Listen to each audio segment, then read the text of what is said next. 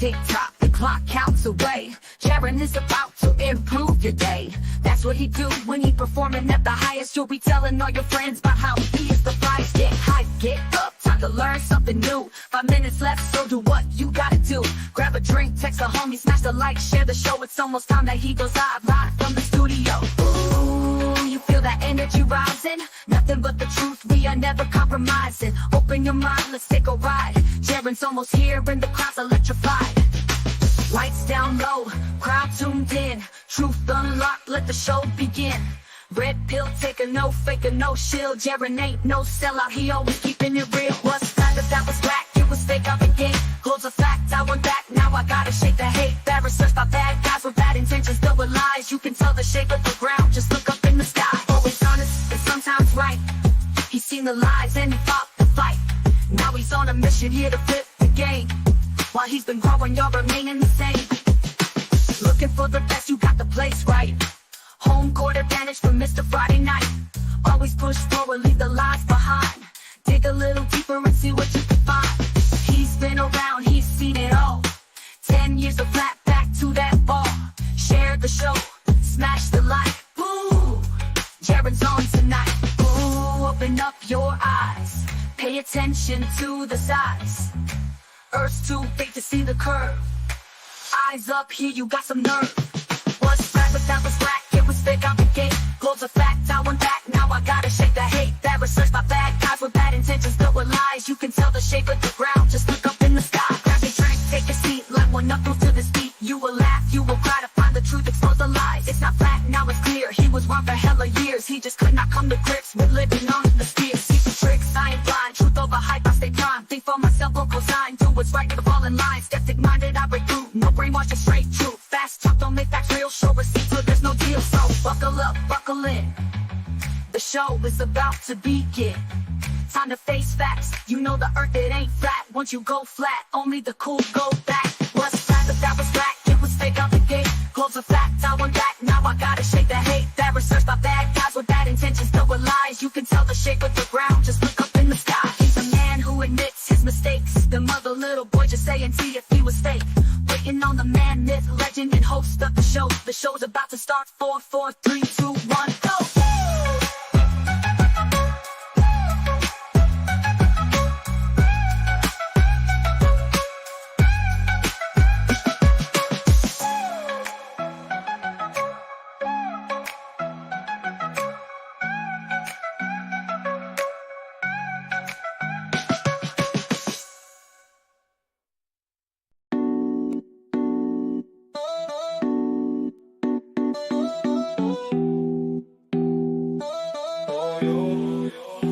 Yeah, Friday night, the vibe just right.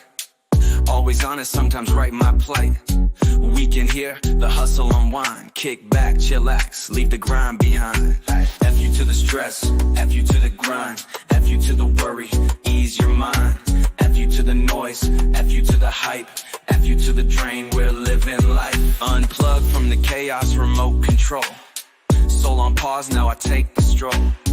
Breathing deep, city's heartbeat slow. Find my peace in the urban glow. F you to the stress, F you to the grind. F you to the worry, ease your mind. F you to the noise, F you to the hype.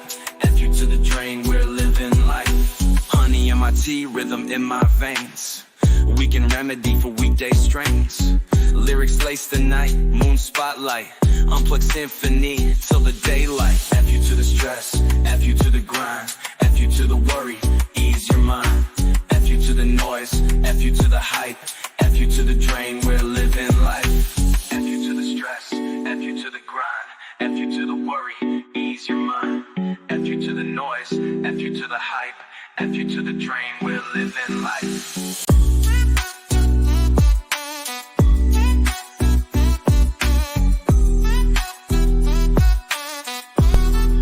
Who's ready to go?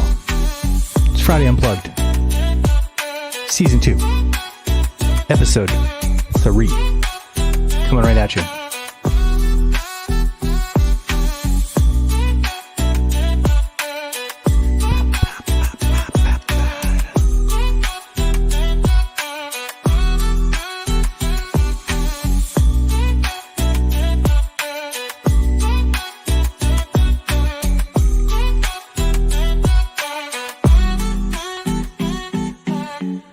Let us do it. Oh, there's just one thing I have to forgot. Time out. Rewind it. I have to do this over again. And welcome everybody to another episode of Jeranism Friday Unplugged. It's the best show ever to hit the internet web since, I don't remember. MASH, I think. Was MASH the number one show on the interwebs for a little while? I think so. It is episode, like I said, number 3 for season number 2. And it is the 18th of April. So welcome to the show, everybody. Hopefully you guys are having a fantastic day. I'm having a couple issues here, but I'll fix that. See who's in the chat. We did ask a fun poll question. Let's see what we got here. The poll question was, let me bring it up. Oh, we got pretty much a deadlock here. I'm going to leave that open for a little bit. But let's see what the outcome is. So we have, was the Blue Origin flight faked? And the scores are yes, 48%, no, 52%. Yeah, thank you very much, Real Singus. Yeah, that's a surprising number, but we will definitely get into that, talk about it, and, my opinion of it. Now, it's going to be funny because everybody who is going to have comments about my opinion doesn't realize that my opinion has been the same on these flights from basically the beginning. If you go back and watch me and Dave Weiss talking about it, I never understood why you would even call into question this particular thing. They throw people up really high. It's a reverse bungee jump, glorified amusement park ride that costs way too much money. And you send a bunch of weirdos up there. And they came down and said weird things. Well, what do you expect? What do you expect? But we'll get into it more deeply than that, obviously, and look at some reasons that flat earthers have said that it's fake and reasons that they are, in fact, wrong. So we'll get into that. Let's see who's in the chat. Who do we got here? We do see Real Singus. We see Foxworth. Kerman says they went above the Kerman line. Carmen, I believe, which is where planes can no longer generate lift. That is what we call space. Not sure if that's correct. Don't know about that. That's 60 miles high. I don't think planes can generate lift quite a bit lower than that. Mello says they show you the curve and Neil said it's flat. Who is right? Please understand both can't be correct. Okay. I wouldn't put too much emphasis on the Neil deGrasse, please. We've got Human Being in the House. Black Holes in Space was a good song. Good song indeed. We got a little song coming up today, a new song. We could even start out with that, could we? Well, it is part of the, we're going to go back and watch one of my old films and kind of deconstruct it. I don't know how we're going to pick it yet. In the future, I think I'll have them all listed and we'll spin the wheel. But we have not gotten to that point yet. Let me make sure that we are on Rumble. Are we good on Rumble? We are. That is excellent. Just checking to make sure we are everywhere. We are on YouTube. We are on Facebook. We are on Rockfin. We're just all over the place, which is a good thing. All right. By the way, if you didn't know, myself, and I have already put my name in the hat to go on that big giant dick and ride to space. Now, will they pick me? Probably not. But you only get 500 characters. I thought it was like 500 words, 500 characters to describe yourself or to, try and shill for yourself. Do you want to hear my 500 words? Let's see if I can find it here. I did send it to this group today. Let me read my words. You tell me if I'm going to get picked. Let's go. Get me on that craft. I'm ready to go. I said, former flat earther turned explorer with 165,000 YouTube subs. My 2024 Antarctica trip changed it all. I saw the 24-hour sun. I saw the South Celestial Pole. I now seek the truth wherever it leads. Seeing Earth from space would complete the journey and let me show my audience the reality of the beauty of the globe below us. Search my name online. I'm not just applying for me. I'm applying for the hundreds of thousands who've been along for the whole ride. I want them to feel what I feel. Put me in that rocket and I'll take the world with me. So, that's under 500 characters. We'll see what happens. But I don't think I can hold my breath on that. Don't think that's happening. But hey, you gotta throw your hat in the ring, So let me get over here back and we should bring this on. 100-kilometer Kármán line is the calculated altitude where a spacecraft can't complete a full orbit around the Earth without additional thrust. What? Right. Yeah, somebody said it was where planes don't generate lift anymore. Don't they stop generating lift way lower than that? I would believe so. The Mean Street says, you lost 5K subs, Jaren. You are down to 106K fake subs. You obviously don't understand how YouTube works, but that's all right. You don't understand how most things work, so not surprised. Not surprised in the least bit. Okay. Let's see what else we got in this chat. Anybody else there? Dave, welcome to the show, by the way. Thank you for being here. Guys, if you didn't watch Dave McKeegan, he did a little video about this launch, of course, pointing out some of the flaws of the flat earth thinking, and we're going to do that today. Jaron, you did not completely see the sun for full 24 hours. You are correct. I saw it for 48. I mean, I saw it for 4 days, so that'd be 96. You said it dipped below a mountain. You said you couldn't see it. No, that's what they told us, that we were going to the secondary camp because it might go behind the mountain. So when we were there and I'm talking before I'd ever seen that, I said that it went behind the mountain. That's because we weren't there long enough to see it yet. And then the second night when we were over at the camp, we were sleeping. So we wouldn't have seen the sun when it was at that location. But it didn't go behind the mountain. So it went right above it. So you happy now? That means we didn't go on the trip. Because ALE told us that it might go behind a mountain. We didn't actually go on the trip. Yeah, that makes a lot of sense. Even though all the footage, all the chest cam footage, everything, just ridiculous. 24-hour time lapses, 3-day time lapses, or whatever Duffy did, 36-hour time lapses. It's pretty embarrassing. And this rolls into today's topic. It rolls right into it, because we've got a problem in this world that people cannot discern truth anymore, especially truthers. Truthers, they don't want the truth, and that's just fact, and we'll get into that. I used to think that they did, but they don't. They want their truth. They're very specific about the truth that they will accept, and anything that comes from outside that, they say is fake. This is the way to run a successful cult, which is you have your laws, your rules, and anything that goes against that gets called fake. So if you go down to the south and see the 24-hour sun, that's just got to be fake, because there's no option. So I'm not even looking for people to convince them anymore, because you've already made your mind up, and that's called religion. Okay. Maybe we should start out with a little rant if we could, because today's show is going to be about Blue Origin. Obviously, they just launched another flight into so-called space, if you want to call it that. To me, I would assume that space would be orbit. I don't think throwing people up as high as you can and letting them float down is considered space, but hey, that's me. Teach their own. But like clockwork, these truthers that are out there started screaming fake with zero evidence, with zero research, with zero shame. How about the mannequin hand, right? Oh, look, it's a mannequin hand in the window. Yeah, but you know who got that? They got that from the mannequin that went up there 7 years ago. Okay, but this is what is truth in these people's mind, is to go find something from 7 years ago, try to associate it with this launch and say it's fake because look at this fake hand in the window, except for it's not from this launch. Of course, this is because even your truthers, even your content creators lie to you, and you don't care. And here's the thing, expect more of it. Expect a lot more.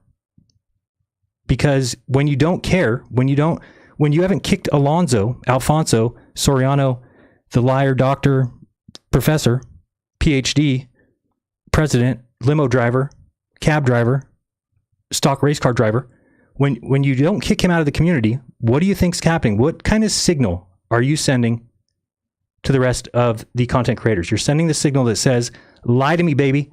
Lie to my fucking face. That's what you're sending them. And what are you going to do about it? You know, if you don't change the way that you are, if you don't stop accepting, you just accept anything that comes from a truther, so-called, and nothing that comes from outside that, you are in for a world of hurt. You're going to be so severely handicapped in the world because you no longer can discern truth. You think truth comes from the mouths of people who believe in the flat earth, and you think lies come from those who have seen the lie of flat earth. Okay? Just pretty crazy what's going on here. It's like people don't care about truth anymore. They care about clout. They care about controversy, drama, and then clinging to whatever story strokes their ego. So these are the same people who say, question everything, right? Question everything, except for yourselves. Don't question yourself. You've never been wrong. You know the earth is flat. Don't ever let anything venture into your thought process that might throw you off that game, because you know that it's flat. It has to be flat. Can't be anything else. You know all things. So, okay, I get it. You don't verify. You don't used to verify. You react. You meme. You rage. But you don't discern. So what's up with that? What happened? And this right here is exactly the reason why I left the flat earth community. Granted, it's also because of the observations of the South, but it's not because I sold out. It's not because I got scared or bought out, compromised, as you guys might say, but because I actually did the one thing that you're supposed to do. I went and looked. I went and verified for myself. What did I get for that? Big F you. Okay. I went to Antarctica. I saw the 24-hour sun. I saw it for 4 days straight.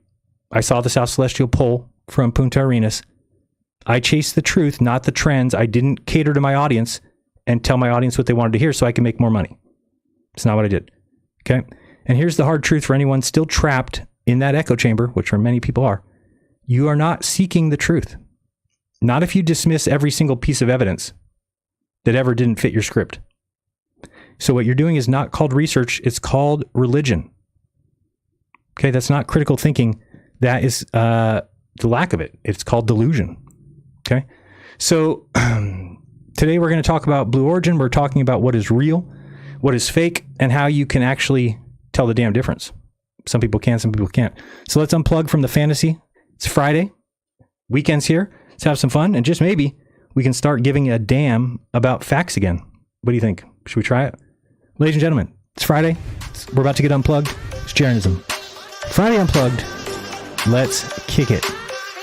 Don't go anywhere. We'll be right back. F you to the stress, to the grind, F you to the haters.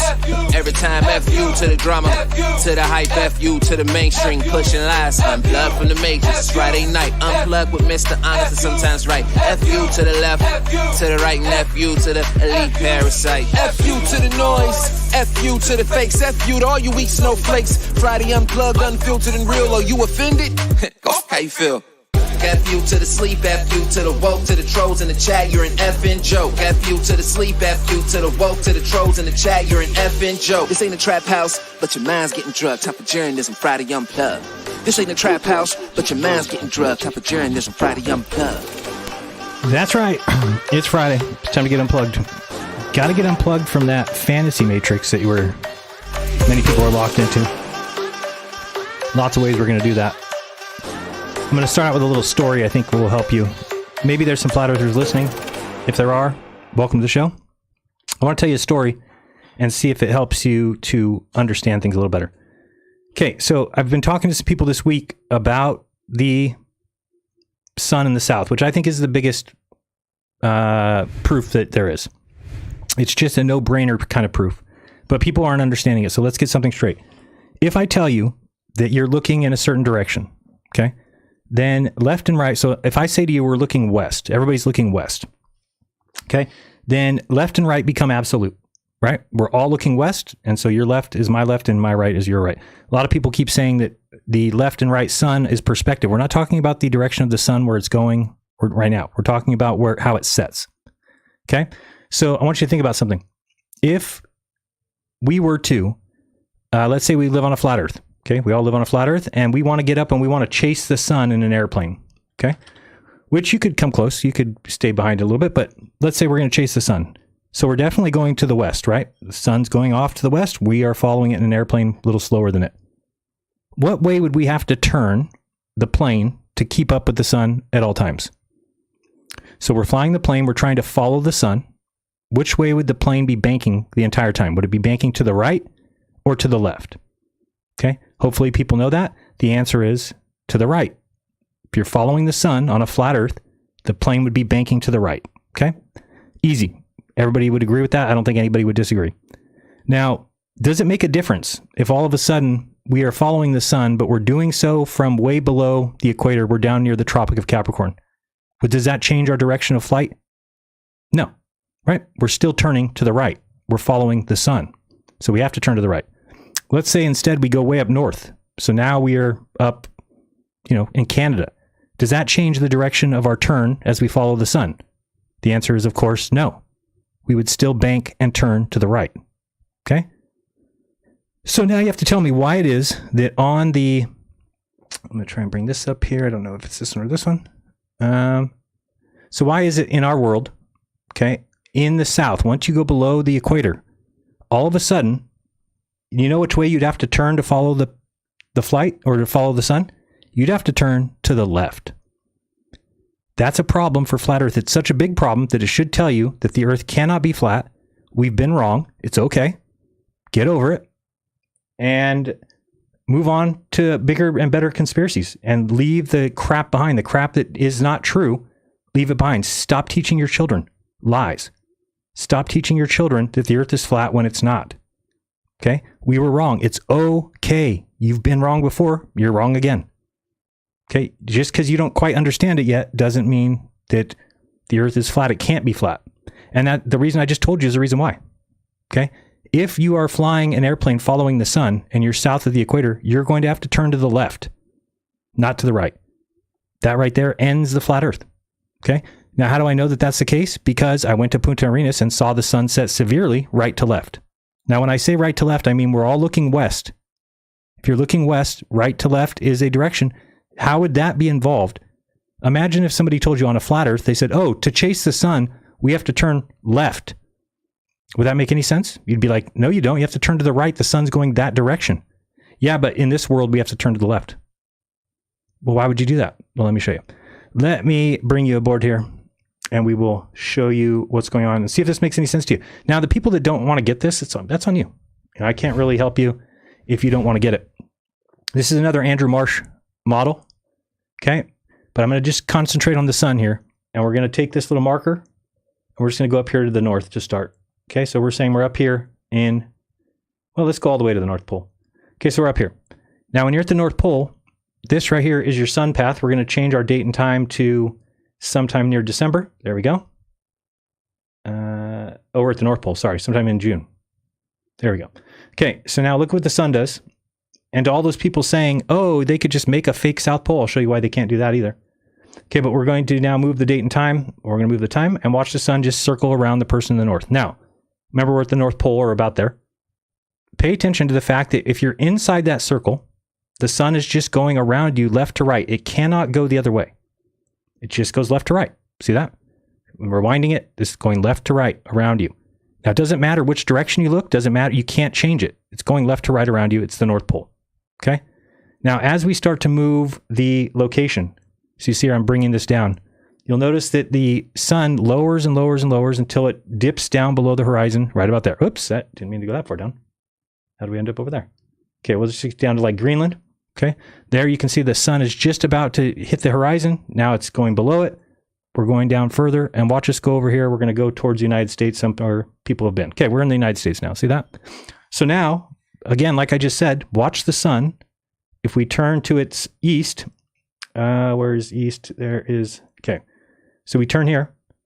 Now, watch the sun. Let me go rewind it here. Okay, there we go. So you see which way the sun is setting for those people in California? Setting left to right. Watch again. Here it goes. It goes up, and it's setting. There's noon. It's setting left to right. We just saw the sun going in a circle around us, left to right. Now we see that it sets left to right. What happens if we swing around? And we now are looking east for the sunrise. Which way does that happen? Well, what do you know? It also happens left to right. Here comes the sun. It rises left to right. Now, here's the thing. This all, what I just said, works perfectly on an AE flat map. Works perfectly. It's fine. Everything's good. Sun rises left to right. It goes left to right around us. It sets left to right. Beautiful. But on a flat Earth map, why would this change when you went below the equator? Remember on the airplane, it didn't change in the airplane. The airplane still has to bank to the right. There's nothing about going below the equator that would then tell you that, oh, now we have to go to the left to follow the sun. It doesn't even make sense. However, that is reality. So if we kept going south, watch as the sun unfolds perfectly. Again, this is not flat Earth map. This is from the globe. Okay, when we get to about here, we notice that now the sun is straight up and down. Well, not quite yet. We'll get a little bit more. Oops. Now, where are we that would cause the sun to go straight up and down like that? Well, of course, we are on the equator. Okay, so now when the sun rises and sets, watch it come straight up and straight down. Okay, so now it doesn't really have a kind of tilt to it at all. Okay, let's keep going south. As we go to the south, here comes your problem. Here's why flat Earth is false. If you're a flat earther, pay attention, because this will get you out of a belief that you will be stuck in for years and you will be wrong. You will lose jobs, you will lose friends, you will lose family, you will lose relationships, you'll lose children. You never know. because you refusal to look at evidence that's right in front of you. Now, we're looking at, let me get this guy coming up. Where is the, sorry. Okay, so this is looking now to the east for the sunrise. Watch the sun come up. Which way is it going now? Oh, now it's moving right to left. What about when it sets? Spin around. When it sets, it's moving right to left. Well, that's strange. What would cause the sun to change direction out of nowhere? We know that the sun doesn't change direction. It just goes around. So how would it do that? Well, it's because of the ball that you live on. If you're in the equator, the sun goes right up above your heads. If you live north of it, it goes left to right. If you live south of it, it goes right to left. End of story. The Earth's a globe. Welcome back to the sphere. Welcome back. Don't you have a sound effect for that, Enrique? You don't have any sound effects for welcome back to the sphere or nothing? Jeez. I pay you plenty. Pay you plenty for that. I pay you plenty. I mean, it's not, I mean, you didn't want like minimum wage, did you? I don't have enough for that. So just gonna have to deal with it. Sorry about that. Maybe one day you'll get up to minimum wage. I don't know. Not anytime soon. That's all I know. All right, let's, so you see here. Now let's go down to where we were in Punta Arenas. Okay. And we were there December. Let's go to December, go over here, 21st. 15, 16, somewhere in there. Okay. So this is what I saw from Punta Arenas. Look at how the sun freaking sets. It came up here. Now, if you guys remember, this is Punta Arenas looking south. Okay. Here we were at that little beach there, looking off this direction, and look what the sun does. It's so freaking drastic, and it's so obvious when you're like, oh shit, the Earth's a sphere. Look how it comes up high in the sky, and then it sets severely right to left. Now remember, if this is a flat Earth map, where is Australia? It's over there to the right. Over there. Australia is over there. But yet the sun is doing this? That doesn't make any sense. How could it do that? It sets right there. And then it's only under there for about 3-4 hours, and it pops right back up. Sorry, I have to rewind it here. And then here it comes rising in the south of east. Now again, this is identical to what happens at the same latitude in the north, only the opposite way.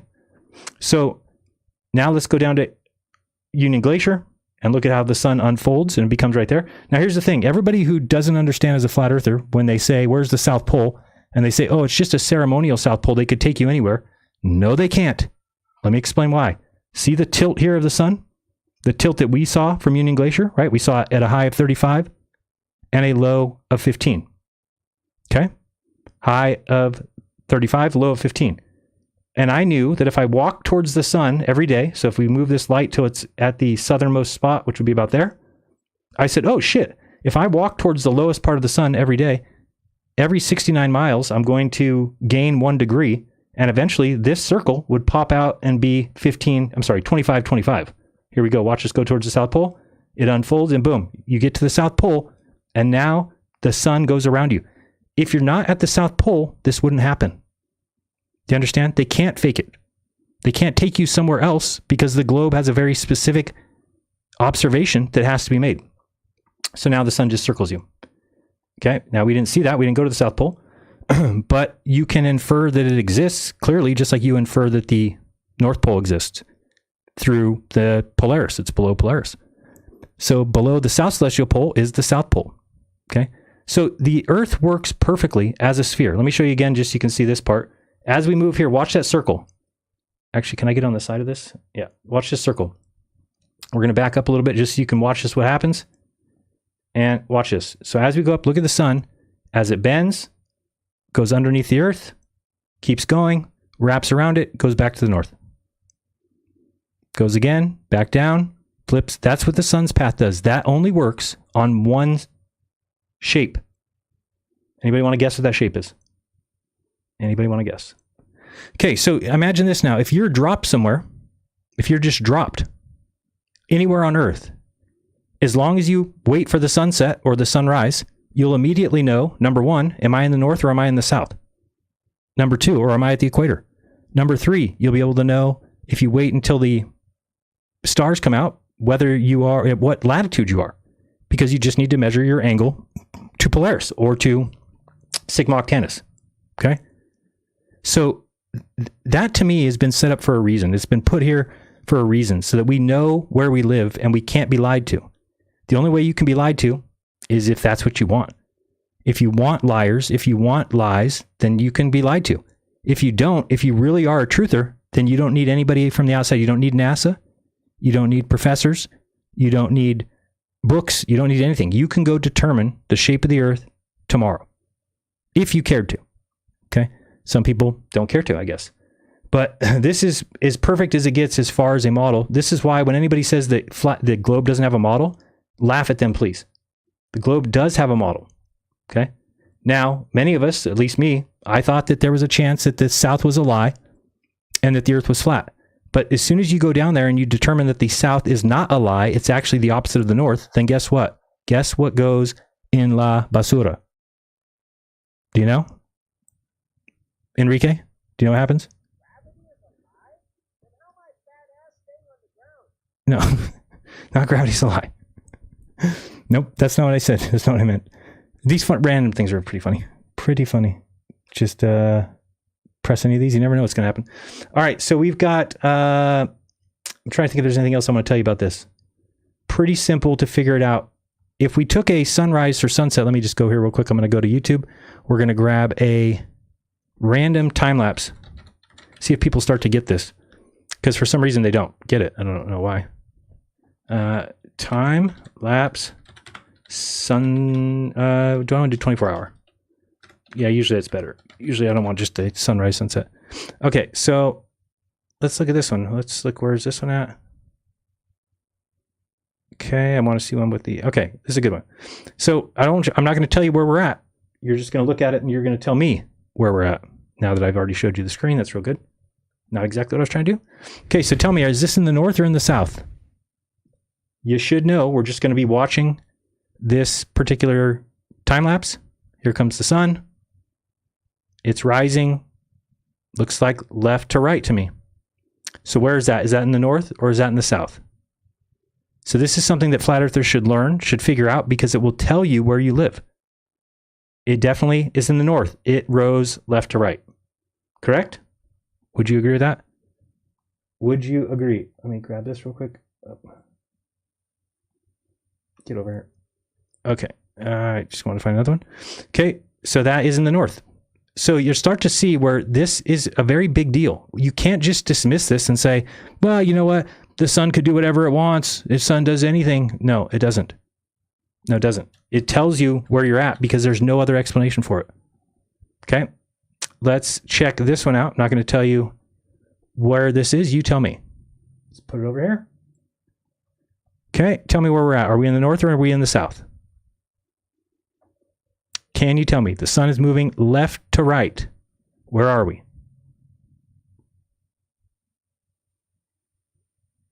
Okay. In this particular case, we are near the North Pole. We're watching basically the 24-hour sun there, or somewhere near it. It might set behind us, but we're clearly in the north, right? Okay. So, oops, let me grab this one. Sorry, I was trying to do something. So let's do another one. Just trying to get people to see, because this is the answer. It's right in front of you. You just have to choose to accept it and not shun it for no reason, which doesn't make a lot of sense. Okay, let's see if we can find another one. How about this one, okay? You tell me, north or south? Here we go. Where are we on this one? Are we north or are we south? Anybody want to guess? Should be easy. The sun is moving left to right, and therefore we are in the north. Okay. Let's do one more. This one. We're just going to do one more, and I'm going to try and find a... Yeah, let's do that one. Uh-oh. So far, we've seen everything in the north. You tell me on this one. Sometimes they do a time lapse, but don't actually show you the sun, which is not helpful. Show us the sun, please. Yeah, that's a good one. Okay, how about this one? Where is this? You tell me. Which way is the sun moving? It's in the north. Very good. You guys are doing well. Let's get another one. Grabbing this one. And I've got one more here. Can I get a good one? How about this one? Ready? Where are we on this one? Get off the screen. Oh, good. So can you tell me on that one? Well, now the sun's moving right to left. It's setting and rising right to look at the stars. The stars do the same thing. These are called circumpolar stars, which are impossible on a flat Earth. We'll get to that later. But you can see now the sun is going to rise from a right to left perspective. If we get to see it, I don't even know if we get to see it. Oh, here we go. Okay, so when we look at the sun, is it rising? Here comes right to left. This tells you right away, I'm in the south. Okay, so by that model that I just laid out there, you can now clearly understand where you live because there's no other explanation for it. How would it be that just by living on a flat Earth, that by going across the equator, the sun changes direction? Does that sound like it's possible? And the answer should be no, because it's not. Okay? It's not. Now, let me show you on, and I know we've already done this, but, oops, where are you? Let me search for it here. Where are you at? There we go. Okay, I'm going to show you one thing, and then we're going to, oh, sorry about that. What's on the screen? I see that I have nothing up there. Wait. That's weird. Is the screen black? Weird, this video is playing, but doesn't show up on my stream. How weird is that? That was weird. I guess you're not allowed to play kids' videos or something. Whatever played automatically, they didn't like. Okay, so let me grab this, and we're going to try and do one more if I can find one here. Not the easiest thing to find these time lapses. Let's see what's about this one. No, that one's not going to work. Stop it. Okay, 1 second. I'm trying to find another one. How about this one? No, that says the location right on it. How about this one? Yeah, let's try this one. All right. How about this? Hello. Where are we on this one? You tell me. Wait for the sun. Here comes the sun. Do, do, do, do. Enrique, don't you have a song? You don't have a music for Here Comes the Sun? No. Not that one. No. Here comes the... That one. No. Nope. You're wrong. Again. Oh, boy. This guy's going to get fired pretty soon. He's going to get fired.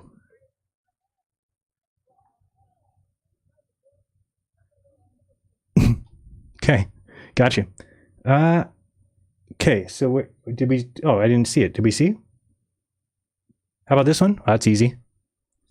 Left, right. Okay, so you guys get it. So you should be able now to know we can watch the sun, and the sun tells us where we're at. Now, on a flat Earth, it would make no sense. The flat Earth cannot explain this phenomenon. What would be the reason that you being in south of the equator would cause the sun to change direction? Again, it's not a perspective issue. We are all looking west when it rises, when it sets, and east when it rises. So it's not perspective. It's not, oh, my left is your right and your... Nope, we're all looking in the same direction. Okay? You don't hear Enrique at all? Oh, he was talking. I don't know. Let me see.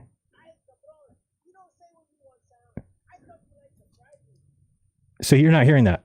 Oh, I know why. Now tell me if you hear him. Let me see if that was it. Jefe, question. Why is my beer empty and why I still thirsty? Is that better or now you're hearing echo? I don't know if it's or not. Okay, I don't know why it's hard to understand, but here's the thing, is that I've been trying to talk to people about it, and they refuse to understand. And I understand why. Here's what the truth is. The truth is that I now recognize something that happens in our brain. Okay? What happens is, if you have a belief that your brain likes, and our brains like beliefs because once they have it, they're like, okay, I'm set. I know how things work. Good, I'm good. If you start hearing something coming from the outside that would cause that belief to crumble, it's going to protect you. It's trying to do what it thinks is right by saying, nope, don't listen to that. It's new information. We don't want to learn it. We don't want to. So what happens is when I'm talking to people about this, it's their brain doing it. It's not them. It's their brain is not allowing the information in. It doesn't want them to, because of the implications. The implications of what I just told you are that you would then know the shape of the earth. It's over. End of story. Just with that one proof. So your brain, if you're a flat earther and you've been so for 8 years, 7 years, 6 years, 9 years, your brain does not want to be told that it's wrong. So it's going to tell you that I'm a sellout, that I'm a liar, that it's a mumbo jumbo, that it's not true. But it's your brain blocking you from the truth because it doesn't want you to have to learn stuff all over again or to realize that you're wrong. It's a trauma event. We went through trauma when we thought we were lied to about the shape of the earth. We became flat earthers. Well, to get out of it, it's another trauma event. Okay. And your brain's going to protect you. But that doesn't mean that you have to let it. It doesn't, because it's just going to lead you into further delusion, which is not a good thing. Let me see 1 second. I just want to try to, yeah, so we're good. We're done. We did enough of that. But I want to show you, where did Google Earth go? Just real quick, because I think Google Earth lays it out pretty well. Let me bring this up and go to browser. Okay. So again, let's just make it easy. If you're in the north, okay, we're here in California. Let's go to the beach. And we're going to watch the sunset. Let's go down here. Let's spin around. Let's go down here. I can't see the side of the thing. Okay, there we go. So now we're going to turn around here. We're going to look off to the west.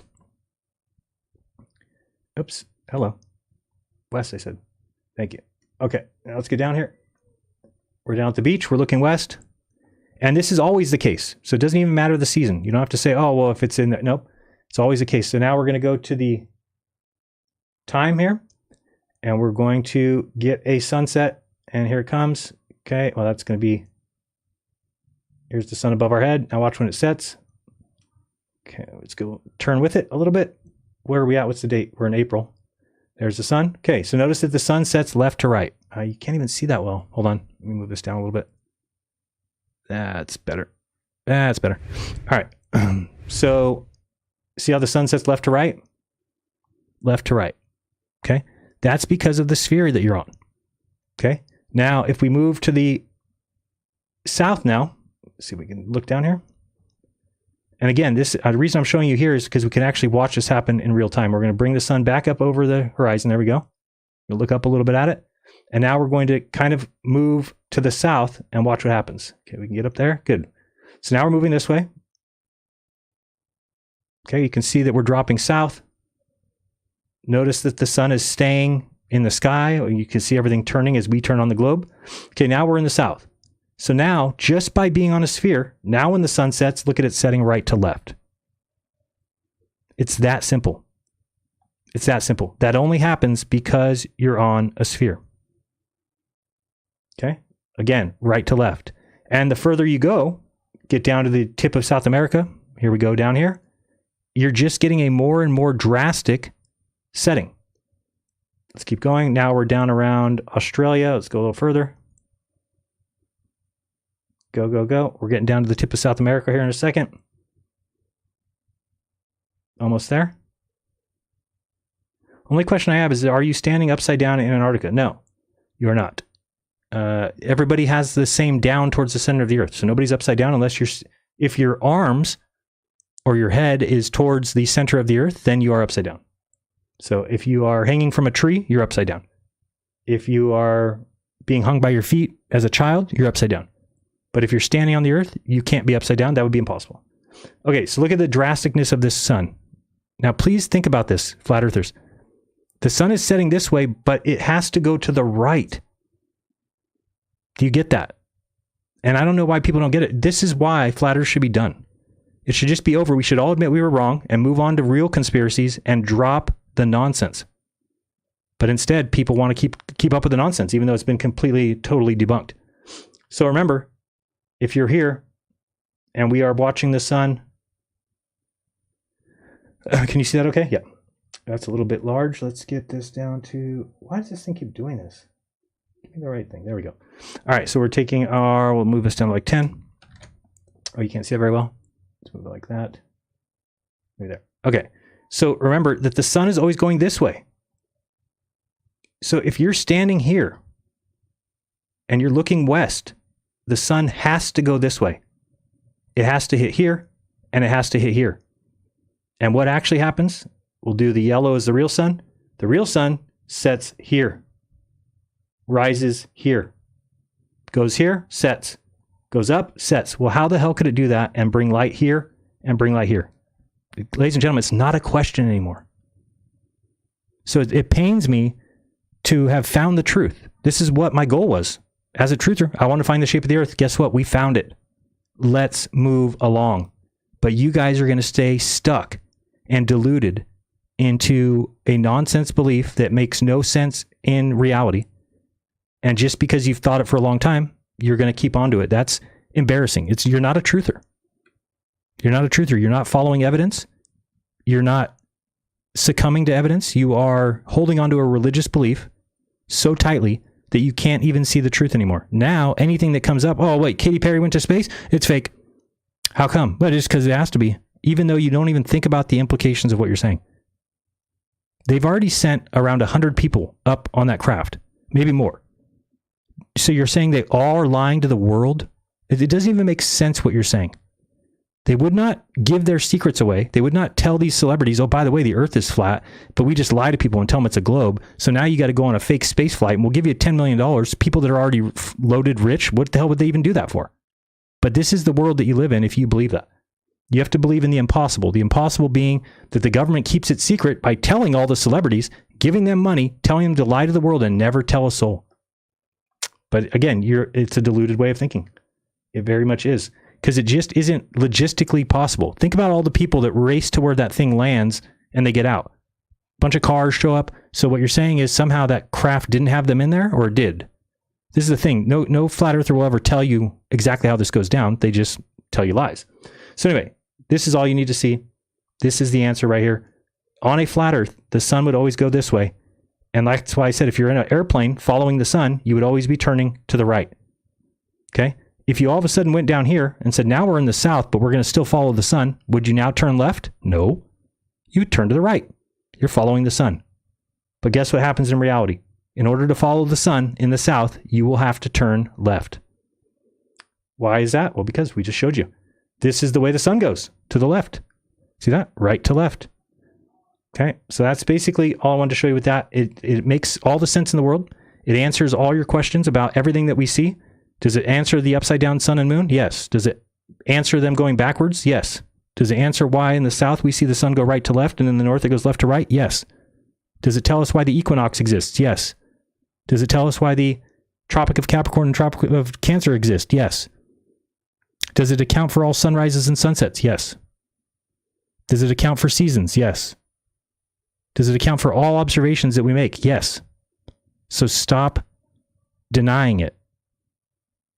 The South is not a lie. The South is not a lie. Okay? That's all you need to know. Yeah, total fake fiasco, they say, but they never even, again, you don't understand how that would even work. This is flat earthers. This is what their thing is. So they feel empowered to just call things fake, even though it can't possibly even be fake.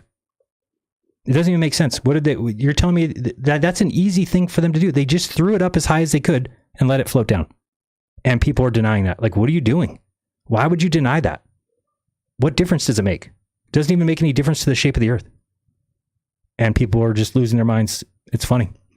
Funny to me. Let's watch. I want to show you one person that you should have watched. Let me see if I can find her here. I had the video stored here. Yeah. Her name is Emily Calandretti, I think, or Calandrelli. Yeah. I don't know what it is. I can't think of her name. Calandretti? She's Italian. That's all I know. Okay. If you have time to watch this some other time, it's a good thing to watch because you can actually see her go through the whole process. And this is where you just know, oops, you can't see that. My bad. Oh, yeah, you can. Okay.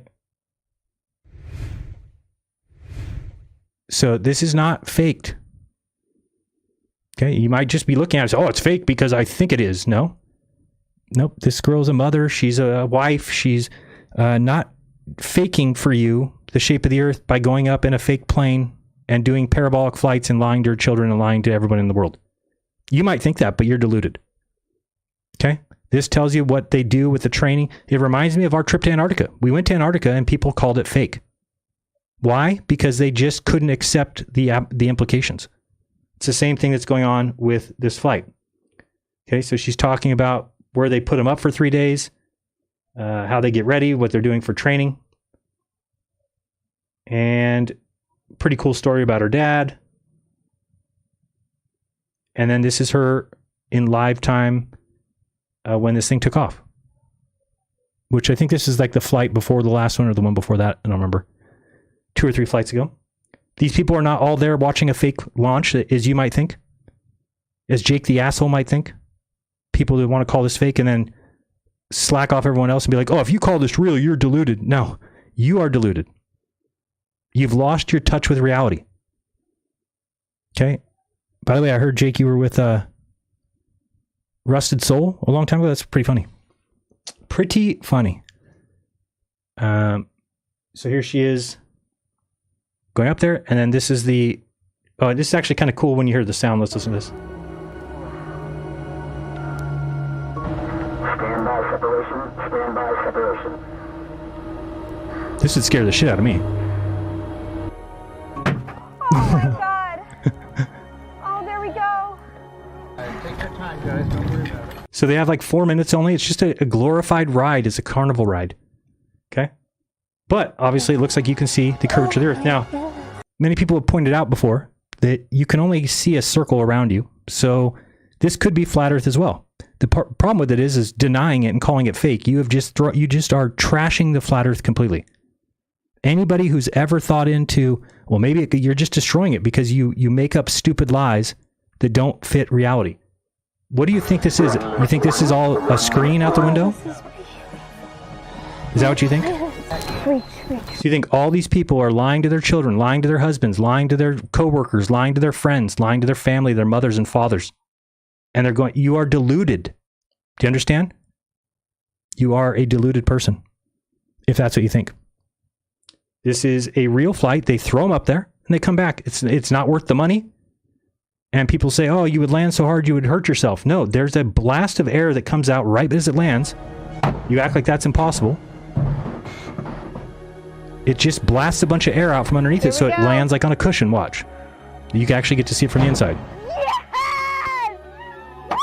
She also talks about the fact that these chairs are custom made for each person.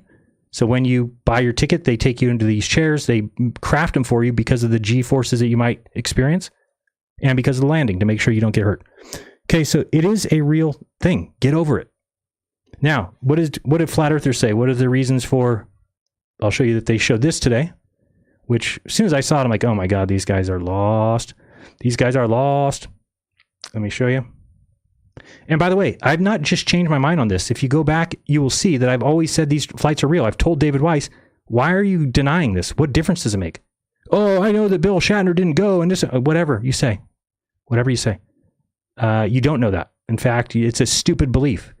You're not going to tell Bill Shatner, hey, we're going to lie to people and tell them the Earth's a ball when it's really flat, so you're going to go up there and lie in a plane. It's not happening. Get your life together, please. Okay, this is the picture that everyone's showing. I hate that you can't see that. What's going on? Oh, this one's better. Okay, as soon as I saw this, I said, well, that's a dummy's hand. Everybody knows that. Oh, so let's go look up the dummy that flew 7 years ago. And that's how you find out, oh, that's just from 7 years ago. But somebody, a so-called truther, has put it out there, and now it's all over the internet. Garbage all over the internet. Because of flat earthers. They put out lies. Flat earthers are the ones lying to you. Globe earthers are not. Let me say that again. Flat earthers are not the ones that you are... Globe earthers are not the ones you need to worry about. It's the flat earthers. They are the ones you need to worry about. Okay? Yeah, look at Dave's Music Lab. Dave, how about fuck you? Okay? Jaron, you're going to start promoting the jab next. No, I'm promoting common sense. If you think this was faked, you are retarded. Do you understand that? You are a retard. That's what I'm trying to say. Okay? Figure it out. It's not that difficult. Not that difficult at all. Yet, many people want to pretend that it is. You don't need to do that. You can be smart enough to say, oh, you know what? I see now where we live. I see now that this is just real. And I just need to get over it and stop being a douche. Stop being a douchebag. But you have a very difficult time doing that. I have noticed. So we also have this image here. Oh, I don't have it. I thought I had the one of them. That's them standing there. No, there's the other one of the dummy that you can see from the side. But anyway, that's clearly, go look it up. It's not from this flight. Oh, here's a good picture. That's a good one. That's what I want. Here, put this over here. So now you can see that or no? Yeah. So this is the flight that had the dummy in it. And it's the same hand as the dummy hand. There you go. Looking from this side of the window. There's the dummy hand with the little string tied around it, which is what people saw that they said was made it fake. But of course they lied. This is what truthers do. Truthers now tell lies so that lies get spread on the internet as if that's going to help Flat Earth. Way to go. Way to go, geniuses. That's definitely the way forward for sure. You piece of shit. Yeah. Thank you, Alex. Because lying is just dirtbag. That's what it is. Okay. So this dummy is and again, it's all over the internet, if I didn't mention that. People saying it's fake. I saw Jimmy Dore said something. I saw a bunch of people, and they're just wrong. They're just wrong. Now, I wanted to find this, if I can. Yeah, that's good. Okay. So, let's move along. Let's go do a new segment. You want to do a new segment? I want to start a new segment. It is time for a new segment. I very much am excited about this music video, if you want to call it that. Didn't intend for it to go this direction when I started, but it is the way it's gone. It's called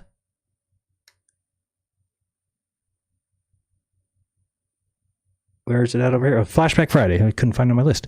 There you go. This is called Flashback Friday. It's where I'm going to go to Odyssey and pull one of my old videos, and we're going to watch it and deconstruct it. And this is the intro for it. So, ladies and gentlemen, welcome to the newest segment. It is time for Flashback Friday. Enjoy this video. It's fun. I promise you. Luckily, the lyrics are on the screen. Enjoy yourselves.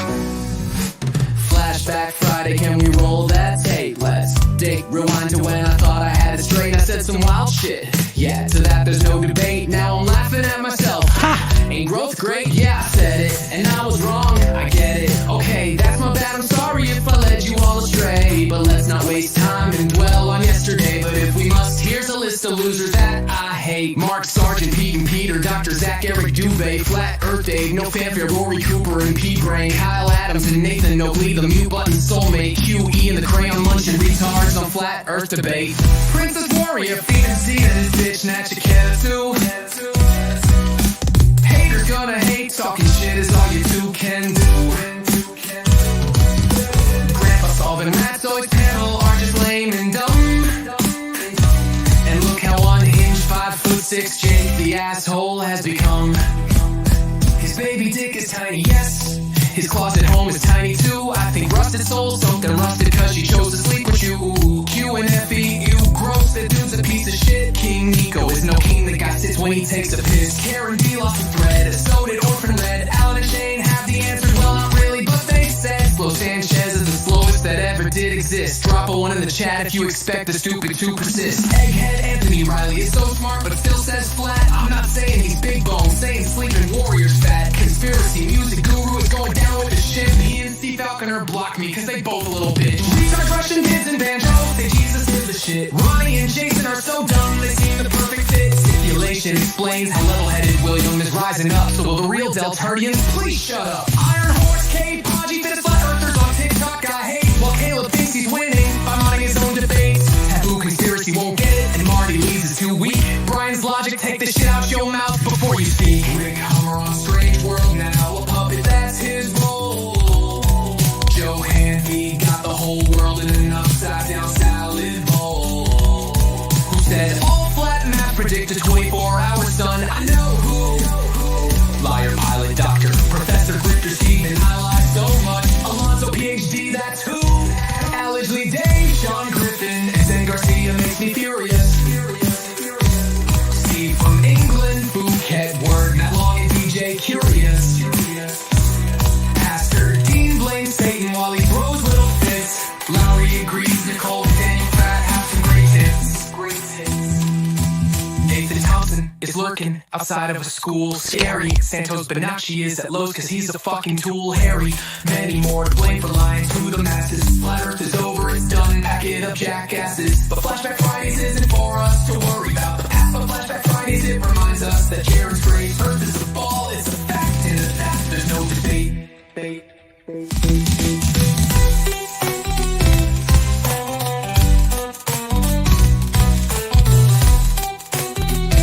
Flashback Fridays, we're going to Odyssey.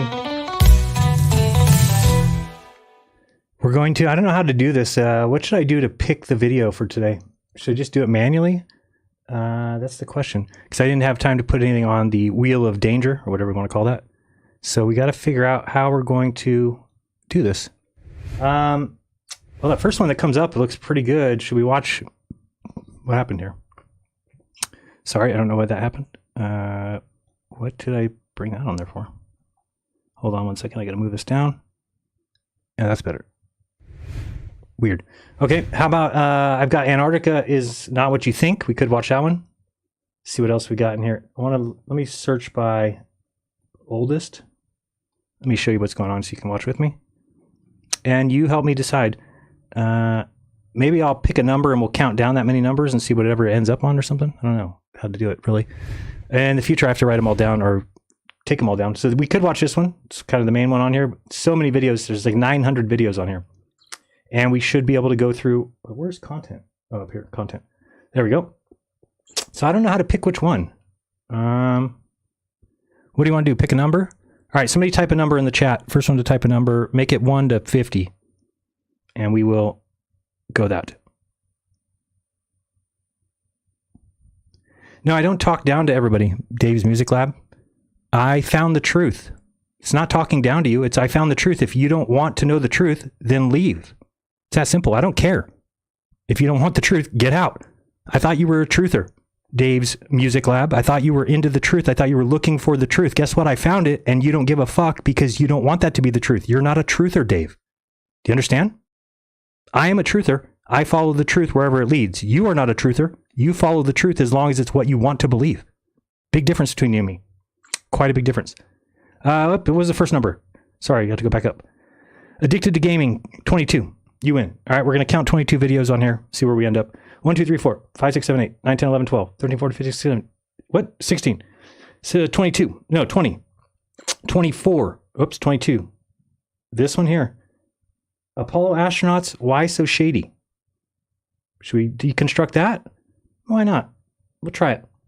See what it looks like. Let's get on here. We have a problem. Let's discuss the moon landings, or the lack thereof. I find it so important because it's going to be embarrassing for me. To the moon, then they know it all. The size of the sun, the distance, the gravity, the orbits. They know it all. I still believe that. If we went to the moon, then they know all the distances in the solar system. But if we didn't go, well, that changes it all. Let's read a quote here first to start off. One of the saddest lessons of history is this. If we've been bamboozled... It's funny that I read this quote because I've seen it again, and now I think it's talking to the flat earthers, right? One of the saddest lessons in history is that if we've been bamboozled long enough, meaning we believe the earth is flat for 10 years, that's what we all believe, we're all in that echo chamber, we don't listen to globers anymore, then we tend to reject any evidence of being fooled. Meaning when I come out and say the sun goes this way, how in the world would it go that way? How could we see a 24-hour sun? You are rejecting the evidence of the bamboozle. We're no longer interested in finding out the truth. Dave's Music Lab.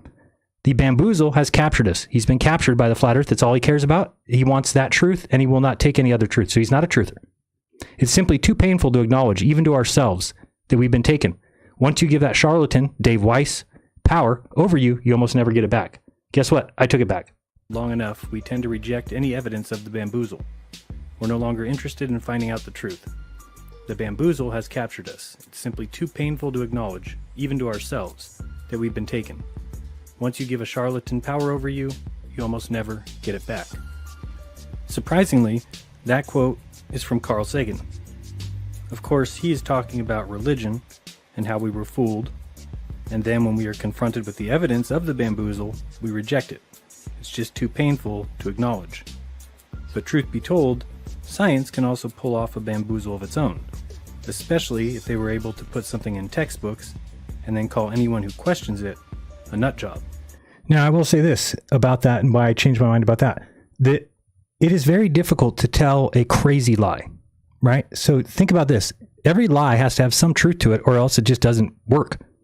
So when you tell a lie, if you ask your wife if she gets home late from work and you're like, hey, where were you? And she says, oh, I went to Zimbabwe. You're like, what? I went to Zimbabwe. When? After work. And no, but what are you talking about? You got off work at 5 and it's 8. How the hell did you go to? So see, that lie wouldn't work.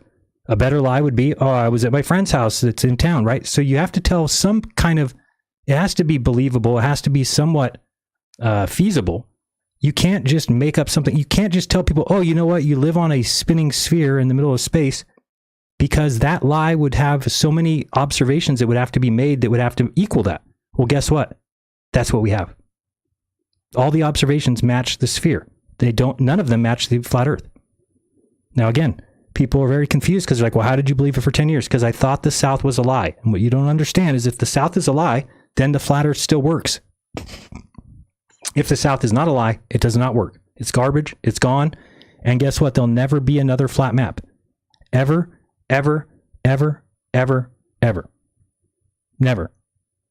There can't be. Why? Because any flat map would have to have the continents laid out like they are laid out.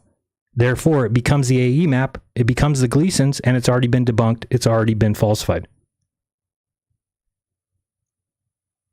Okay, we can ask Alex Jones, what are the chances that the Earth's flat, Alex? 0, 0, 0, 0, 0, 0, Yes. 0.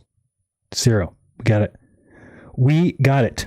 Okay, so let's continue. Here's another great quote from Carl Sagan. Finding the occasional straw of truth awash in a great ocean of confusion and bamboozle requires intelligence, vigilance, dedication, and courage. But if we don't practice these tough habits of thought, we cannot hope to solve the truly serious problems that face us, and we risk becoming a nation of suckers up for grabs by the next charlatan who comes along. So this is where the flat earth is right now. The flat earth is now being overtaken by grifters. People who know that the earth is not flat, but they lie to you, tell you that they're a PhD, tell you they've created a map that works for the flat earth, tell you that all flat maps call for the 24-hour sun, tell you that they have a school that they can teach you at, just give them some money, tell you they're in a deal with Will Duffy to sell TFE merchandise when they're not. These people need to be removed from the flat earth, but yet you guys let them stay. Imagine that. Me, who's telling you the truth, everything I've said is the truth, you hate on me. You've got Stephen Alonso, who can't tell the truth, who just lies every day. You guys parade him around, celebrate him, tell me that he's the one who proved that the 24-hour sun does work on a flat earth. Why? Because he believes in the flat earth, so you guys back him up. It is a gross situation to call yourself a truther when you say everything's fake. What truth did you find? What did you find that's truthful about the flat earth, considering it doesn't make any observations, or doesn't match any observations, it doesn't make any predictions, it doesn't explain anything? So somebody needs to tell me why the sun decides to go to the left on a flat earth. It doesn't even make sense. The sun changes direction? No one's ever filmed that? Of course, on a globe, the sun doesn't need to change direction. It's because of the nature of the ball. If you are on the side of it that's south or the side of it that's north, you would see the sun do something different.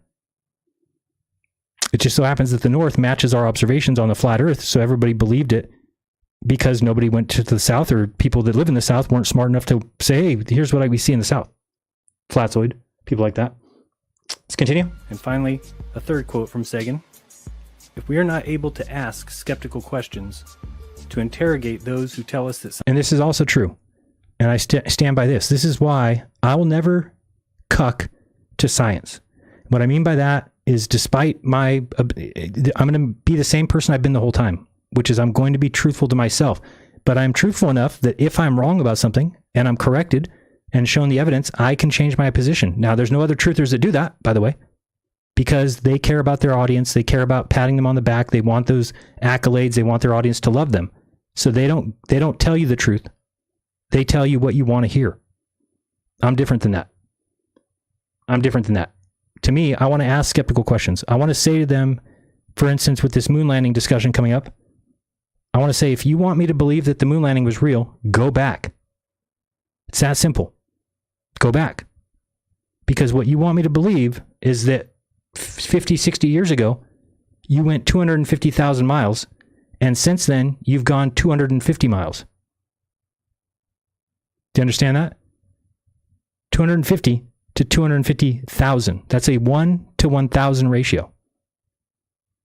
So it's the equivalent of somebody sailing across the ocean, the Atlantic, of 2,500 miles, and then they do it 3 or 4 more times in a couple years, and then since then, nobody has gone further than 2.5 miles into the ocean.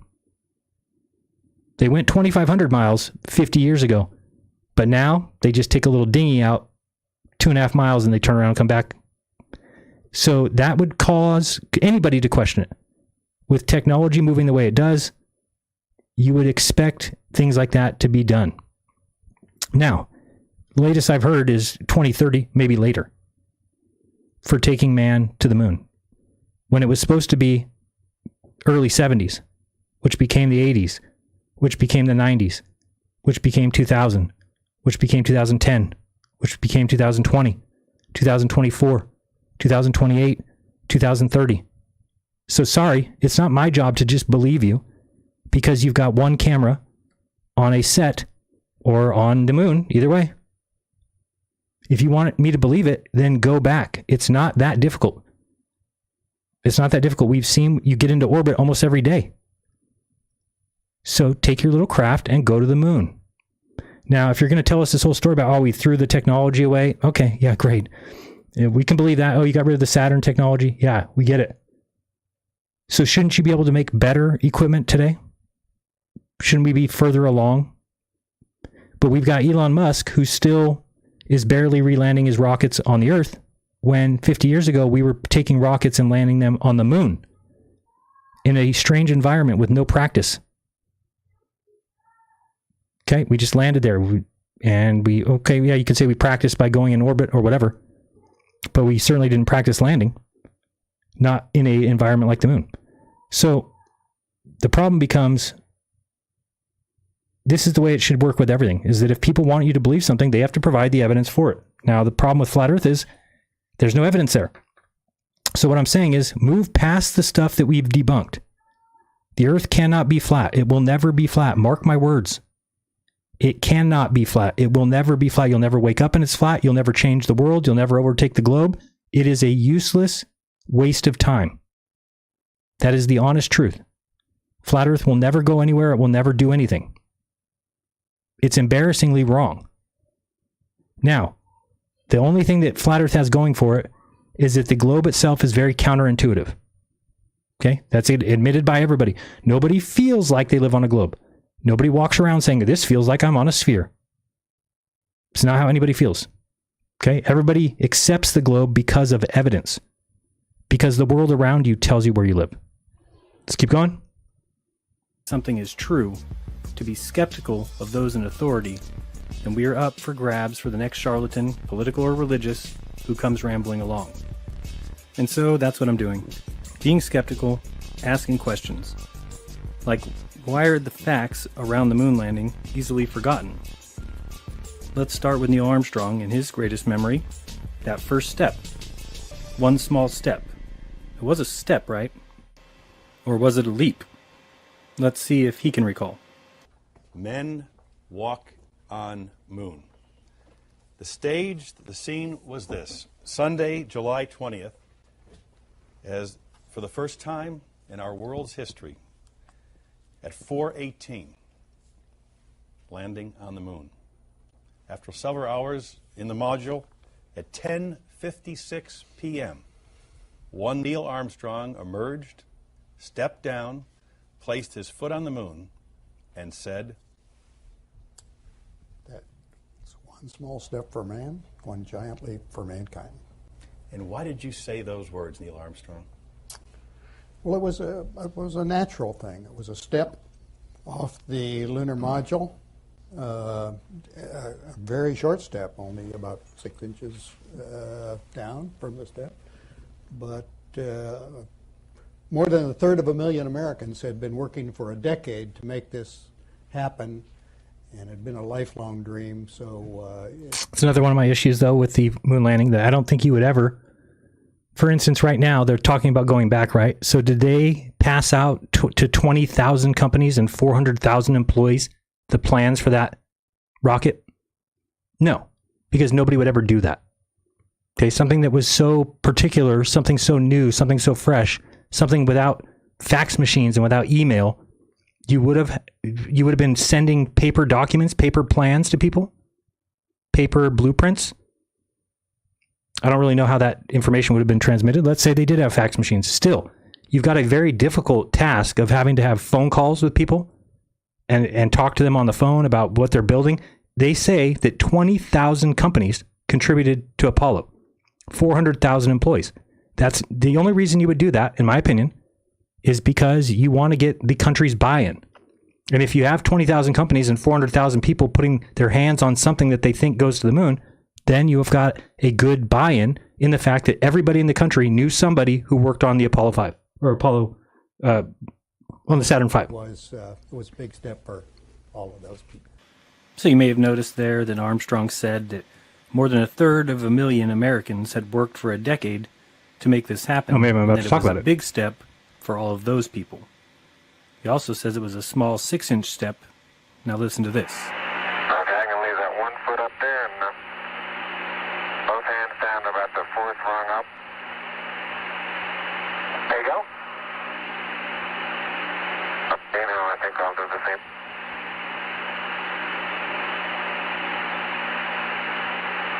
A little more. About another inch. There, you got it? That's a good step. Yep. About a 3-footer. Very short step, only about 6 inches down from the step. That's a good step. Yep. About a 3-footer. Yeah, 3 or 6 inches, doesn't matter. About a 3-footer. About 6 inches. About a 3-footer. About 6 inches. Beautiful view. Isn't that something? Magnificent sight out here. Magnificent desolation. Well, that sure is interesting. 3 feet or 6 inches. It was definitely one or the other, I guess. Let's talk briefly about Marion Moon. Buzz Aldrin's mother, who committed suicide a year prior to the television spectacle called the moon landings, because she was worried about the fame that would follow Buzz. Now, let's stop and think. So a year prior to Buzz going to the moon, his mother kills herself because her son will soon have fame and media will be all around. To me, that just doesn't make sense. Would a mother possibly cost her son his trip to the moon by killing herself? Well, she did, and days before the Apollo trip, during a press conference, the 3 astronauts are asked, I wondered if each of the 3 could tell us very briefly how your families have reacted to the fact that you're taking this historic mission.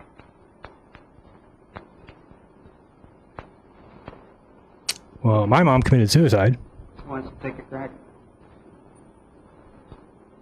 Well, I think in my particular case, my family has had 5 years now to become accustomed to this eventuality, and over 6 months to face it quite closely. And I think they look on this as a tremendous challenge for me. They look upon it also as... What do you mean 2 different steps he's talking about? How's that possible? He's talking about the step from the ladder to the ground, right? Do I need to hear that again? Let me go back and see what he was talking to him about. Had been working for a decade to make this happen, and it had been a lifelong dream, so it was a big step for all of those people. So you may have noticed there that... Well, it was a natural thing. It was a step off the lunar module. Step off the lunar module? A very short step, only about 6 inches. It's a 6-inch step off the lunar module. But more than 1/3 Americans had been working for a decade to make this happen. So he says it's from the lunar module to the ground. It was definitely one or the other, I guess. But then he's talking about Buzz. I know he's behind him and Buzz is coming down, but he tells him it's a 3-foot step. So why is it not a 6-inch step? That's a good step. Yep. About a 3-footer. About 6 inches. About a 3-footer. About 6 inches. About a 3-footer. About 6 The 3 foot was the drop from the ladder to the foot of the limb. The 6 inches was the step out of the limb foot onto the moon's surface. What? The 3 foot was the drop from the ladder to the foot of the limb. The 6 inches was the step out of the limb foot onto the moon's surface. What? I don't get that, Dave. You have to tell me about that when we have our show. Because you're saying from the ladder to the foot of the limb. What do you mean? Why would they step on the foot? That's not. We've seen pictures from behind the ladder. There's no. You don't step on the you don't step on the limb. You step on the ladder to the ground. Beautiful. Let me see if I find that picture of Buzz from behind. Magnificent sight out here. Magnificent desolation. Whoops. Well, that sure is interesting. 3 feet or 6 inches. It was definitely one or the other, I guess. Let's talk briefly about Marion Moon. Buzz Aldrin's mother, who committed suicide a year prior I'm trying to find that video television here. spectacle called the moon landings, because she was worried about the fame that would follow Buzz. Now, let's stop and think. So a year prior to Buzz going to the moon, his mother kills herself because her son will soon have fame and media will be all around. To me, that just doesn't make sense. Would a mother possibly cost her son his trip to the moon by killing herself? Well, she did, and days before the Apollo trip, during a press conference, the 3 astronauts are asked, I wondered if each of the 3 could tell us very briefly. So, Dave, here, I'm going to show you these. Explain to me what you mean, because this looks like the image here, right? So, I don't understand why are you stepping on the limb? He's talking about the step down from, up here, right? So this step, see how high up he is? That's a 3-foot step.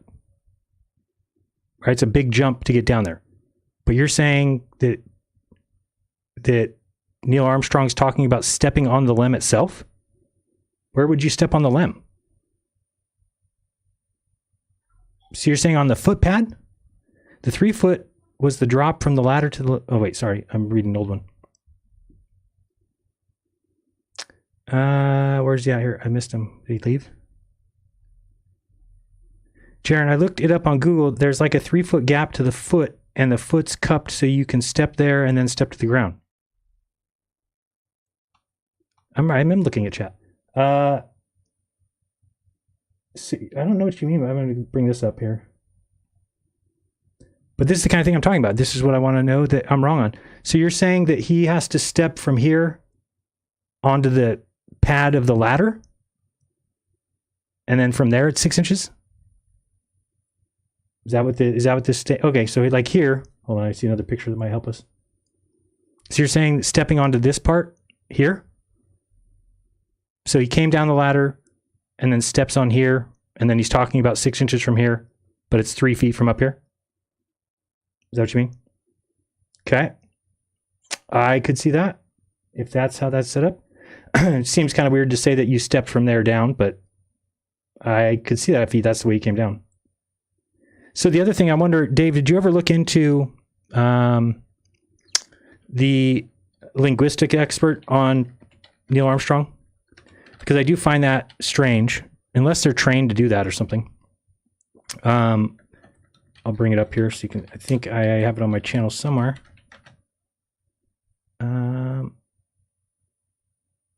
I don't know if I can see it here. I know it's on... I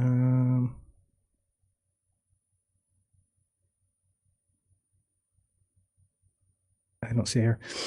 So, because if you kind of go along with what these guys are talking about, these linguistic experts, they say that Neil Armstrong never uses the personal pronouns like I or, I did this or I did that. He says one would do this, one would do that.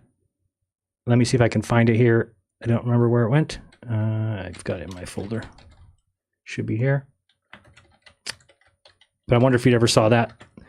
But Dave and I are going to do a show. I've already given him some things, but I am still behind on a couple other things. But Dave, the biggest concern that I have right now is I know that they've scrubbed the internet of a bunch of things because you can't find it anymore. And I think that in order to get a true idea of what happened, we would need to do a FOIA request for example, there's just no footage of them driving the rover anymore. There used to be. But all that footage is now either scrubbed or something. You can even go to the Apollo Surface Journal. There's just nothing. And there used to be. I've got some here. So I know there's more than what we can find online. Sorry, I'm just doing two things. Get this up here. Okay, this one here. Yeah, here. Let me see if I can find this in here. Let's go NEIL. Yeah, here it is. So this is a language expert. The original author seems to still mistakenly believe in the globe.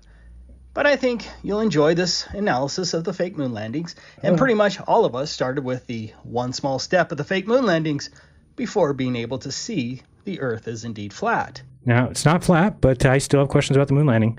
But this guy is a linguistics expert. That's what he does for a living. Decide what words to use out of the 20,000, where to order them, what verb tenses to use, what pronouns to use, where to place each word next to each other to communicate in less than a microsecond of time.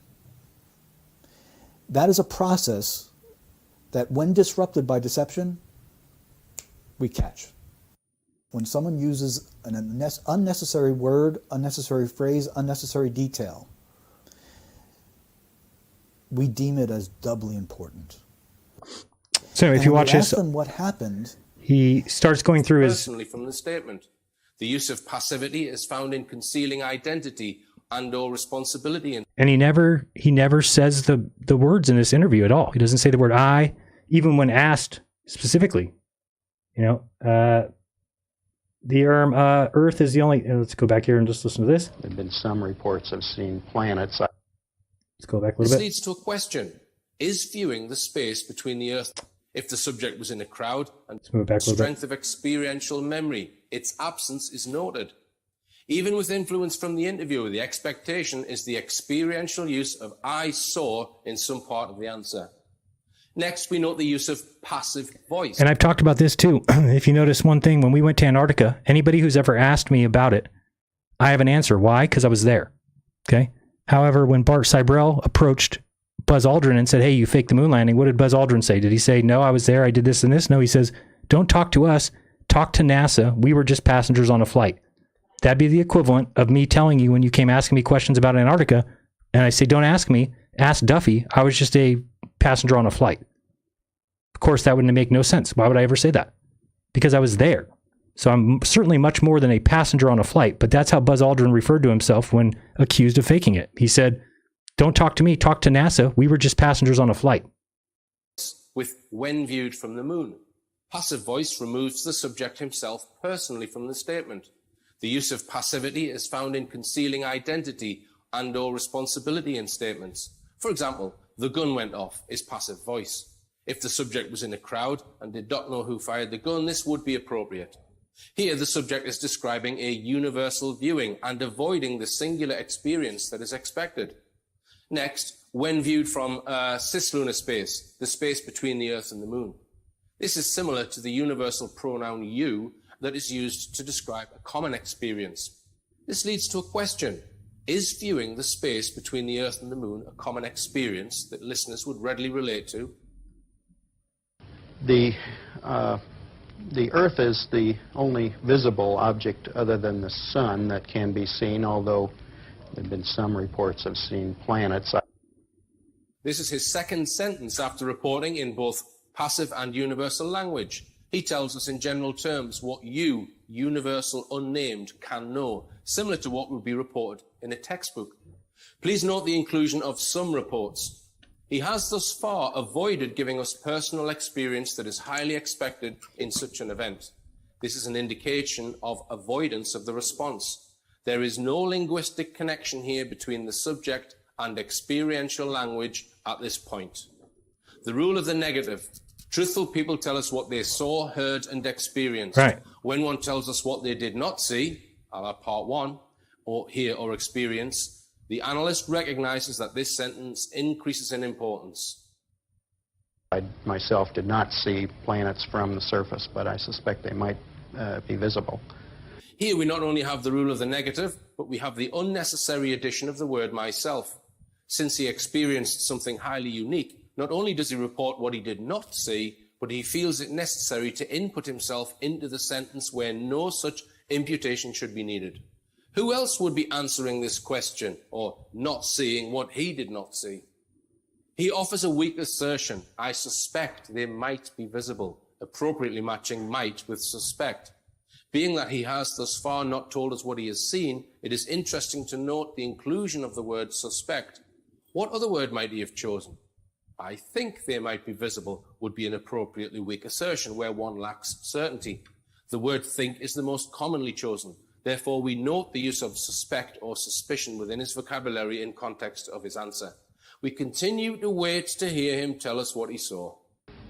The Earth is quite beautiful from space and from the moon. It looks quite small and quite remote, but it's very blue and covered with white lace and of the clouds, and the continents are clearly seen, although they have very little color from that distance. Okay, this is just an aside from myself. He said that from the moon, the Earth looks very small and remote. So we don't have to keep watching that, but I will put that link in the chat if you want it. You can watch that whole thing. It's a good, I think a good, and then I went looking for Neil Armstrong interviews and tried to find him using those words. That if we asked Dave McKeegan what he experienced in Antarctica, he's going to say a lot of I's. I saw this, we did that, I did this, we did that.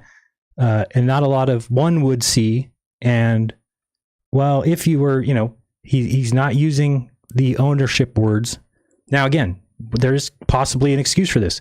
One of those might be that this is the way they're taught in the military to talk.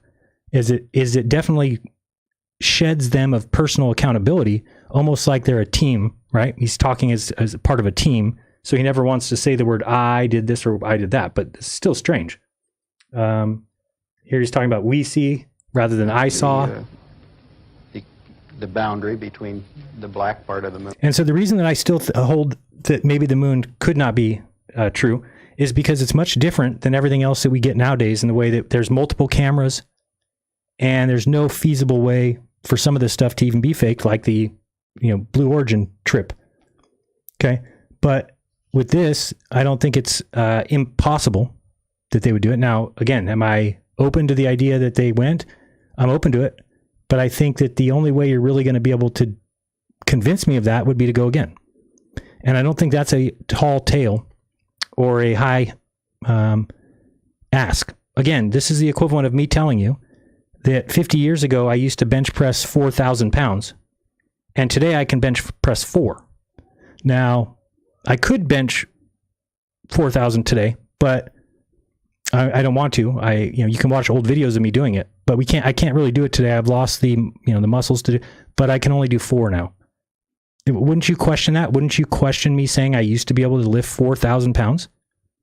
You say, I don't know about that. That seems like it's a little bit far-fetched. Why can't you do it now? Why don't you just do it now? Yeah, I could, but it's going to take a couple years, probably 20 to 32, once we get our shit in order. So it's a very strange thing that we've explored somewhere and we haven't gone 1/1000th of that distance. We went 250,000 miles. We haven't gone past 250, maybe 350. That's strange. That's strange. And again, it's very easy to pass it off on the government and say it's all bureaucracy. No, it's whoever's in charge of NASA is dropping the ball continually every single time, wasting money, coming up with this moon program, Artemis or whatever, and then they just never get it done. They're always behind on budgets. They are late on deadlines. Look at the James Webb Telescope. Went from $1 billion budget to $11 billion spent on it. It was supposed to be done in like 2007, and it launched in 2021 or something, 22, I don't know, somewhere around there. It's like 15 years late. Any other job would have been, the people would have been fired. But not, NASA gets away with that, and it's celebrated when they launch it. Like, oh, we got it up there. Yeah, you were only, 1,000% above budget. And, multiple years behind. So there's that. Just a couple of things about the moon landing real quick that I think are strange. The missing footage now, all of a sudden, I think is strange. They should have so much footage. And yet it's hard to find those things, especially the videos. You can go to the Apollo Surface Journal and see that they're just missing the videos for the driving the rover and some other things that I think are shown. Oh, wait, let me show you this one thing here. If I got it over here. Did I save it here? I wanted to show you that secret room they said they found, or secret room with that contraption in there that moves everything to a small screen. I don't know where it's at here. I'll find it shortly. I don't see it here. No. No. No. All right. We will get to that after. All right. So that's enough about the moon landing. But the point of it is that I'm going to talk with Dave McKeegan. I've got a couple things to give him, a couple things for him to basically debunk. But I still am going to stand behind the fact that I think that I don't think it's a problem to say that I'll believe it when they go back. Because it seems far-fetched to me the time period between the last time, especially when it is such a strategic position. If you were on the moon, it would be a strategic position. If anything ever happened, nuclear weapons or something, you would have the best position. You're on the moon. You're fine. The fact that we wouldn't have bases there, that we wouldn't be doing things there, just seems to be a little bit strange. As soon as they found that there was a path to the new world, boats started coming like crazy. Everybody and their grandmother got in a boat and went across the ocean. It wasn't that they waited 50 years before they went again, because it really wouldn't make a lot of sense. Neither does, if you're being honest, neither does getting rid of the equipment or the technology that you use to get to the moon. You got there just fine. Everybody lived. There was, one accident in Apollo 13, but I'm sure they learned from that and then corrected it, right? So why would it be that you didn't go back? That's what's strange. So I find it strange. And I find the entire thing about space travel weird, because they talk about it like Elon Musk talks about, we're going to take people to Mars, which is a year-long trip or 8 months. People can't get in a plane for 15 hours with people, or they want to kill each other when they get off. Yet people are going to travel for 8 months in a spacecraft. Do you know how much food you'd need for one person? How much food and water you'd need for one person? But you're going to do that for how many people? How many people are you taking to Mars? So it just seems far-fetched. It seems like fantasy. And it seems like because people are so in love with the idea that they can get away with saying anything about it. Okay, it has nothing to do with the shape of the Earth. It just has to do with selling fantasy. And then also the space industry is one of the biggest industries that there is. The space industry across the world is bigger than Hollywood, is bigger than music, is bigger than video games, is bigger than app sales, is bigger than the professional bowling, professional baseball, professional football, NFL, NBA, and MLB. All that combined does not equal the space economy. Again, all of the box office, all of home DVD sales, home entertainment sales, music, Billboard, Spotify, you name it. Video games, consoles, Xbox, PlayStation, Nintendo Switch, app sales, iPhone, Google Play Store. All the major sports, golf, baseball, bowling, basketball, football, hockey, combined do not equal the economy of space. So when people say, why the lie? Well, could it be that? Could it be the lie that, again, I now believe that they're putting rockets in orbit. I've seen them. I've watched them. Well, I mean, as far as going up in the sky, but I watch them. They don't go down like I thought they did before. You can pull up people who watch it from Utah and see that when they see it, it's still going up. So while it looks like it's going down to me, it is a perspective issue, because I can just go to somebody else's footage in Utah and watch it still going up for them. So it's still going up, period. So once you see that, I don't have the I guess, what do you call it? As a flat earther, you almost have the not desire. It's more of a must, right? It must be fake. Whereas now I don't look at it like that. I mean, I'm like open to the fact of, okay, maybe we could have a remote control car on Mars. I don't think so. Maybe we did put man on the moon. I don't think so. But I'm open to being wrong about that. And I'm not going to just accept and just flip and say, okay, well, now I believe it, because I really don't. And I'm being honest. and people should respect that. I was going to say that earlier and I forgot. That here's what I want out of people on the internet that I don't get, and I don't think anybody really gets it, but I just want people to be honest. That's it. Just be honest about how you really feel. I don't care if you're wrong. I don't care if you are one way or the other, whether you believe it fully or you don't believe it at all. Just be honest with it. And I feel like that's where we've kind of dropped the ball, that now people aren't honest anymore. For instance, flat earthers just have already come to the conclusion that everything space is fake. Okay, but I don't know if they're really being honest about that. They're not actually looking into anything. They're not researching anything. Because what's easier, saying something's fake or doing research?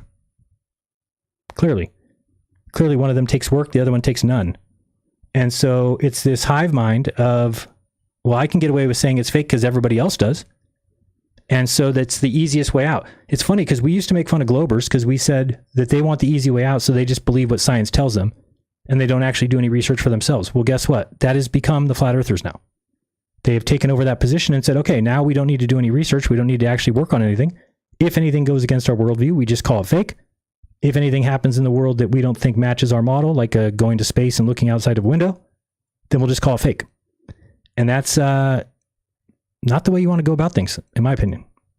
You're not going to end up at the right end of the truth there. So you do have to actually do research. And that's what I've been doing this week on the moon landing stuff, trying to get together a good little plate of hoax evidence, if you will. But I have been kind of embarrassed by let me just show you this. If we go to the Apollo Surface Journal, let's see here. Okay. So this is supposed to be like all the footage. Oops, let me go to browser. But you can tell that stuff is missing. And let me give you an example. We all know that archive.org has all kinds of stuff, right? They've got a ton. So if you were to type in Apollo 15 rover on archive.org, you should find a ton of stuff. Apollo 15 rover. Okay. If we type that in and we go with, let's just say we want videos. Okay, there's video movies. So it says there's 32. Okay, let's look and see what we get. Okay, so this says something about some flight thing. Here's a short video of about 3 minutes or so. Okay, onboard film. Stop bringing up the thing. Here's some audios. Here's the picture of the moon. This is a documentary. You got the takeoff. That's not the rover. You got the rover sitting there in an image. And where's the footage of them driving around? So there is none here. Okay, well then we can go to the Surface Journal and there's none there either. You can find this one video. This is it. Everyone's seen this one because it's the only one you can find nowadays. Now, you for sure recognize this because it's the only one that's ever shown. Okay, so we'll get this going. This is the one that we talked about with the mountains. Now, I just want to show this again. That this to me is very, very suspect. Just them driving. I believe that this is me personally. That the screen is coming towards them, like as in a video of a, because you could do that on a small thing, like it's miniature, and then they're just not really driving anywhere. It's just the screen coming at them. Look how they go over these rocks. They're driving right over those rocks. Can you even see that? It's a little bit dark or bright. But when you watch the Grand Prix, right, which is the when they're driving around the Lem, they purposely avoid all rocks. But here they just drive right over them. So now people are saying, because I brought up this mountain here that never gained, they say this is 45 kilometers away. And they say this mountain, let me show you if we can turn towards it. They say this mountain right here is, yeah, this one. I believe they said 13,000 feet. I mean, again, and when did these topographical maps come out? They came out in 1973. So once they went and did all this driving, then we get the topographical maps that say the height of these mountains, not before. So do you understand that they could have realized, oh shit, some of these don't work with parallax, so make this mountain 13,000 feet so that it doesn't have to account for that, and make this one 45 kilometers away, and so on. Because again, we didn't have maps before that. We didn't have topographical maps. The topo maps came out in 73, 74. So to me, I've seen a 13,000 foot mountain.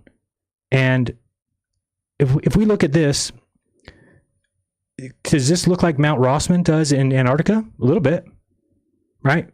Okay, here we are at the camp and here's Mount Rossman, but Mount Rossman was only 2,500 feet tall. It was 2,500 feet tall from us, and we were just 2 or 3 kilometers away. Now, supposedly, this is 13 kilometers away.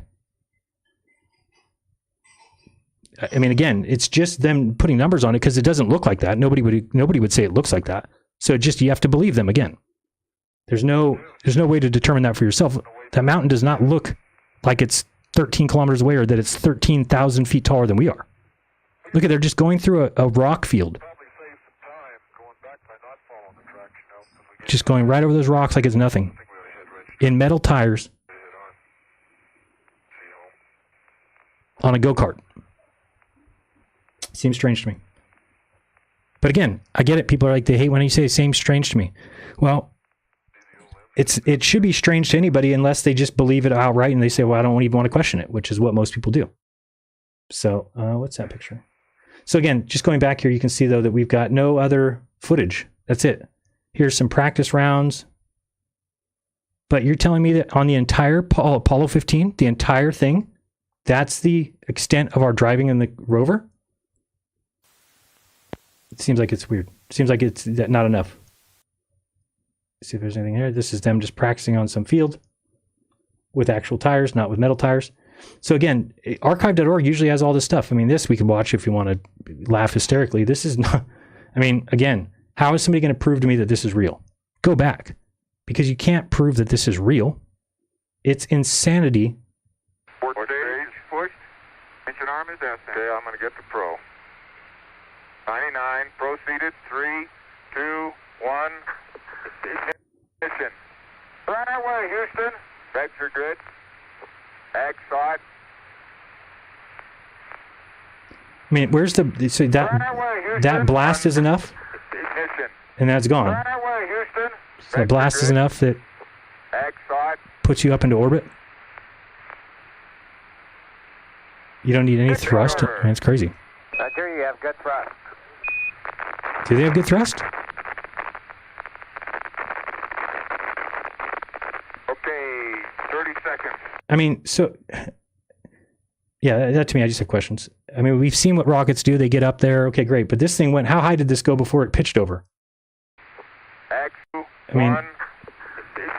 Okay, so there it's 50 feet, 100 feet, 200 feet, 300 feet, 400 feet.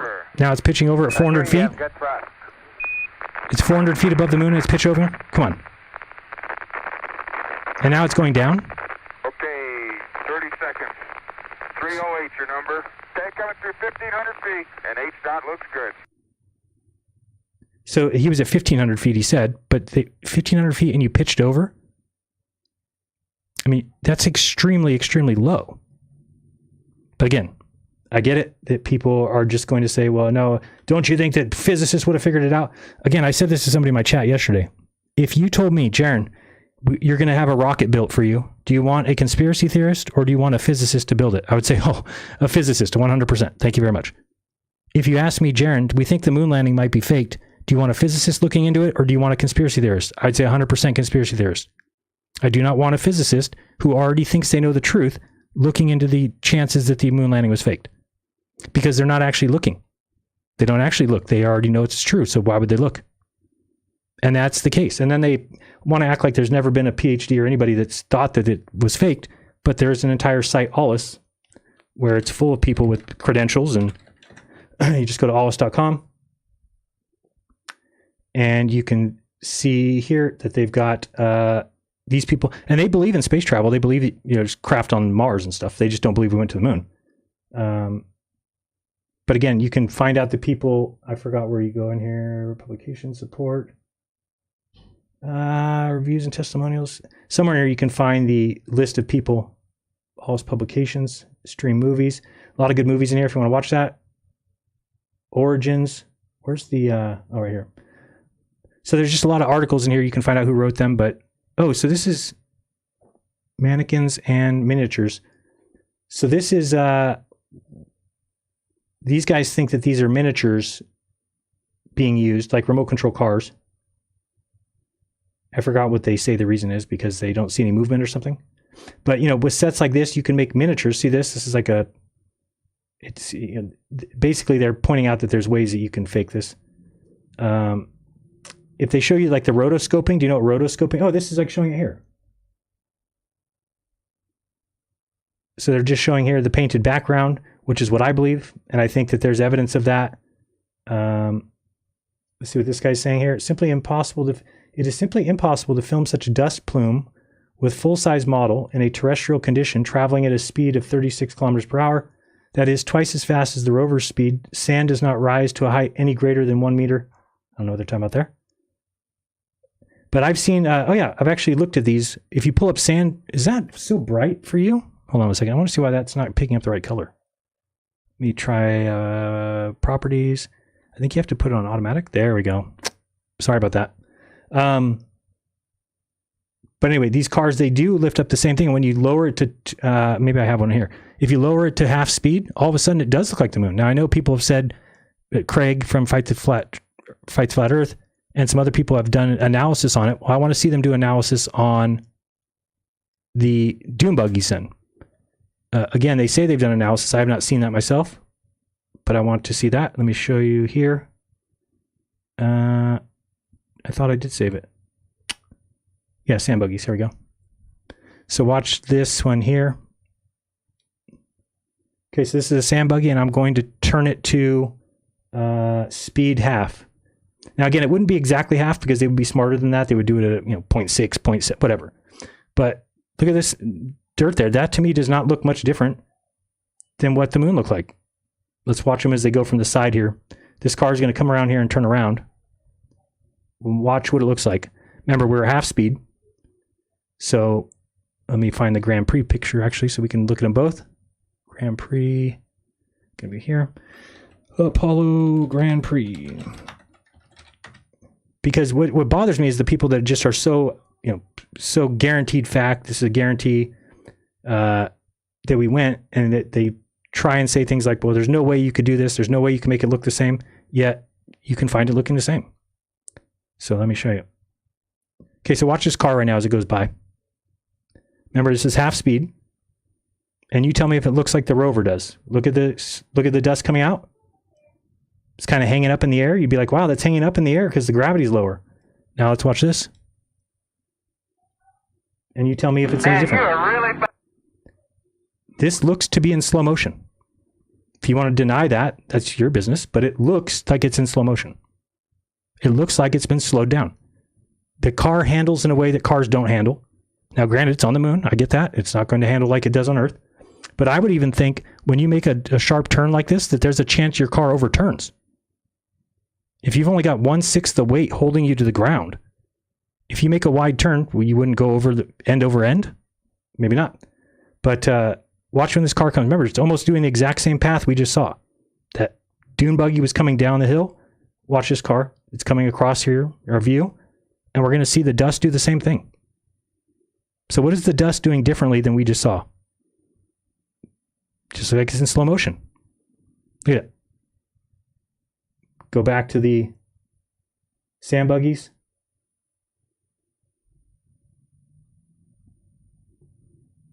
So, I mean, you could say, well, it looks different. It looks pretty close to the same. It's not a big enough difference that you'd be like, oh, this can never be faked. It can't possibly be anywhere but the moon, which is what people say. Okay, but look at this car. This looks to be in slow motion. Anybody who says that doesn't look to be in slow motion is not being honest. It looks like this video has been slowed down. And that looks like all it would take to get the dust to make it look like the dust wasn't doing what it does on Earth. Again, I don't think they would be so stupid as to slow it down to exactly half. They would make it 0.63 or something so that it would be a little more difficult to figure it out. But to me, this does not seem like the slam dunk evidence that I've heard it is. Now, again, I haven't looked at the analysis exactly how pinpoint accurate was Fight the Flat Earth with his dust analysis. And if we did the same thing for a dune buggy at half speed, would we not get something close to the same? You're saying it would be so different we would know somehow, even though this looks to be in slow motion. In fact, it like you can tell it's in slow motion. I mean, look how it's turning. So that's the way it would turn in regular speed on the moon. Why is it slower? To me, I think without atmospheric pressure, without those kind of things, without an atmosphere to drive through, you'd think things would be faster. I don't know. Maybe I'm wrong about that too. But we'll talk to McKeegan about it. To me, this just doesn't look at all to be slam dunk evidence like people say it is. And I'm also wondering, do you think that this car looks like it's acting like it would in 1/6 gravity? I almost think that you would get air. You would get air a lot, wouldn't you? You would get, like, you would actually leap. Maybe I'm confused on that. It's possible. But I would think the car would leap. Maybe not. All right, so that's, I wanted to show you that. So I've got some things. I still got questions. But I am going to admit to you 100% that if I'm shown to be wrong, and if it can be shown that they did go and they did do what they say they did, then I'll admit it. What did it say, damaged tape or something? Oh, wait, let me check this one. Oh, I thought this was something different.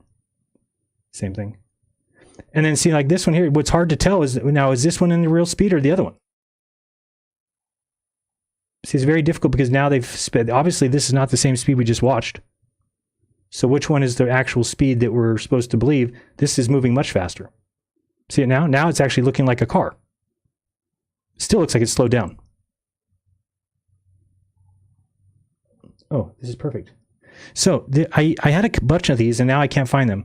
But when they're driving sideways like this, if you watch, you can see where I think there's a backdrop here. And if you watch these rocks in the far distance, they don't parallax. Okay, only the ones in the front do. These rocks will always remain the same space away from each other because they're on a backdrop. See these two rocks? See, they cut it out. I know that there's more footage. I know that there's more footage because I've actually stood there or been on my channel and shown people when they're driving and just looking off to the left at how there's no parallax, but now I can't even find any of that. Okay, there's a good one to the side. Okay, so you can see right there, you can see the close rocks for sure parallax. Watch these. Okay, so watch this rock and this rock. Okay, in the real world, as you drive past, this is going to move. Watch. And there it goes, moved in front of it, right? So that is parallax. That means that that is an actual happening. But in the back, none of those things parallax. That rock will never pass that one. It's because this is a sheet. It's a backdrop. It's painted. In my mind. Again, and that'd be easy to show me. Just show me a instance where they do parallax. But you can watch those. And it's kind of right there. It's a good one. Watch right here as it turns to the side. Again, this is like way faster. Okay, so like back here, you'll never see that again. You'll never see a rock pass another one. Not in the backdrop. Only in the foreground. But you still should see it in the background. You should still see rocks move past other rocks, but we don't see that. So anyway, I'm certainly not saying that we 100% didn't go because I'm open to being wrong. But I am saying that there's plenty of anomalies with it. But again, look at, all you can find is that same rover footage. It's the same one over and over again. That's all they have. Yet they were on the moon for, like, I believe in Apollo 17, they were in the car driving for a total of 22 miles in 4 hours. Yet we don't see any of that. So again, it's been 50 years. If you don't think NASA by then has gone through and cleaned up and only put out what they've approved, and then pulled back anything that showed any kind of anomalies, I don't think you could really disagree with the fact that that's been done, because there's missing footage. So, and again, I know that if I asked for a FOIA request, because one time I asked for a spacewalk, just one spacewalk, and they charged me $1,800. So if I asked for all the rover footage from Apollo 17, I bet you it'd be $20,000. Okay. What is this? How many hours of publicly available footage is there of the lunar rover moving around? YouTube only has 2 minutes, and I want more, especially with the rooster tail. There were 2 cameras on the LRVs, a 16mm film camera and a TV camera. The TV camera was connected to a transmitter, which sent them blah, blah, blah. Just trying to see if they had any links to... Oh, here we go. Here are some list of available footage from Apollo 15 through 17. List of all video material. If this is the surface journal, then there's just not much there. Yeah, it's just not much there. If you went to Apollo 15, which is there, and then we are looking for videos. I think it's usually over here. Okay, here's a traverse to station. See, I mean, this is the weird thing, is that they've got no video footage. Nothing. This is just a surface journal, but there's no, this is just them driving and talking. So where's the videos? Let's look up here. Turn to driving. Here's driving to station 2. There's an audio clip. Audio clip. I don't know what that is. It's not a video. Pre-flight sketch. Yeah, to me, this is very, very sketch. I mean, they would have a ton of video footage. Where is it? Driving to station 6. No footage. These are all, you can tell because it usually says like MPG or whatever you call it. I'll show you. If we can find a video section. Here's image library, video and movie clips. Here we go. Apollo 15 video library. Okay. So now let's find a driving. Driving to Elbow Crater. Okay. The rover camera pans clockwise. See, but in here, you'll never find them driving. I mean, any of these that we download, they're going to come up. Shoot, where's that going to open? Hold on, I don't know where that's going to open at. Oh, what is this? The most beautiful thing I've ever seen. Can you see that? Yeah.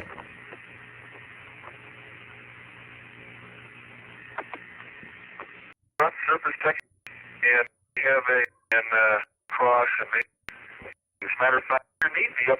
You want to see crystal clear, and we've got a beautiful tally ho on. Okay, so that's not driving.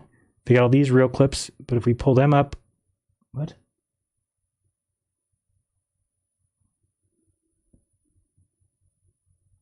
Hello?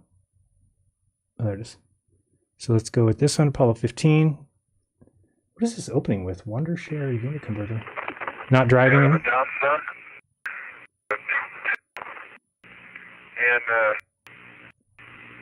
seems to be quite a bit of debris. Yeah, I mean, I was looking the other day. I couldn't find anything. You got all these clips, but then none of them are driving. Even though it said, here's drilling troubles. I guess I could have looked up there. Working above the rover. Working below the rover.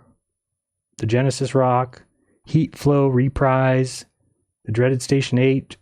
EVA closeout. But none of these are actually driving clips. They are all outside the rover. Beautiful, right there. Where did that open?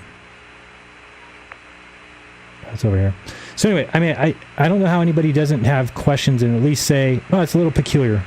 It's a little peculiar that the one thing that Jaren's saying is a pretty good, or is my best evidence, has been basically scrubbed. Where is this stuff? Where's the rover footage? And again, we can go to archive.org. We can go to YouTube. YouTube has everything. Pull up something, there'd be a ton of it, but there's no footage of this. It's like been, I don't know what happened to it. Now, somebody could say there never was, but I could go back and find a video of me showing it early on in my YouTube career.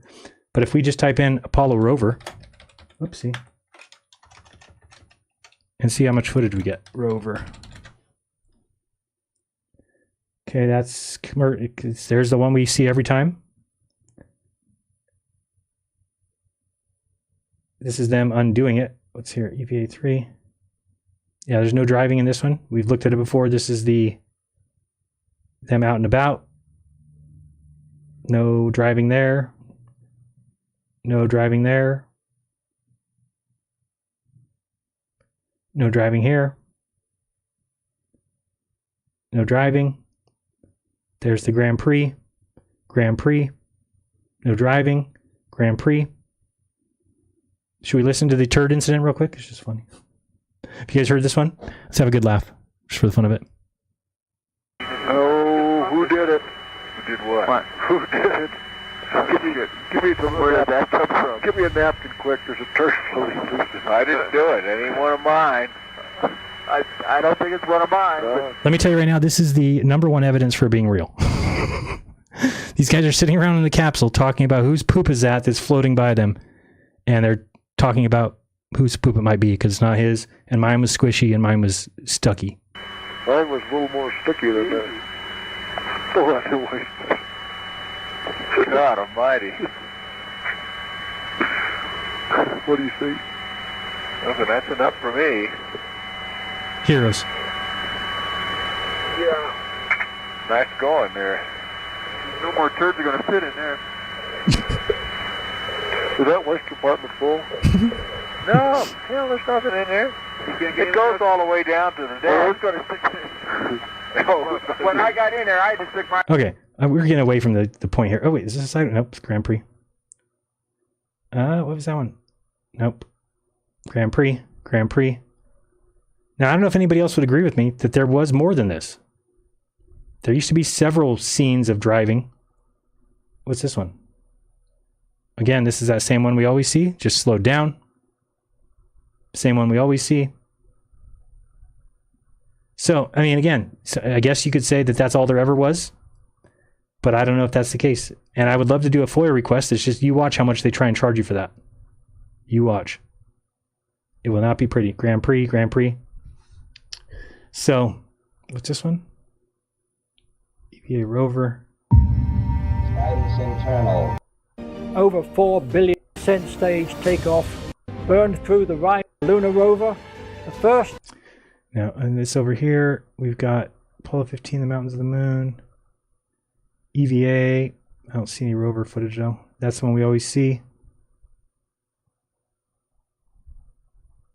Stand-up EVA. So I don't know if we can do a FOIA request just to see what they do try and charge us. I don't know. Might be weird. All right, let's go. We got to finish this though. Where were we? Where is the Odyssey? Oh gosh. Did I get rid of it? I don't remember where we were. This one. Nope. We'll find it. I don't remember where we were. Not there. Here maybe. Did I get rid of Odyssey? We had more of that show left, didn't we? Gosh darn it. Now I have to find that video again. Where did I put it? Maybe it's over here. I don't want to look for it again. Unbelievable. Shit. I don't remember where it was. It was here, and then we went content, and then we went 22 down, 16, 20, 22, this one. And we were about here. That's how your families have reacted. Right, and in his book, by the way, it's just interesting to point out, in his book, he says that because he didn't want to impact his moon trip, he asked the doctor to please lie and say that she had a heart attack, which the doctor complied with. So he's just admitting that he's willing to lie. His mom committed suicide. He didn't want to say that, so he told the doctor to lie, and the doctor lied, and nobody knew about it until his book came out. And her maiden name was Moon, which is weird. I think they look on this as a tremendous challenge for me. They look upon it also as an invasion somewhat of their privacy and a removing of my presence away from the family for a considerable period of time.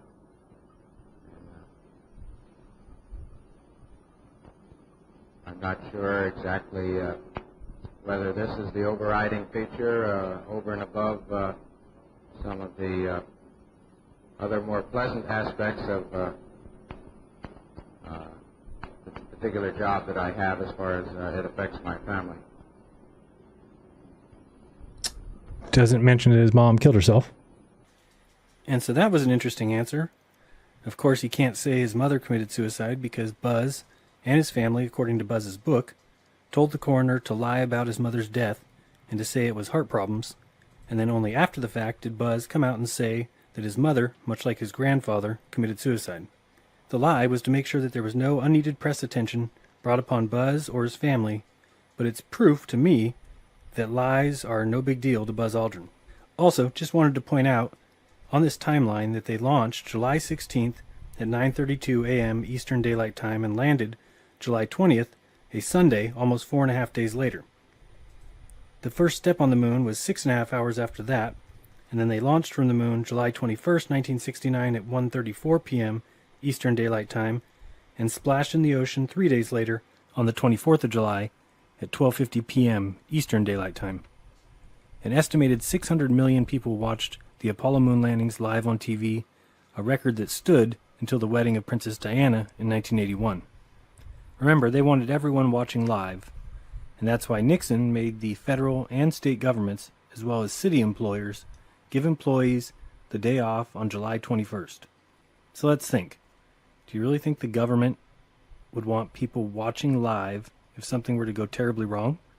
What an embarrassment if this great moon race was capped off with a huge American disaster as the lunar module crashes to the moon while millions of Americans watch live with their young children. No, isn't going to happen. They knew exactly what they were doing. They knew everything would be just fine. And remember, we went to the moon 6 times during a span of 4 years. And how many presidents were in office for all those moon landings? Do you remember? Nixon? You're right. There was one.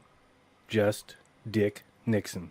I welcome this kind of examination because people have got to know whether or not their president's a crook. Well, I'm not a crook. And remember, Aldrin, Collins, and Armstrong would not even swear on the Bible that they went to the moon. Don't be Armstrong rude. was even offered $5,000 cash to swear on the Bible that he could have given to charity. He declined, saying to Sibrel, "Knowing you, Mr. Sibrel, that's probably a fake Bible," which makes 0 sense. Doesn't make sense. And you can add to that the fact that every Apollo mission made its own patch, and all of them were filled with their names, except Apollo 11. I, Again, Gerald important to point R. out the Ford, launch day of July have 16th, granted 1969, and the importance of Stanley Kubrick writing into his contract that he wanted Eyes Wide Shut to be released on July 16th, 1999, the 30-year anniversary of the Apollo launch. Now, that did happen, but Kubrick didn't get to see that happen. He was dead. He died on March 7th, 1999, which was only 4 days after he showed the trial cut to Warner Brothers and 6 days after he showed it to the stars and his family. So one interesting thing is that March 7th, 1999, is the 66th day of that year. Also interesting is from that date of March 7th, 1999, until the end of 2000, the end of the millennium, was exactly 666 days. The next day being 1/1/2001, and of course we all remember Stanley Kubrick's film 2001: A Space Odyssey. So yes, 666 days until the start of the new millennium. Now some people might say, wait a second, the new millennium started January 1st, 2000. But that's not exactly correct. Remember, 1999 and 2000 are both a part of the 20th century. We're now in the 21st century because the last year of this century will be 2100. Just look at it this way. To make a millennium, you need 1,000 years. So 1,000 is included with the years 1 through 199. That gives us the first 1,000 years. So 2000 is included with the second 1,000. 1001 through 1999 plus 2000 equals another 1,000 years. So the question becomes, why did Kubrick want the movie released on July 16, 1999, which is 30 years to the day that Apollo launched for the moon? And another question for NASA fans, space fans, Mars or Elon Musk fans, why? What happened to my internet? Come on. What happened? We're almost done. Finish it off. Gives us the first 1,000 years. So 2000 is included with the second 1,000. 1001 through 1999 plus 2000 equals another 1,000 years. So the question becomes, why did Kubrick want the movie released on July 16, 1999, which is 30 years to the day that Apollo launched for the moon? And another question for NASA fans, space fans, Mars or Elon Musk fans, why? No, I'm just kidding. If an asteroid or meteor were to hit Earth and it was big enough, humanity could be gone, right? Just like that. So everyone says we have to colonize Mars, but nobody asks, why in the world would we not have a base with 20 or 30 people on the moon? Think about it, because these are important questions. We've been there 6 times, and this would protect humanity from destruction. If a giant meteor ever hit Earth, we'd be able to repopulate. But we have no moon base. Why not? Well, pretty simple, because we can't go. That's why. So, I mean, for the most part, that was a Flashback Friday, everybody. Flashback Friday. And we went back in time. Houston, we have a problem. And I would say I stand behind most of it still. I'm just more open than I was at that time. In fact, I probably would have said at that time that I bet my life that we didn't go to the moon. And I wouldn't say that now. I would say that I am awaiting further info. But as far as my position currently, it's that no, it doesn't pass my sniff test. I'm very particular about smells. So let's get past that one. Let's go to Derp Ball of the Week. I think it's good timing. Let's find out who gets the award 4th week winner. Who is your prediction? Write it in the chat. Let's do it, ladies and gentlemen. It's time for the one, the only Derp Ball of the Week. Who's it going to be?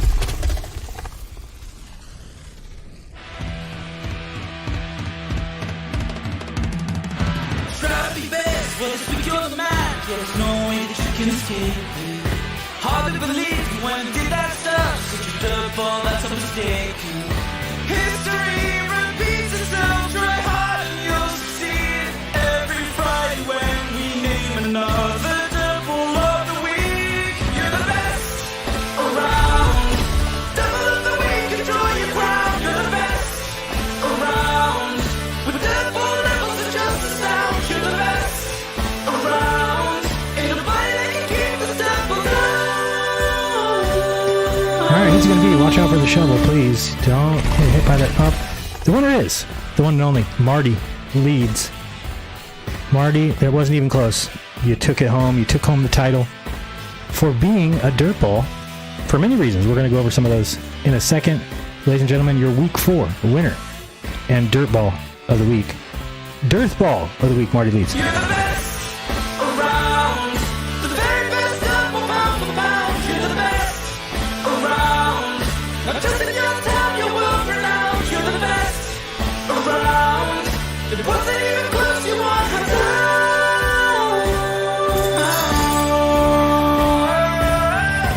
So if you didn't know, he did finally post his retraction, but he didn't post it like you would think he would. He did something dirtball. We're going to look at it after. He actually buried it under 20 videos on purpose so that nobody would see the retraction video. Pretty dirtball. We'll look at it after this. Your winner, Marty Leeds. Around. Devil of the week, enjoy your crown. You're the best around. With devil levels of just a sound. You're the best around. Ain't nobody that can keep the This is me. I'm talking to all these umpires. We've got our pick already. We're like, yep, it's going to be him. I'm positive. Yeah, Marty Leeds. You think so too? Yeah, I agree. Yep, we'll tell him. Marty, dirtbag. What? You're crazy, man. I'm Marty Leeds. I'm a preacher at my Gnostic church. Come on, man. We use base 10 because of our fingers. And that's why God gave us math and gematria, and Freemasonry is just cool people who like to wear aprons, and pi and phi and the golden ratio and 3.1415. It's the knuckles on our hand. No, it's not, Marty. Knock it off. Knock it off. Stop being dirtball. Stop being dirtball. Let's check out his retraction here. And then we'll look at where he hit it. Hey everybody, Brother Marty Leeds here. Just want to let everybody know that I, Brother Marty Leeds, never intended to claim as fact and withdraw any statements that may have been implied to do so, that Paul Lindbergh, otherwise known as Paul on the Plane, Robbie Davidson, and Patricia Steer were involved in illegal or fraudulent activity, that they committed SEC violations or were under criminal investigation, or could face prison, that they participated in a rug pull, scam, or crypto fraud, or were blackmailed, coerced by the government, or threatened with prison or family loss, that they were offered deals or are now controlled by outside powers, that they knowingly lied to the flat earth community, that they colluded or conspired to mislead others, and that their return to the public scene was part of a coordinated cover-up. Right. All parties understand that my video on these matters was never intended to be malicious, and that video is now taken down. So, all right, thank you very much. Yeah, it's taken down from your channel, but it's still up on Derp's channel and other people's channel because they shared it. But let's go to his site. I just want to show you what he did when he posted that retraction, because this is a real stand-up thing to do. When you've made a mistake and falsely accused people, and you are going to post a retraction for it, what you want to do is you want to bury it. So you'll notice here, if we go to videos, hello? Oh, I'm going to go up here first. Videos. There we go. So we're looking at latest videos, and you'll notice that down here is the retraction video, okay? You'll notice that it says 5 days ago. Well, I have video of it if you want to see where it says 2 hours ago. But what he did is he posted the retraction and then immediately posted 1, 2, 3, 4, 5, 6, 7, 8, 9, 10, 11, 12, 13, 14, 15, 16, 17, 18, 19, 20. So he posted 20 videos at the exact same time so that it buried the retraction in his list of videos. That is dirtbag. It's dirtball all the way. Why would you do that? Another thing he did that we kind of have realized is when he posted his video and showed on it a letter that Paul and Robbie and Patricia had posted for their fans or their people that watch their channel, he actually adjusted it. He moved part of the letter out of there and moved their names up so that it looks like they admit to something fraudulent or something frivolous, and then it says sign their names. But actually, with the real letter, had a whole nother paragraph that said, hey, the SEC has not found anything guilty of Axion. We're just doing this as a precautionary thing. But they took that out, of course, because they're trying to sell you a narrative, right? So it's not a matter of just being truthful with you. And this is the problem with these guys. They're not being honest. They're not being truthful. I want to show you an example of that here 1 second. But yeah, I mean, overall, Marty Leeds has not been impressive since this whole thing happened. Since the entire TFE thing happened, I would think that Marty had a good head on his shoulders. He does not. He doesn't even understand what a model is. He actually, is it in this video here? There's a place where, oh, here, let's watch this for a second. I just want you to see what he's got to say here, and you tell me how nonsense this is. Let's explain. There is no globe model. Oh, really? Let's explain. What is a model? A model is a three-dimensional representation of a person or a thing or a proposed structure, typically a smaller scale than the original. Right. You're supposed to take the thing that you're talking about, this cosmology, right. You're going to bring the Earth down to a scale, and in that scale, it's it's called a globe. I have one over here if you want one. System or thing used as an example to follow or imitate. Right. Which means when you bring this globe Earth down to a scale and tilt it and all that other stuff, all of the science that you're purporting works on a macro scale must work on the micro scale. What? That's what a model is. Uh-oh, Make no retard mistake about alert. it. If you're going to say, oh, we have this ball that's spinning and their water sticks to it and people are upside down and it's holding in gases and air and stuff like that. If you are going to say globe model, you have to create a model in which all of that shit works. Look at his face. You know he's full of shit. You're not this dumb, Marty. Do you realize why they say gravity works? Do you realize that there's a mechanism causing it in their model? What is the mechanism that causes the Earth to pull things towards it? Does it happen to be its size? So if you're going to make a model of the Earth and you have to shrink it down, but that immediately eliminates the possibility of there being gravity because it's because of the size, then what do you think? You got away with one? You're like, oh, they can never come up with a model? Of course not. A model doesn't have to be exactly the item that it's modeling. It's meant to be a smaller scale to represent something. So it doesn't need to hold water upside down. It doesn't need to do any of that. You're just claiming that. Of course, what the globe does when holding water upside down, which it's not even upside down, but what the globe does is not is dependent on the mass of the item, both the boat and the Earth. So how is that going to work on a smaller scale? You immediately eliminate the idea, and you could say, oh, well, then the same forces need to be applied. Well, no, because the force is actually dependent on the size. It's what it's coming from. And I would think you know that. So I think you're just being purposely obtuse. No, make an actual model in which the physics that you're proclaiming work actually works. Do you know what they're never going to be able to do? That. So if I get a mini car, I have to make sure that it goes 65 miles per hour. If I get a model car, it's got to go 65. It's got to get the same gas mileage that the big car does. What's a model? It's a likeness made to scale, an architect's set of designs. It's a three-dimensional representation of the science that you proclaim happens on a macro scale. Yeah, where'd you get that from? You think you just added that? Where were you reading that from? I think you just made that up. Dimensional representation of the science that you proclaim happens on a macro scale. No, it's a three-dimensional representation of any part of it. It doesn't have to be the science. It could be any part of it. Happening on a micro scale. So, but you can't show gravity on a micro scale. Gravity comes from the size of the Earth. What is the ball? McFly. What is that globe? What is it? It's actually a concept or a theory. There is no model. There's no model. A concept is a general notion, the immediate object of a thought. So in other words, we dreamed it up. We thought it. We conceived it in our heads that this is how this thing works. Right.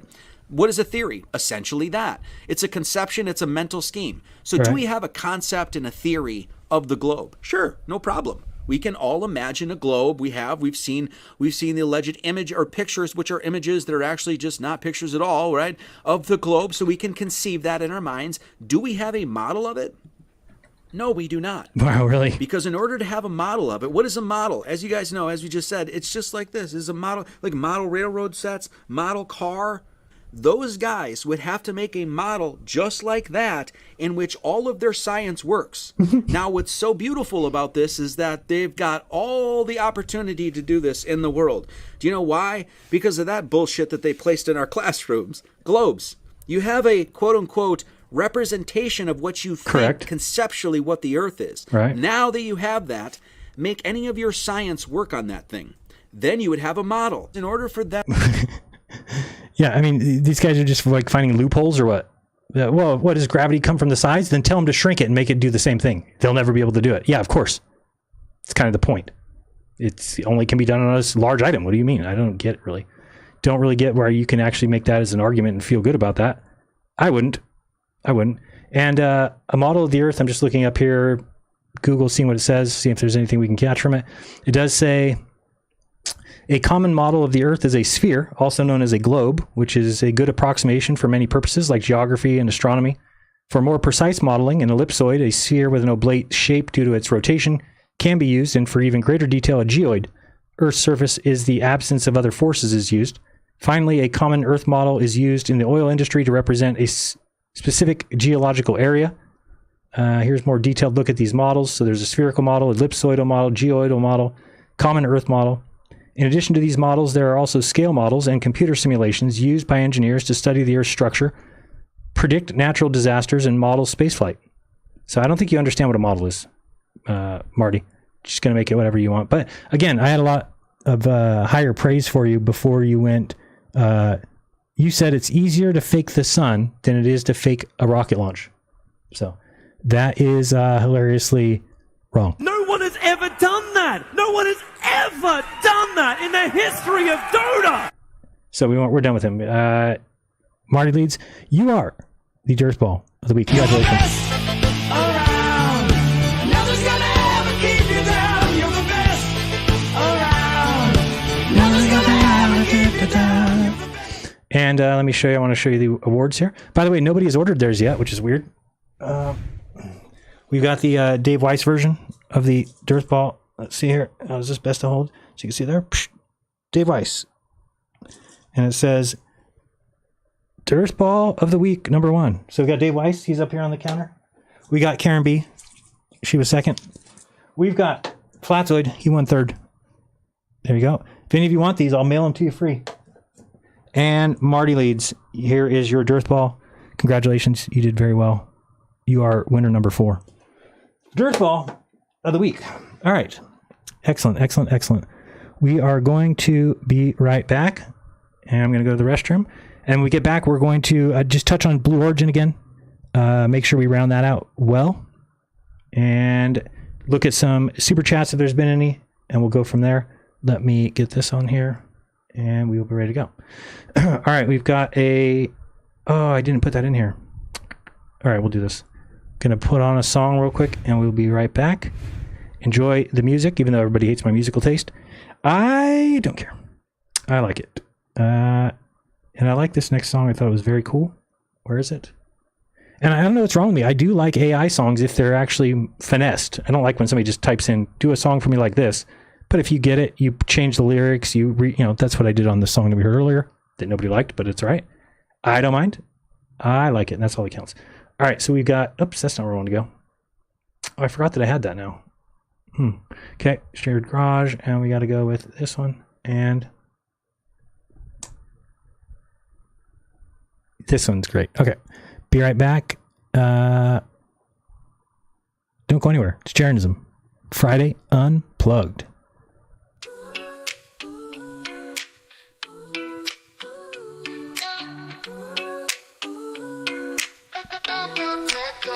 Yo, Welcome to the corner where the freaks all speak, where the woke and the broke meet once a week. Got preachers, teachers, flat earth believers, dudes on soapboxes dropping wild thesis. One guy screaming about the lizard elite, another dude claiming that birds ain't real meat.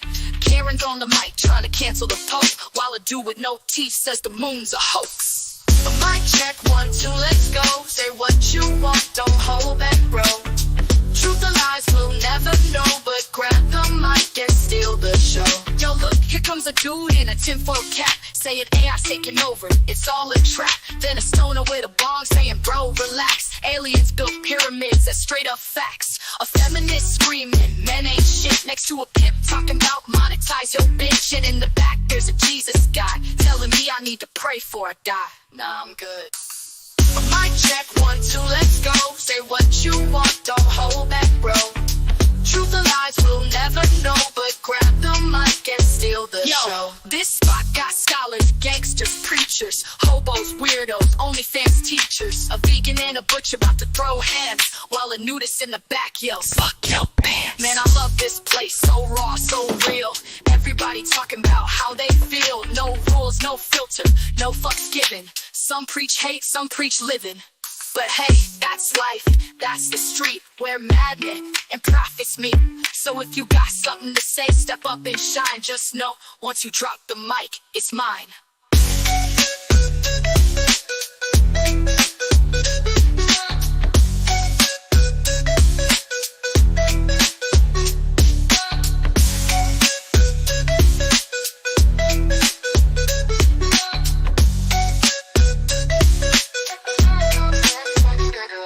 Man, I love this place, so raw, so real. Everybody talking about how they feel. No rules, no filter, no fucks given. Some preach hate, some preach living. But hey, that's life, that's the street where madmen and prophets meet. So if you got something to say, step up and shine. Just know, once you drop the mic, it's mine.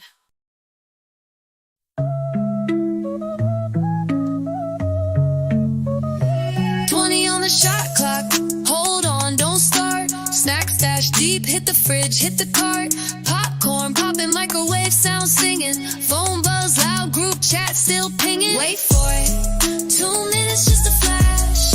Grab a drink, text your boo, make it fast. Blowing O's, chill vibes as they flow. Spread the word, share the show, let them know. Skip the ads, let it breathe, let it marinate. Time's quick, no trick, don't overcomplicate. Couch dip low like sitting in quicksand. Showtime soon, countdown in hand. Clock ticks, you can almost taste the beat. Feet up, zoned out, time sheet delete. Living in the pause, it's the in-between. Scene setter, making moves with the routine. Wait for it, 2 minutes just a flash. Grab a drink, text your boo, make it fast. Blowing O's, chill vibes as they flow. Spread the word, share the show, let them know. Break's almost done, clock reels us back. Snacks in hand, energy intact. Hit the playlist, seat warm like a throne. Show locked in, it's yours all alone. Wait for it, 2 minutes just a flash. Grab a drink, text your boo, make it fast. Blowing O's, chill vibes as they flow. Spread the word, share the show, let them know. Wait for it. Howdy, everybody.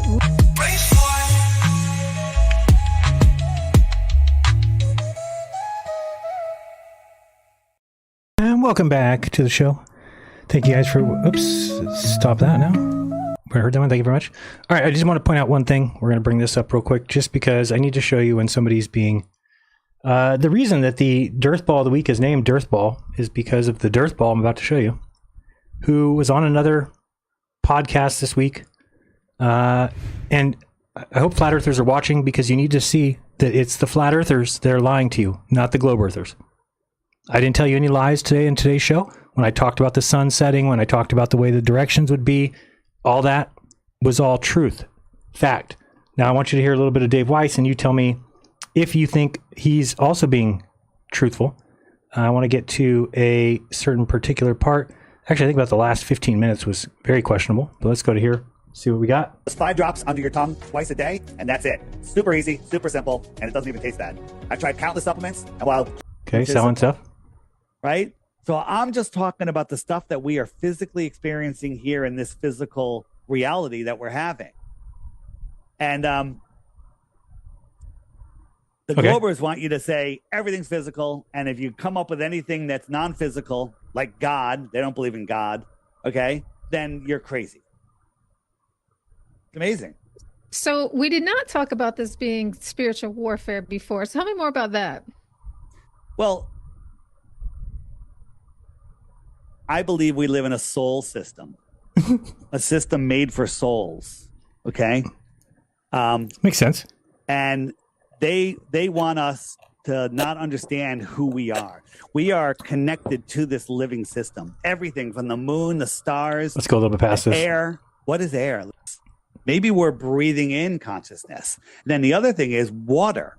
When you look at water, water gives life, right? Water is everywhere. Nowhere in the Bible does it talk about God creating water. Water just exists. It's everywhere. I believe it's above the firmament. It's everywhere. It's in the earth. When did Dave get so religious? Water, right? Well, there's no water shortage. This earth is mostly water. Okay. Right. And so some people have speculated that water, a drop of water holds terabytes of information. So we want to talk about the non-physical heavenly realms. Look up at the clouds just right above us. Non-physical water in like beautiful. Okay, starting about here, I guess was. If your belief is all there is the globe, resonators and all of the pyramids, right? What are the biggest pyramids in the world? Where are they? Egypt, right? You know about Giza, right? That's all I'll tell you about.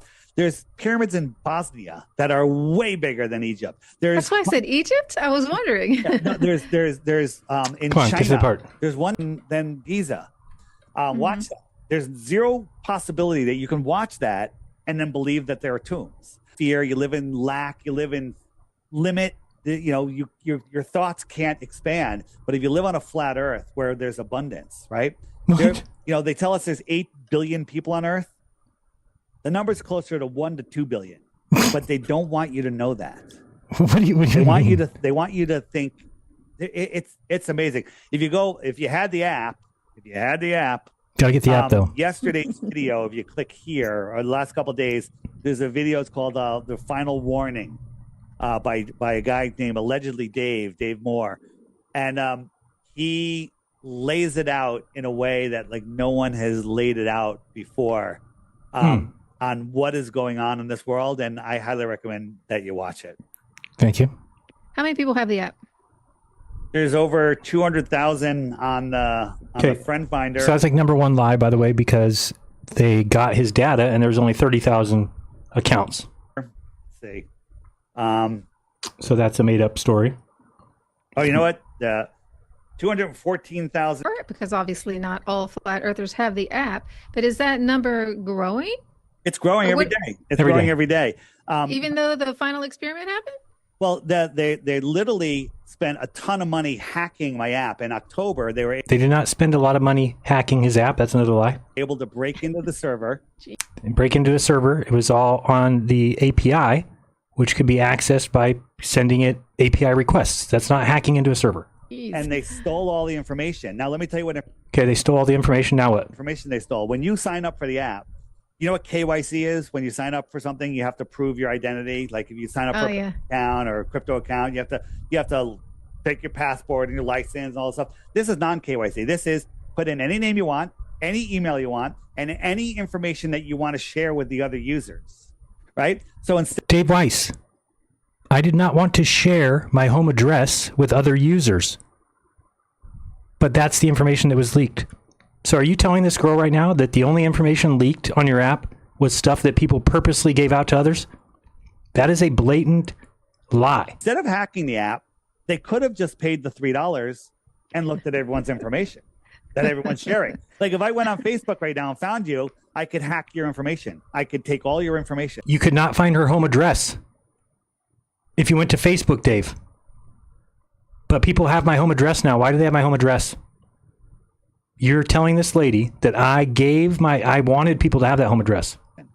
That's basically what they did. So again, the final experiment had two purposes: to take me down and to take this app down. Wow. Okay. Not any kind of ego complex there, is there? Because it's waking up too many people. Right. The app's waking up so many. It's like 1 million a day at this point. It's letting people, one of the things is, when you're a flat earther, it's like, no one I can talk to, family, my kids, right? I can't talk to anybody. So you go on the app and all your friends are there. Friend finder, and then you can see all the people around you. You can check out their profile. Trap more people in the cult, and then if they try and get out, you just attack them and do all these things. Call them names. Stop referring to people by their names and refer to them just by their letters. Files. You can message them. You can set up meetups. You can do all sorts of stuff. And lose your data. So, you can zoom in and lose your data. You can pick a address of somebody. Look at their profile, send them a message. There's Take their also address. A dating feature on the app now. Get their address. Right? You can say, all right, I'm interested in male, female, whatever you're who live at this address. Right. Within 100 miles and this age group. And then it'll let you swipe between all the people that are there, start talking. There's already babies because of this app. They don't want that. They don't want us coming together. If you hold a meetup and one person shows up, a new friend that's a flat earther, that's a massive success. No, that's 2 losers instead of 1. Right? We did a meetup. We sent out a radius message for 100 kilometers. 85 people showed up. Wow. Yeah. That's crazy. And I say that less than 1% of the flat earthers even know about my app. Yeah. Yeah. So does that put the people who can be identified or even you in danger? Yeah. You talked about how the guy disappeared.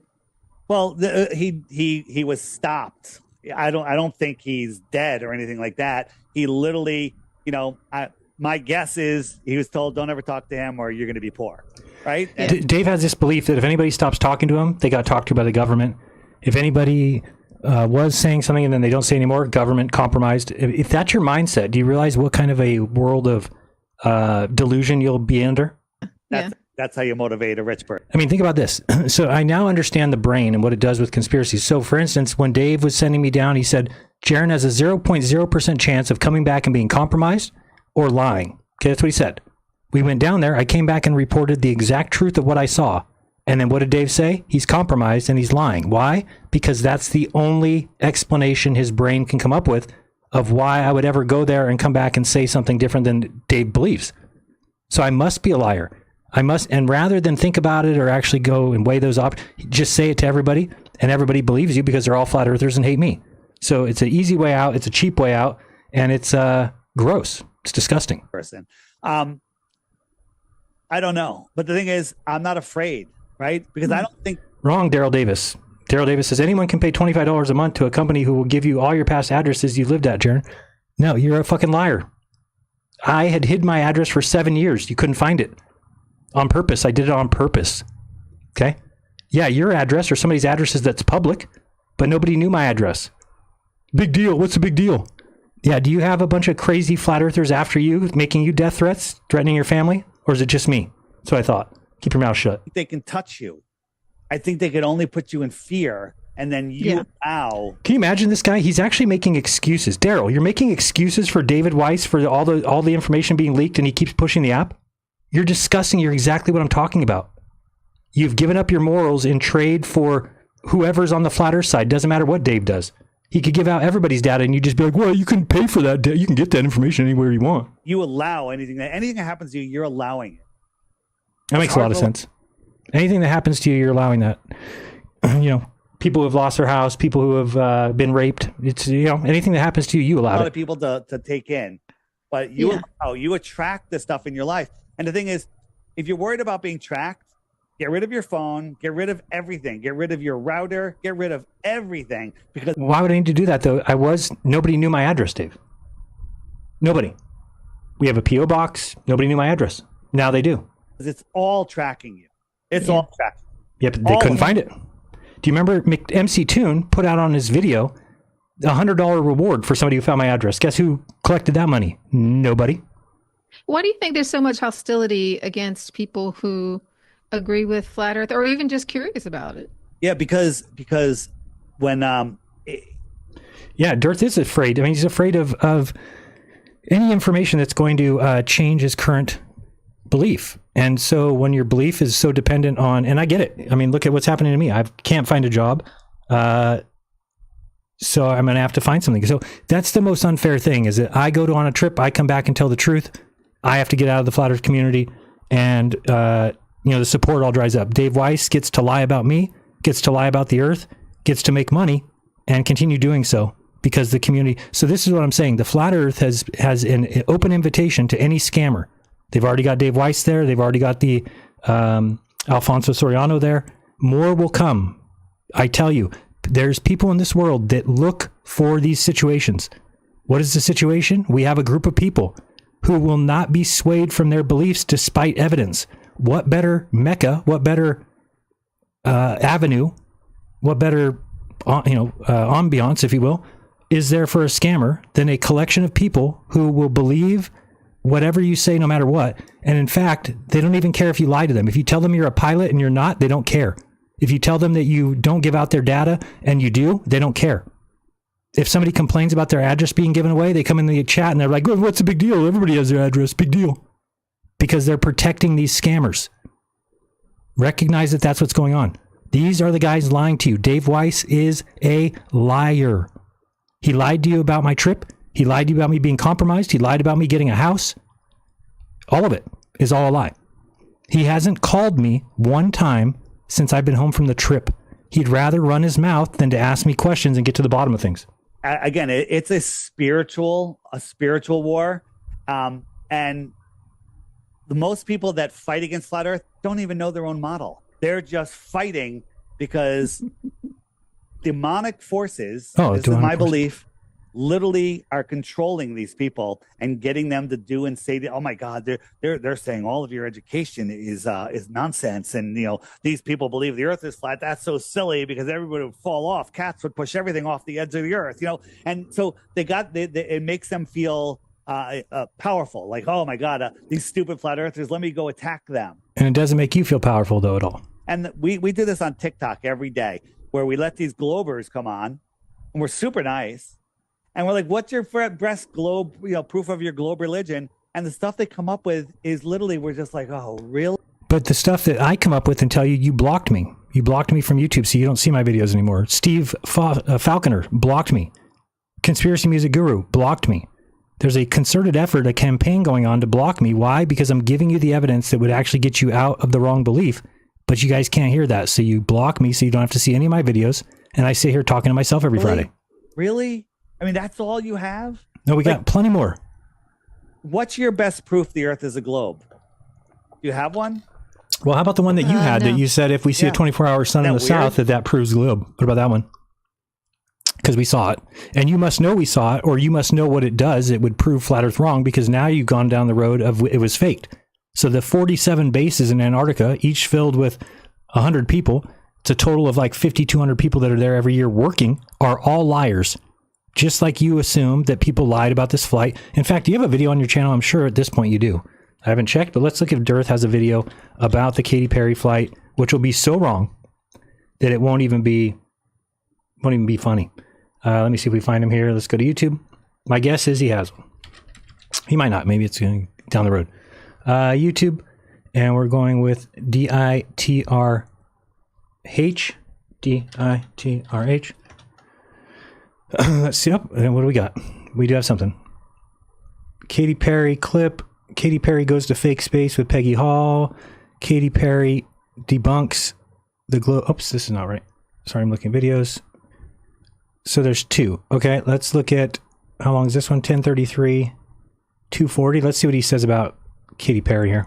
Nobody's buying that Katy Perry and them went to space. Look what they went to space in. Hey, what's going to protect them from the harsh conditions of space?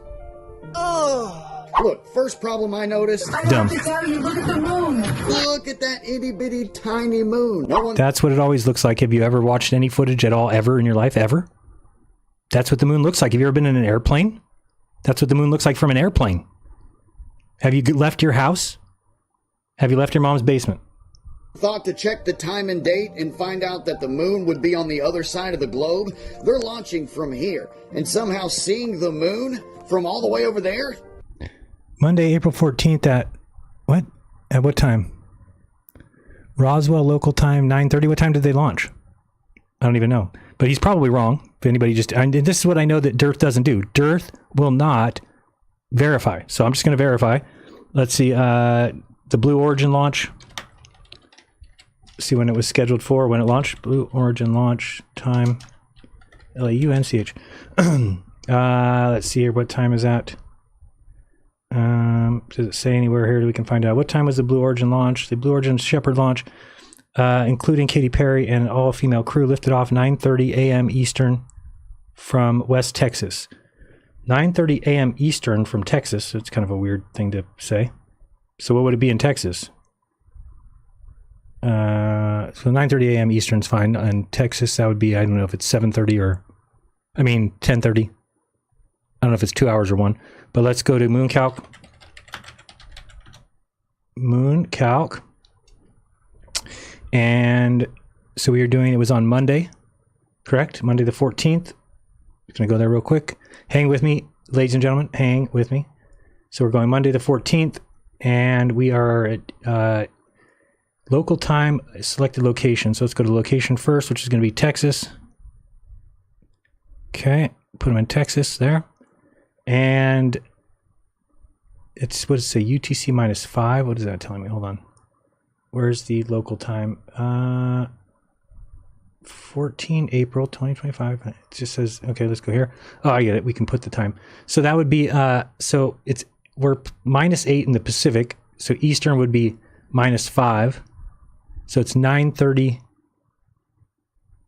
UTC -5. So 9:30 is going to be Eastern time. So I don't know if we put 11:30 or 10:30, but let's put 11:30. We'll put 10:30. I don't really know. Come on, I'm just putting 10 in. 10. What's going on here? Oh, let me put 10 in. Hours. Oh, you got to move this. Sorry. All right, 10:30. I don't even know. Let me check that. I want to make sure I'm right. So we go Texas time compared to Eastern time. So right now it's 7:54. So they are 2 hours past me, 1 hour in front of Eastern, or 1 hour after Eastern. So there would be 10:30 that it launched, right? 10:30 a.m. from Texas would be 9:30. No. 9:30 Eastern would be 1 hour earlier. So it's 9:30 Eastern, 6:30 Pacific. So it's 8:30 Texas. Okay, got it. So 8:30 a.m. they would have launched. Does that sound about right? I think so. We'll try that and see what that comes up with on the MoonCalcs. So we're doing 8:30. Here we go. 8:30. Okay. So 8:30 from Texas. Great. And let's see. We're supposed to be looking for the moon is, yeah. This guy's just a liar. Again, it shouldn't surprise anybody. Let me show you here. This is what happens when Dirt just posts videos. This is what Flat Earth has become, ladies and gentlemen. If you do any background research on anything any Flat Earther is saying, you will find out it is a lie. Every time. It's, I never thought it was true what MC Toon said. Look where the moon is. Oh, you can't freaking see the screen. There we go. Okay, so the moon is right here. Here's where they launched. Here's where the moon is. Launched moon. Now he showed it. It was like way over the hell over here. Right? He showed it like way over there when, again, he's just lying about the time. This is what they do. And you know why they do it? Because you let them. In a real world where you were a truther, as soon as you found a truther lying to you, you would shun him. You would stop watching him. But these guys, the more that they lie to you, the more views they get. That's not me. I'll never be that person. I actually despise those people. I hate liars. Okay? And he just lied to you, and Dave Weiss is not smart enough to actually follow up with the goddamn thing. So he's not going to follow up with it. Okay? So that, if you look here, it's 8:30 Texas time, which was 8:30 Texas time, 9:30 Eastern time, which is when it started launched, I believe. If I'm not mistaken. I believe that's correct. But anyway, we can recheck that if we need to. Now, it was behind the horizon, it looks like. right? So you did get up high enough to see past the horizon, because if you watch this part here, so the moon's coming around. Oops, hello. So it rises there. Wait a second. What time are we at? Hold on, now I'm confused. I don't think I have to take time. Okay, it was there. Sorry, 9:30. So there, still behind, just the wrong direction, my bad. But this is now 9:30 up here, right? Yeah, 9:30 a.m. from Texas time, and it's, the moon's right there. So it's not on the other side of the world, just past the horizon barely. You get up high enough, you could see it. And it is small, and every time I've ever seen it from an airplane or anything like that, it is a tiny, tiny thing. Okay, so this guy's full of shit. Let's keep going. Where are you at here? Dave Weiss's video. Let's try. ChatGPT, is that possible? If we assume that the Earth is a globe, then if you travel straight... Guys, by the way, if you ask ChatGPT questions and you think that it's proof of anything, I think you're retarded. Okay? ChatGPT does not think. It is not a human being. It does not have a brain. It is a glorified search engine, text-based. Okay? It returns to you what it thinks is correct for your question. It is not the authority at all. It's like so funny. These guys are against authority and against going to other, then they go to ChatGPT. And like they don't massage it till they get the answer they want. It's just ridiculous. Up from New Mexico. So according to this, I'm just looking up here. It says Monday, April 14th at 15:30, which is 2:30 p.m. Roswell local time. What? Roswell local time equals Monday, April 14th, 2025 at 9:30 a.m. What are you talking about? Roswell and Texas are right next to each other. How could they be that vast of a difference? Oh boy.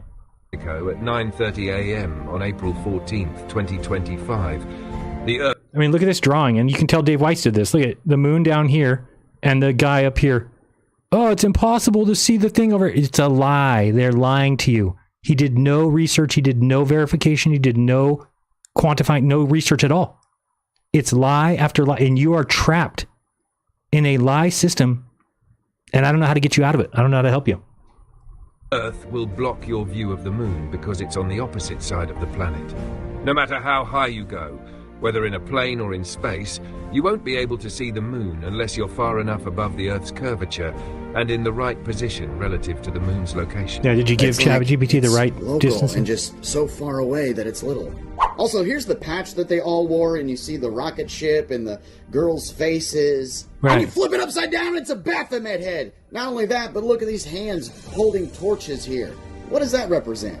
Maybe the light bearer himself, Lucifer. Boy. In the occult, the holding of the torch, it represents... I mean, these guys make me sick now because it's so easy to do. It's so easy to just take anything and apply nonsense to it. It's just easy. Enlightenment, knowledge, or divine wisdom, which the Masonic occult believe Lucifer is the bringer of. And we won't get into how the Statue of Liberty possibly is Lucifer, but we will get into how they opened the capsule before Mr. Bezos came up to unlock it.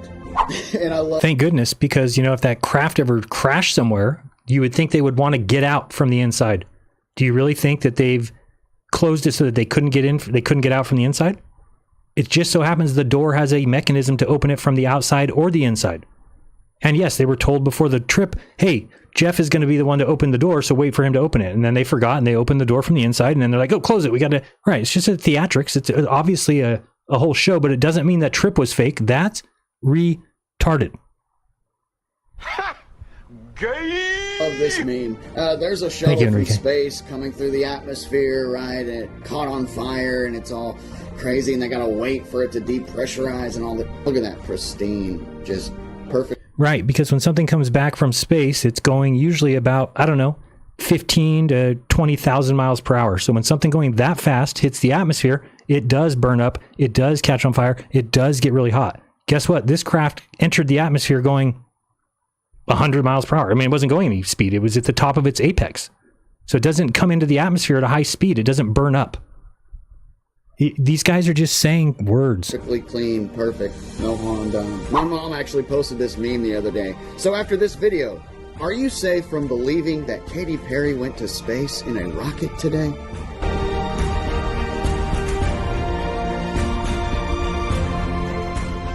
Terrible video.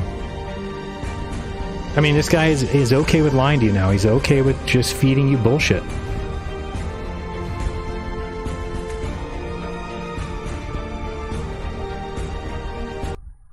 Let me just tell this guy, don't ever change your mind. Dave Weiss will throw you under the bus.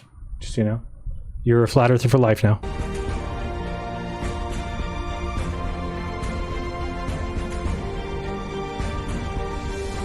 Bet you all those videos are wrong. Every one of them.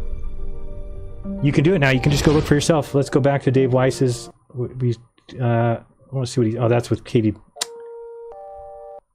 It's crazy, but you know what the zero-G plane is? When people go on that zero-G plane and it makes a parabolic arc and then you can float around, you can spend, I think it's like $5,000 or something, and you get to do this a couple times. So I'm just showing you, this is a zero-G plane and these people are going around. So from the entire trip, we have Katy Perry, we get 30 seconds of her floating around with her friends. And if you watch, there's 1 edit, 2 edits, 3 edits. That's supposed. Dave, you're so dumb. Are you saying that they cut it and then they did another parabolic flight? Why not just do a parabolic flight in that capsule? Do you realize that's all they say they do? It's just a large parabolic flight. They're throwing it up 60 miles and letting it fall down. But you're claiming they can't do that, so they put it in an airplane. So your claim is that we can't shoot people into the sky? Supposed to be people in space? 4 edits, yeah. And the dialogue... It's not really space. Tell her the honest truth. It's just the Carmen line. It's a glorified carnival ride. Is 5 edits, right? The 30-second, 6 edits, right? So what this is this is a little studio, 7 edits. Oh, God. A zero-G plane, 8 edits. So, Dave, all the 100 people that have ever gone up there are lying to humanity? Just because you lie to humanity doesn't mean there's 100 people that have all joined Blue Origin. What do you think? Who's paying for all that? Do they get money for lying, or are they paying money for lying? Because I'm pretty sure they pay money to go on that trip. So they're paying money to go tell lies? And they're just clipped it all together, and this is all we get. That's bullshit. 9 edits in 30 seconds. And this is what they show us. Of course, the butterfly with their Illuminati symbolism. Oh, it gets worse than that, dude. Butterflies. So this thing now is going to fall back to Earth. It's already falling. Have to get into their chairs and get in. So they're allowed to move around and play and push off the walls. This thing, correct. What's stopping it from tumbling? Thrusters. Right. It's actually repeating. It repeated. But they always have to tell us who their master is. Oh, right? They have to tell us. Here's her logo. I'll zoom in on it. It's Baphomet. Upside down. You flip it over. Where do you see that? Pretty sure you just made that up, dude. They do it all the time. Everything. Right, all the time. Everything. They have that all the time. So scary. Scary what's going on in this world. That is so bizarre. I thought, astronauts had to go through like training. They're not astronauts. It's the equivalent of me saying that I'm a pilot. Am I a pilot because I got in the plane and flew to somewhere? When I flew down to South America, am I a pilot? Don't be so dumb. If they're calling themselves astronauts, they're not. They went on a ride. They got thrown into the sky and were there for 4 minutes and came back. They're not astronauts. Okay, just because they want to promote that doesn't mean that that's the case. Or I'm a pilot. If they're an astronaut, I'm a pilot. I'm also a bus driver. I do a lot of things. And zero gravity, and could they, what is the point? They're going up and coming. Where are they They're going? not in orbit. They're not even in orbit. They just went up and they come down, and it's crazy. It's not crazy. It's just a glorified carnival ride. It's a reverse bungee jump. So the other guy was, I forget this guy's name. He's some famous YouTuber. He's the last guy that went up. He's not the last guy that went up. And many more went between him and her. Give me a break. This is what he's wearing to go up to space. Yeah. And this is what a jet pilot, a fighter pilot has to wear. Yeah, because they're... Oh my goodness. You don't see the difference between what the two are doing? When he's just going, This craft flies itself. There's nobody driving it, Dave. There's nobody driving it. This guy's flying the plane.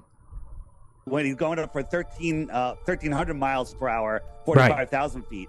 They're going right through atmosphere. 45,000 feet through atmosphere. These guys are falling back down in a pressurized module. Falling. Up 350,000 feet at 2,200 miles per hour, and they're just wearing jumpsuits, right? Nobody's really thinking these things through. You're not really thinking this through at all. When they come down. And they're like, yeah, but I saw the curve of the earth. This is Kobe Cotton is his name. Kobe CC. Kobe Cotton CC. 33. Okay. And so look, the curve of the earth. My son's name starts with a C, so he's also CC. But here's the same camera when he's on the ground. The curve of the ground. It's the same curve. So they're just using a fisheye lens, and people just believe this stuff, right? People are like, you can go see a rocket launch yourself. You can. And yes, sometimes they do launch real rockets, but they're not real rockets. There's never anybody on them, ever. This is what I call the Tupac rocket. It's a complete and total hologram. The amount of thrust coming out of here should obliterate everything here, but this smoke is just kind of lollygagging around. That's lifting up, 30 tons of weight. Disappointing. Right? But when it went up, are just that they're cobbled together. So the fact that no one has ever been there to take a picture immediately, and NASA. Oh, he's gonna bring this the up. Blue Origin handler rushed over to the door to tell them to close it. Let's watch. Now, why would anybody think that this means it's fake? I saw the stars. I saw the curvature of the Earth. What? Of course, the door would have an opening from the inside or the outside. You would want people from the outside to be able to get in. You'd want people on the inside to be able to get out. What's going to come out of her mouth, but really her heart? And is that Jeff Bezos out there? Right. So they went and told him, "Hey, he's supposed to let you out." By the capsule, it's a theatrical thing. It's About 2 minutes, 45 seconds later, Jeff Bezos goes up to the capsule with a special tool to unlock the capsule. Right. It's the tool that you would use to get from the outside to the inside. Okay, here we go. But the problem is the girls that just closed the door didn't lock it. So he's going to open it because it's not locked. Open the hatch. Now he's trying to put that tool in, and then the door opens because he's coming in anyway. Oh. Right. And he turns to her and says, "You really didn't close it." Oh, yeah. She didn't really close it again. Right. What's wrong with that? Yeah, because they're on the ground. You want her to lock the door from the inside when they know they're just coming out in 5 seconds? Doesn't even make sense. As I have said before, if they faked one part of it, then we can rightfully assume they faked all of it. That's a good way of thinking. Thanks for watching. If they faked one part of it, then the whole thing's faked. If they faked that door, then they didn't go to space at all. It makes sense. It's a good line of reasoning. Good thought processes there. All right, let's finish off with this short bit. Yeah. Okay. What's your best proof that you're a woman? The dictionary? Well, the dictionary. It gives me a definition of what a woman is, and then I you have know a you're DNA woman. test. Do you have kids? Do you have kids? I do. Well, that's a pretty good. Well, there's pretty good evidence, right? Yeah. All right. So again, if something's real, there would be evidence. There's no evidence of the globe. I offer 3 Bitcoins still to this day for 1 globe proof. Wow, that's kind of weird. So you offer 3 Bitcoins to this day, and all they need to come up with is 1 globe proof. Are you sure about that? I'll give you a chance to think about it, Dave. So 1 globe proof, according to you, and 3 Bitcoins, which is what? About $260,000? Wonder if that's worth contacting a lawyer. 260,000, and you say we just need 1 globe proof. Okay, well, the problem is who's going to dictate what is a globe proof and what's not? That's the problem, right? Who's going to actually dictate that? Because it sounds to me like if, we would need you to be the one. It's the only way I can think of it. Like if you came up with what would be a proof, then we might have a court case against you. I don't know. We'll have to see. See if we can, what is going on? I don't know why this is not working. This page is not available. Why not? What? Hold on a second. I'm trying to think why this isn't. Oh, maybe. What? What is going on here? Hold on a second. I'm searching for something I can't find. Can't think of his name. Nick Havoc, did he lose his channel? Why don't I see his channel on here? He's like the most impossible person to find on YouTube. Nick Havoc. Is it with a C or with a K? I never know. There we go. I found him.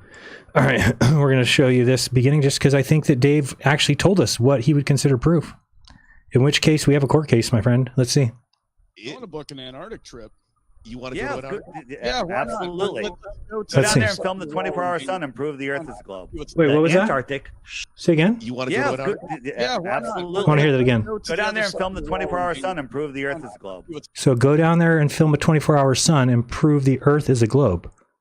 Okay, so I went down there and filmed a 24-hour sun, proved the Earth was a globe, and I could have sworn you said something earlier about some possible Bitcoins or something. Let me hear it one more time, just so I can...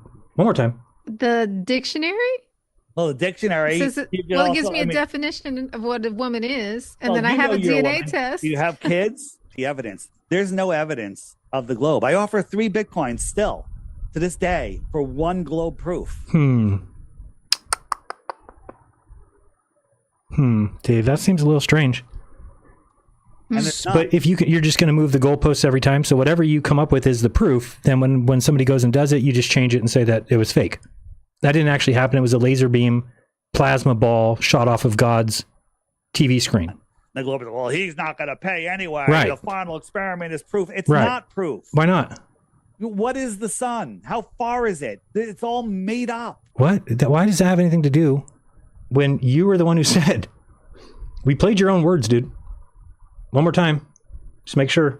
Go down there and film the 24-hour sun and prove the Earth is a globe. Yeah, so says who? What do you mean it's not proof? You saw it was proof, now it's not proof? Seems like somebody is a definite grifter here. Seems like it to me. Because who else would just change things like that on a whim? Just like a made-up object in the sky. It's not a made-up object in the sky. It's just not. It's just a lie. You're lying. Right? No, not right. Let's talk about the... Let me see if I can. Let's talk about something else. So again, here's a star. Our consumer optics have outgrown their lives. Out of focus star. Right? Oh, this is the next one. Watch where he says this. What they're crazy. Now look at. Remember, I told you I already talked about this 2 weeks ago. And this guy, because he has me blocked, and nobody in the flat Earth will dare tell him that he's got lies up on his presentation. Watch what he says here. This is a blatant disregard for truth. That we get from NASA and all the telescopes, they're fake. Is that what you're telling me? Because they don't look like NASA that. just put this out the other day. Okay, number one thing, when Dave Weissever says NASA just put this out the other day, immediately know that he is not checked into that, and it's probably not NASA. That's our premise to start this. They've discovered these bizarre rocks in... It's a weird screen capture that you're not really showing what site it's from. Kind of looks random. But okay, it's NASA rover discovers bizarre Martian rocks. Okay. On Mars, right? This is from NASA. Is it? This is from NASA. Are you sure? Right? Hold on. I want to show you where to go. I'm going to type in that. They're enigmas. So... NASA's rover. Why is that playing? Remember, I told you if any flat earther says something, you can just prove it by doing research. So let me go back here. Because they don't look like NASA that. just They're put this out enigmas. the other day. NASA rover discovers these bizarre rocks in Bizarre on Mars. Right. This is from NASA. Mm-hmm. This is from NASA. Stop yelling. Right? Hold on. I want to show you where that defy explanation. Got too many things going on here. Search that. So transition. Why is that playing? Oh, there we go. All right. So okay, so I did one search. How long did that take me? 14 seconds, maybe. Okay, and here is the exact photo he was just showing. Let me make sure you can see what I'm seeing. Got to move you over to browser. Okay, so this is the picture he was just showing here. And it says NASA discovers bizarre Martian rocks. Let's open that up. See where we go. Here's the same image. And he's right. Look, there's grass here. Grass and bushes. So what do you think the chances are that this article is from NASA? It's from NASA. There's a 0% chance. 0% chance. It's from the Daily Galaxy, written by Melissa 8 Lunis. And this image is, who knows? They're enigmas. NASA's rover discovers bizarre Martian rocks that defy explanation. The Daily Galaxy, Great Discoveries Channel. Okay, so where is this by NASA? This is a MSN news feed, not from NASA. It said where it's from. It's from this website called, where did it say? The Daily Galaxy. Let's go there. Daily Galaxy and Enigmas. I don't know what you Enigmas. I don't know if we can find it like that. No. I wanted to find that article, but I don't see where you could find it now. It's not anywhere here. Maybe they took the article down? I don't see it. NASA's rover just found something. Anyway, it was like weeks ago. But again, the problem is that that's a very great story. And if you're somebody who doesn't know what the guy's talking about and you watch that, you're going to be like, what? NASA's posting images of bushes on Mars, but they're not. Dave is lying to you. Again, I'm reminding you, it's not the globe earthers lying to you. It's Dave Weiss. I'm not lying to you. Dave Weiss is. But you guys are so sold on flat earth, you allow it. And that's disgusting to me. It's disgusting because we went into this because we were upset that we thought our children were being lied to. We thought we were being lied to. We thought we were being deceived about the shape of the earth. And guess what? Now you are. Now you're being deceived about the shape of the earth and you're not smart enough to notice it. You can't see it. And I get it. I didn't see it either. And I can't create for you an opportunity to see what I saw that broke me out of that. Can't do it. By the way, if you are somebody who has left the flat earth and you want to be interviewed, we're doing WWF interviews. Reach out to me on Telegram, t.me/Jeranism, or you can email me at wwf@jeranism.com. We've already done 3. We still got Landry Chamberlain. We got a bunch of other people lined up. Those are coming up. Keep an eye on my channel for those. We're noticing common threads that we all have some sort of trauma that went on right before we found the flat earth, as if we were all looking for something, looking for answers, looking for friends. Excuse me. It's a terrible website, though, whatever. Oh, wait. Daily Galaxy. I don't even know what this is. dailygalaxy.com? Oh, wait. Now I went to their website. Or just started there. Same thing. Maybe we'll search here for enigmas. I just wanted to see, like, why is that image on there? Somebody should tell that person, take the image down. Garbage content. I don't see it in there. NASA's just found something. No.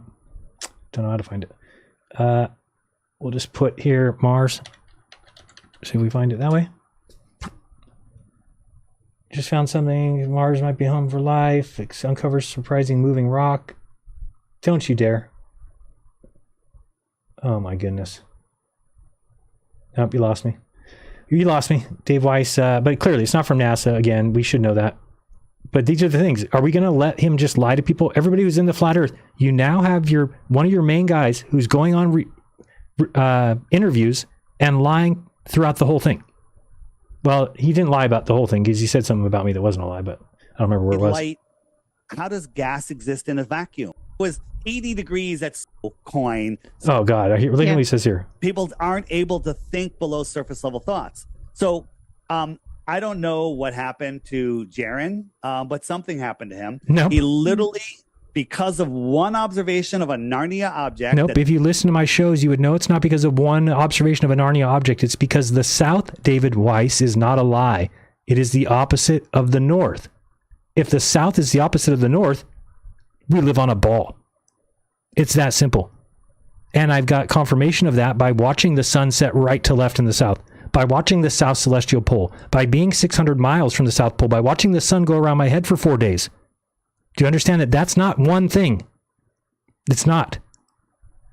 The South is not a lie, therefore the earth is not flat. Get it through your Jew head. It defies natural law. He thrown out 10 years of stuff. No, I didn't throw it out. You have to rework it. You have to relook at it and see if there's a possibility that some of those things were wrong. And guess what? I'm finding out that all the things that you told me and all the things Nathan Thompson told me and all the things Nathan Oakley told me, all of them are all lies. They're all garbage. Can't get an angle to a star from a curved baseline is the most retarded information that anyone's ever heard. You're a liar. I don't believe you. Right? I don't know what happened. I can't speculate what happened to him. But then 3 other flat earthers that were kind of just in retirement pretty much. We're just like not talking flat earth. They weren't talking flat earth. Just one of them was a host on Mark Sargent's show. But, they weren't really talking flat earth. They were in retirement. All came out on the same day. They flipped with the exact same script, the exact same talking points. Weird, right? But all three of them were involved in pushing a crypto coin several years ago.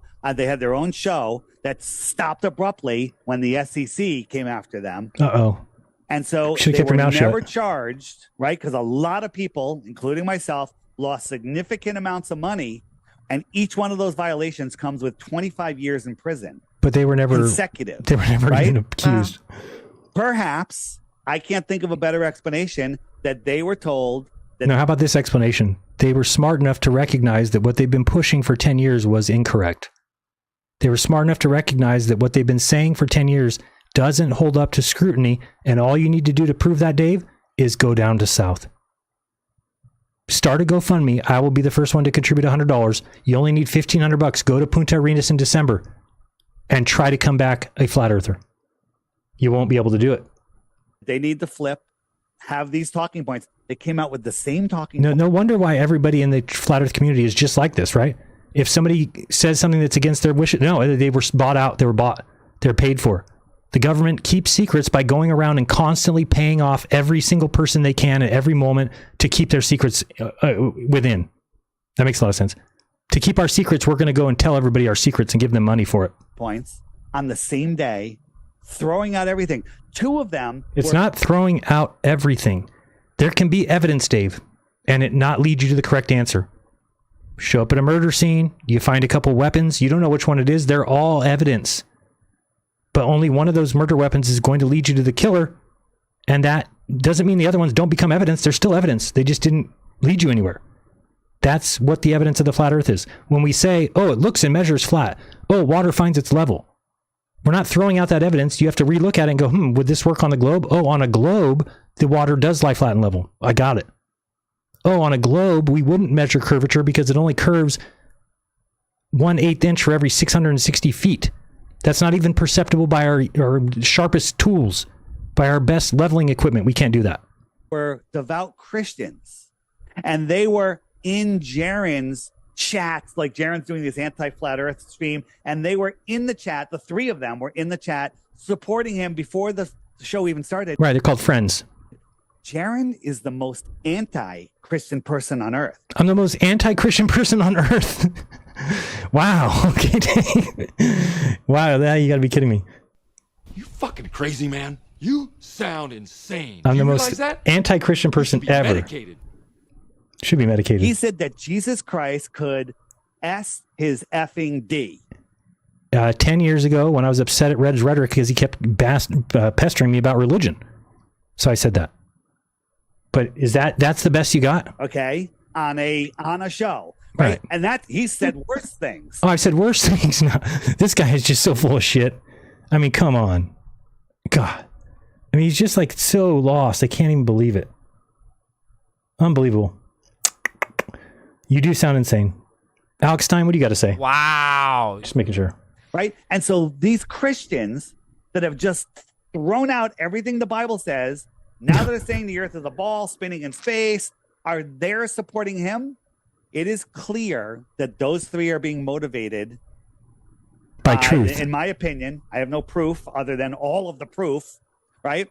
Will Duffy, he also has major SEC violations. He's already paid $500,000 in fines. Here we go. And he has another $500,000 in fines that come with jail time. Dave, let me just tell you a fake story. This is fake. I don't know anything about Duffy's financials. Okay, I don't know anything. However, you keep talking about he's got this $500,000 fine and he's got a potential for $500,000 more. To you and I, who have no money, that sounds like a shitload. And if I owed $100,000 or whatever you said, $1 million, whatever it would be, and I would have a hard time doing anything else, right? Because that's every penny I have plus a ton. So I wouldn't be able to think straight. However, let's imagine for a second that we were a financial advisor, and I don't know, we made $15 million in our career. Let's just say it happens. People do it all the time. And we've got $15 million in the bank. Now, is it going to be the end of the world if we've got $500,000 that we paid out in fees or whatever and paid out in settlements, and we've got another $500,000 pending.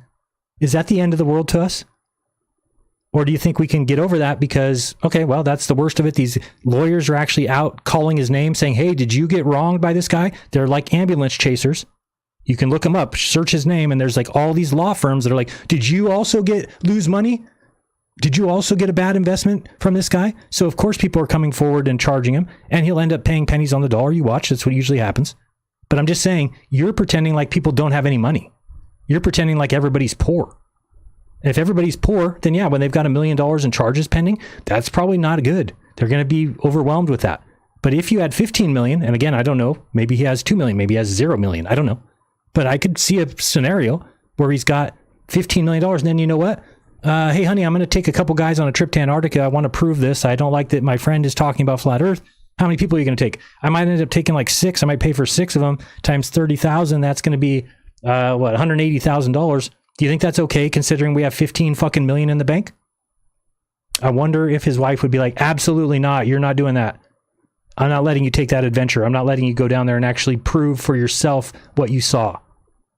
To me, it's not that out of this world. And in fact, if I had 15 million, it would have been me who did it. It would have been me who paid for other people to go with me to go and find out. So I give Duffy credit for that.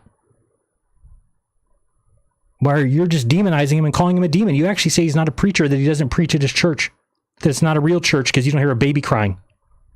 You're making up shit. You're a disgusting person.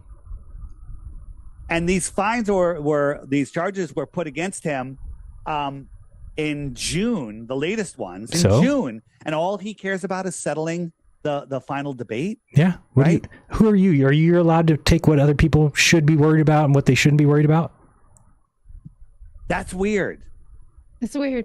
It's weird. Yeah, it's weird to us who don't have money. Right? And again, science says you need to do an observation 3 times. You have different variables, right? This is one observation of a light in the sky. Could be fake. What do you mean? It happens every single day for months and months and months and every year. Dave, you are reaching at this point, my friend. It's getting gross. Because you're just now you've devolved to lying constantly. Could be an anomaly. There's several. It's not an anomaly. We don't have anomalies with the sun. We don't have anomalies with the sun. That's why it's a measuring stick. That's why we can use it. That's why we use it for clocks. That's why we use it for time and calendars. If it had anomalies and it took off and went over there for 36 hours and decided to come back, and it stayed up one day for 36 hours instead of 24, then we couldn't use it for timekeeping. Then we couldn't use it as a measuring rod. But we can't. What the hell happened? But we can because it's perfect. Models, if you look into syncretism, right? There's all sorts of models for it.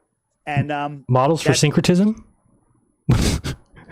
So Santos Bonacci is our answer? Could Great. Explain it. And you can't discount them because they are far less crazy than the heliocentric hypothesis.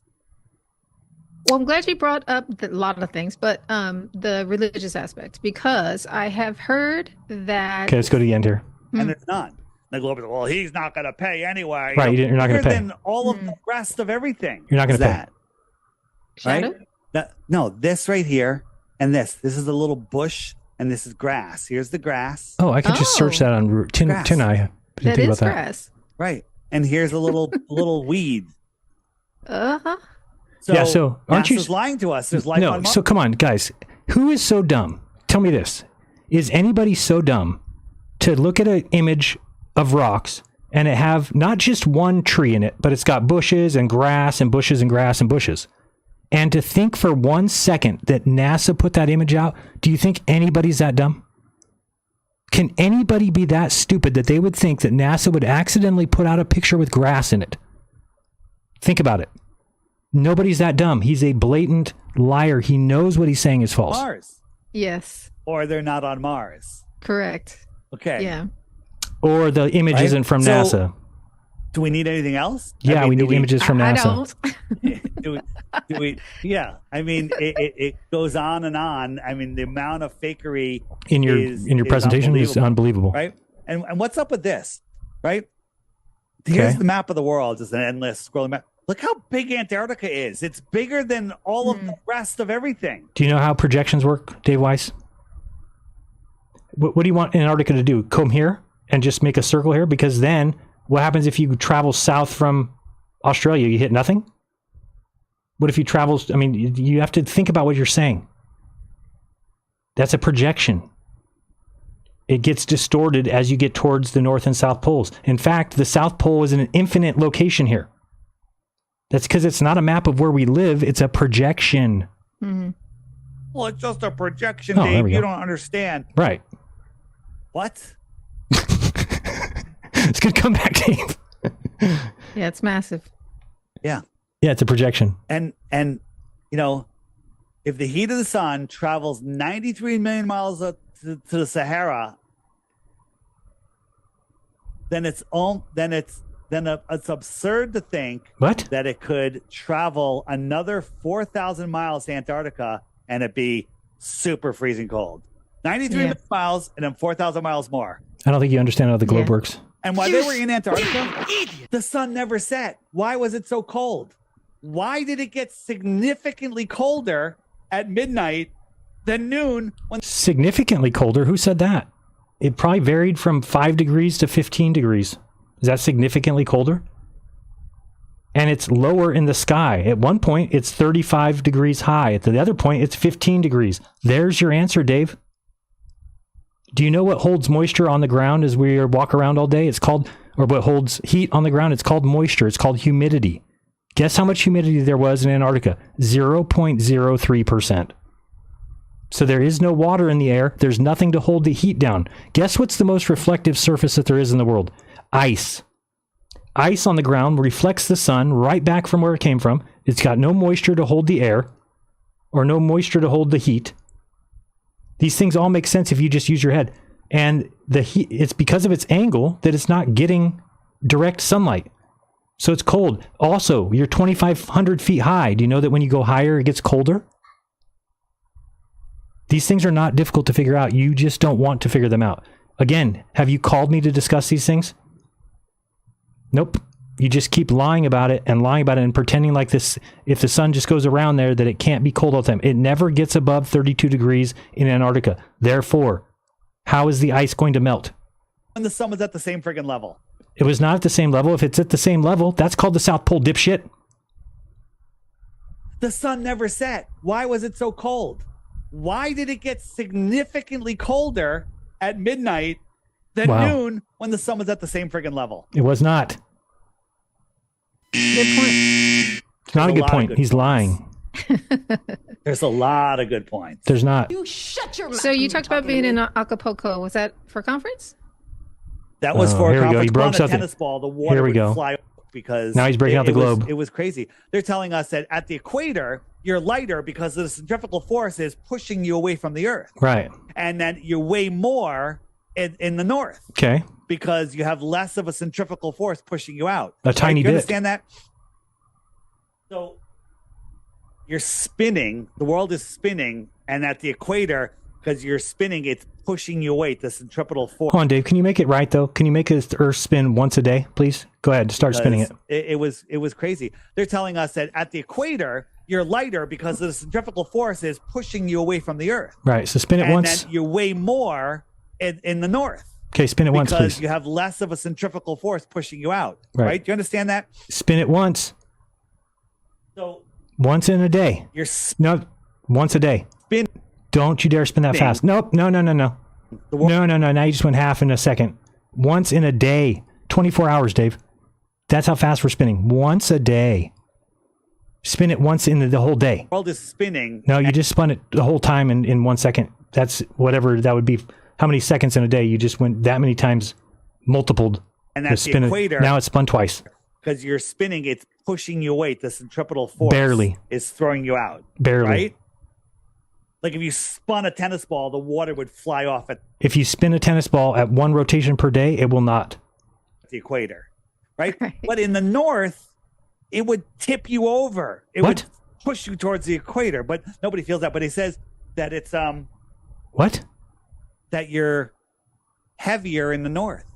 And so my response to that was, and also Acapulco is a big crypto conference, also a lot of crypto people there. And I told everyone, I said, I want you all to forget about crypto. They're like, what? And I said, As soon as this is over, We're almost done I want here. you Don't all worry. to go to Ecuador, buy as much gold as you can, and then go to Norway. That's stupid. Now, I say rockets. See, when they actually launch a rocket, these are helium balloons. No, that's They're wrong. just launching the social media part of the app. If you want to be able to message other people, you can receive messages. If you want to create meetups, No, to go that's up wrong. with. All right. So that's it. FlatEarthDave.com. But if you don't want to get the app, that's fine. Don't get the Scroll app. down to where it says Crash Course and watch the first 5 videos there. Then you'll be a there's no way. There's videos by military whistleblowers. There's astronauts whistleblowing. Oh, astronauts, missile blowing, all kinds of them. And just well put together documentaries. Amazing, amazing stuff. Wow. I appreciate you being here. You definitely have given us some things to think about, so we can.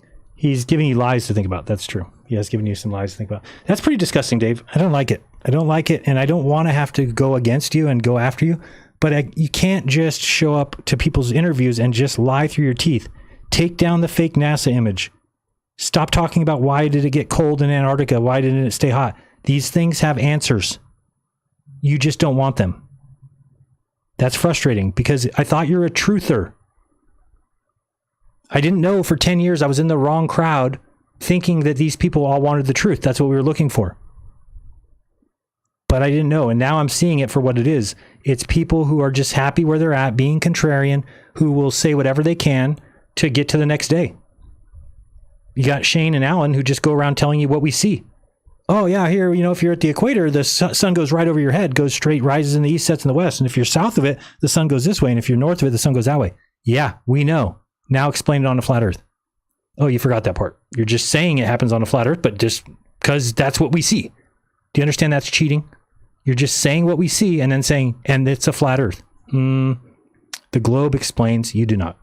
All right, so that's good. Let's go to super chats and look at a couple of those. And I used to have a little jingle for that, but it was a porn jingle. Is this it? There we go. It was time for just the tips, is what we used to call it. Let's check it out.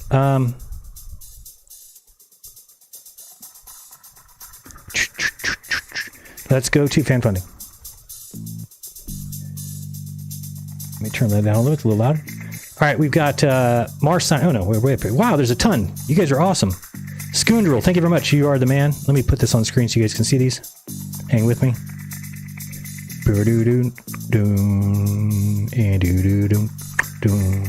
See if this works. There we go. Beautiful. That'll work for now, at least now. So we've got 5 memberships, 6 memberships, 7 memberships. Oh, no, that's 10. That's 11. That's a bomb tip. That's a huge tip. Huge tip. Very huge. We've got Addicted to Gaming. Or Globing. Wait, what? Now I'm confused. Didn't that used to be Addicted to Gaming? I'm so lost. Don't tell me that was been your name the whole time. $5 says, I just think they faked it. I'm sorry. This porn music's too loud. A little lower. There we go. I don't think they faked it, but nobody can call them astronauts. Just a bunch of rich folks that went on a highfalutin carnival ride. Oh, good. I'm glad that you disagree with that. We've got Dave Waffle House. Dave, don't tell me I didn't have it ready. I promised you. I forgot where we put it. It was, let's see if we find it. Waffle. I thought I put it in the NBA Jam, didn't I? Where's the Waffle House? Who cares? Who cares? We'll get to it, Dave. We'll eventually find it, but I don't know where it is. It's not there. And that's disappointing because I thought it was. Oh, wait. I might have already put it in the folder. That's what it is, and I never synced them. That's my guess. Probably not. Probably not. We're checking just for fun because why not? It would be an NBA Jam. Waffle. Nope. I don't know where that is. Try one more time. Waffle. There it is. We're dragging you over here. Boom. It's in the playlist. From the Waffle House, located just off the Beltway. I like it. From the Waffle House, located just off the Beltway. Turn your down. Jesus. Thank you very much, Dave's Waffle House. Now it sounds like People's Court. The People's Court. Up first, this is Martha. she had her dog eaten by this other guy's cat. She's suing today for $3,000 plus damages. All right, sorry. Get rid of that. We're done with that. We're done with that. Now from the Waffle House, please. From the Waffle House, located just off the Beltway. Wait, what does your little emojis mean? Respect, head, hand, leg, and head. Nope, I don't got it. We got Scoundrel with another membership. Scoundrel was 6, that's 11, that's 12, that's 17. We've got another 10, that's 27. We've got another 10, maybe. Jesus, what's wrong with you? 50! Dude, this guy just saved my whole life. You are the man. That gets a, don't we have a phenomenal tip? Phenomenal tip. There we go. Icy Spin says, Scoundrel is a maniac. Hope all is well, Jaren. It is. Thank you very much. Nice to see you here, Icy Spin. We've got Scoundrel again with another 1 membership. What is going on with this guy? He wants me to play a recent song of his. Guess what? He gets that because he does. Do you have a... I'll just pick one. Put this down so I don't forget. Come on. That is my password. Thank you. Scoundrel. We're going to find a song for you. Okay, let's keep going. We've got Scoundrel again with $10. If anyone got gifted a sub, please think about donating to Melodome, getting a telescope. I would really appreciate that. It's t.me. Sorry, that's wrong. It's tinyurl.com/melodome1. I'll put it in the chat here. tinyurl.com/melodome1. I got to reach out to Rusted Soul. I want to talk to her. I just want to see. So I had some questions. Write that down. Some questions for her. We've got Scoundrel says, yes, if you can please help out, that'd be great. We want to get him that telescope. And it's like we all get a telescope. We'll all get to look at hydrogen alpha footage and time lapses from that camera. We've got Beach Comer says, I'm listening to Coast Guard on VHF. There's a search going on 60 miles away. I can hear the helicopter, but not the lifeboats on the sea. Any ideas why? Also, my account, Gary Lowe, seems to be blocked. Okay, if you don't mind getting me your URL somehow, you can either email it to Jaren at Jeranism, or Telegram's the best way, t.me/Jeranism. But if you send me that, then I'll immediately unblock you. But I know if I go type that in, Gary Lowe, it won't come up. I just have a feeling I can even try it right now. youtube.com/@, we're going to try it, Gary, GaryLow. And nothing. All right, so I can't help you there. But I'm listening to the Coast Guard on VHF, right? There's a search going on 60 miles away. I can hear the helicopter, but not the lifeboats on the sea. I can think of a reason. I can think of a reason for that. We've got, Where's Wally says, Derp just dropped an NS31 debunk video. TikToker claims moon was on the other side of the earth. Can you live debunk, please? Oh, wow. See, I did it without even knowing. Launch was at 14 April, 8:30 UTC. When did the moon set in Texas? Hint, 7:30 a.m. Yeah, so it set. So it was right when we had it on the right past the horizon, right? I believe we might have had it right. We did live debunk it, and he should. Now, here's the thing. In any real world, in any world where you cared about the truth, when you were a truther, and somebody points out that your video is wrong, you pull it. You pull it. That's it. That's what you do. You don't leave it up there. Because what's happening then is you're lying to children. The thing that you said you were against, the thing that you got into Flat Earth against, because the schools, how dare them. Oh, I was getting to my point earlier and I didn't get to it. About the difficulty of telling a lie. Okay? So what you have to believe, if what these guys are saying is true, is that they made up the entire heliocentric system. That it's just made up. How would you make it up and it match observations? How would you make it up and it matches what we see? That'd be very, very difficult to do. Be very difficult to do. You're going to have a hell of a time doing it. The fact that there's only one shape that you can map the world on that works, that has answers, that makes predictions, tells you where we live. Okay? And if you don't believe that, then find another map that makes predictions. And you won't find one. They've been trying. They've tried for years and years and hundreds of years and more than that. And there's only one shape that works. That's why everyone believes in the sphere, because evidence takes you there. Dearth, come on. We've got Scoundrel with another 99 cents. Dude, you are loading me up here. We've got Scoundrel again. Beachcomber, post love in the chat or a simple one. All right, I like it. We've got Uh-oh, I see people coming that are going to be upset about the moon thing. I see them coming. Addicted to Globing says, I'll be there. I'm sorry. I'll bet there's something those women would fake. Nudge, nudge, wink, wink. All right. Maybe there is. Maybe there isn't. I mean, we do have to call into question, though. The Blue Origin rocket, can't they just change the design of it? Don't you think that'd be a good thing to do? Because I want everybody to do this Christmas. This is a homework assignment. I want you to get to your mom's house for Christmas, and I want you to hand her this package right here.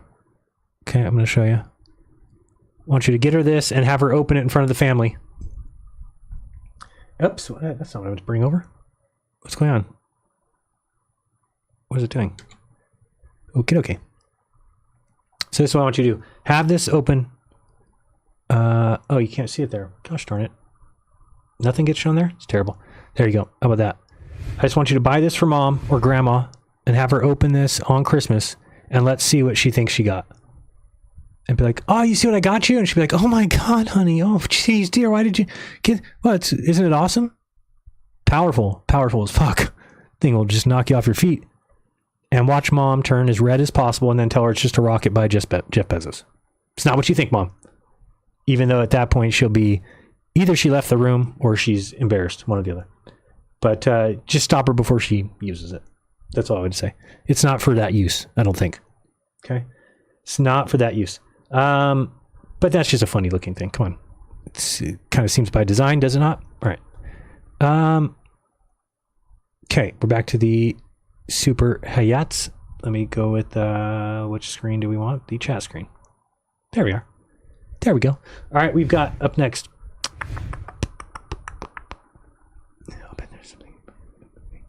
Yes, we've got Yonderstone says, please debate, discuss evolution with Planet Peterson. He's a nice guy. I think he can help you. Sure, I'll be open to that. I've seen his videos before, but I'm not real firm on the position other than it's not observed science. It is kind of conjecture. But besides that,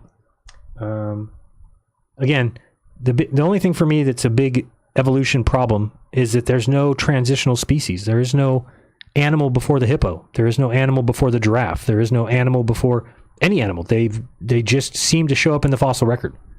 Just fossil records going along. All of a sudden, we have hippos. Well, where's the pre-hippo? Where's the one that was kind of a hippo and the one before that? There is no such thing. So that tells me that there was some sort of event that those things came into existence and not from a like form, or else where's the like form? That's all. And again, if I'm wrong about that, then you can send me a message telling me here is the pre-hippo, here's the pre-giraffe, here's the giraffe with half neck, here's the giraffe with 3/4 neck. But there's no such thing. There's just giraffes. So look at the fossil record. There's no pre-giraffe. All right, let's continue on.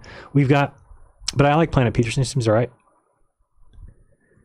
We've got Addicted to Globing is back. He said, to be fair, the old space age technology was very dangerous. Take Apollo 13, for example. We would have a lot more regulation now. The old tech wouldn't pass the safety standards. Okay. So you think it takes 50, 60 years to make new tech? That's what you want us to believe? I mean, that you guys make fun of flat earthers for cope. That's what that is. That's cope. You're just saying, you're making excuses for why it's taken 60 years to do something we've already done when that doesn't take place anywhere else. Doesn't happen anywhere else in life, but you just want to make excuses for space. I get it. I just don't think that that's a good reasoning. So they destroyed the technology because it wouldn't pass safety standards, but now there is nothing that will pass safety standards, or there is. Because if there is, then why aren't they doing it? They're making $80 million a day. 80 million, as in million, million, a day, as in per day, per 24 hours. Okay? So that seems to me like plenty of money to start putting together new infrastructure to get these things going. But again, they seem to play a game. The game is called kick the can. The game is called pass the presidency. And every year we have a new president, or every 4 years, or every 8 years, then they name a new director, and the director comes in and changes the direction of things. So if, this new guy, what's his name? Eric Wiseman, or whatever, the guy that's going to be the head of NASA, when he comes in, you watch. I'll make the prediction now. He will change the focus back to Mars, because that's what they do. They go back and forth. Moon, Mars, and then they'll start putting money into Mars, and then guess what? At the end of that presidency, now it's back to the moon. It's a brilliant move. And if you've got a bunch of people so tied into religion or so tied into space that they don't see it and they'll never call it out. I mean, that's how I know that there's problems with the science community, is because when something like Dear Moon happened, it took me having to go on my channel and say, listen, everybody in the world knows this craft will not launch in 2024. Why do you let them get away with it? Why do you let every article, every newscast, every news story gets on YouTube and says, this is Dear Moon, they'll be launching in 2023. And it was like January 2023. They'd never put a person in Starhopper or Star, whatever it's called. They'd never gone into orbit. So right away, I'm smart enough to go, yeah, right, that'll never happen. So I put a $500 bet out there.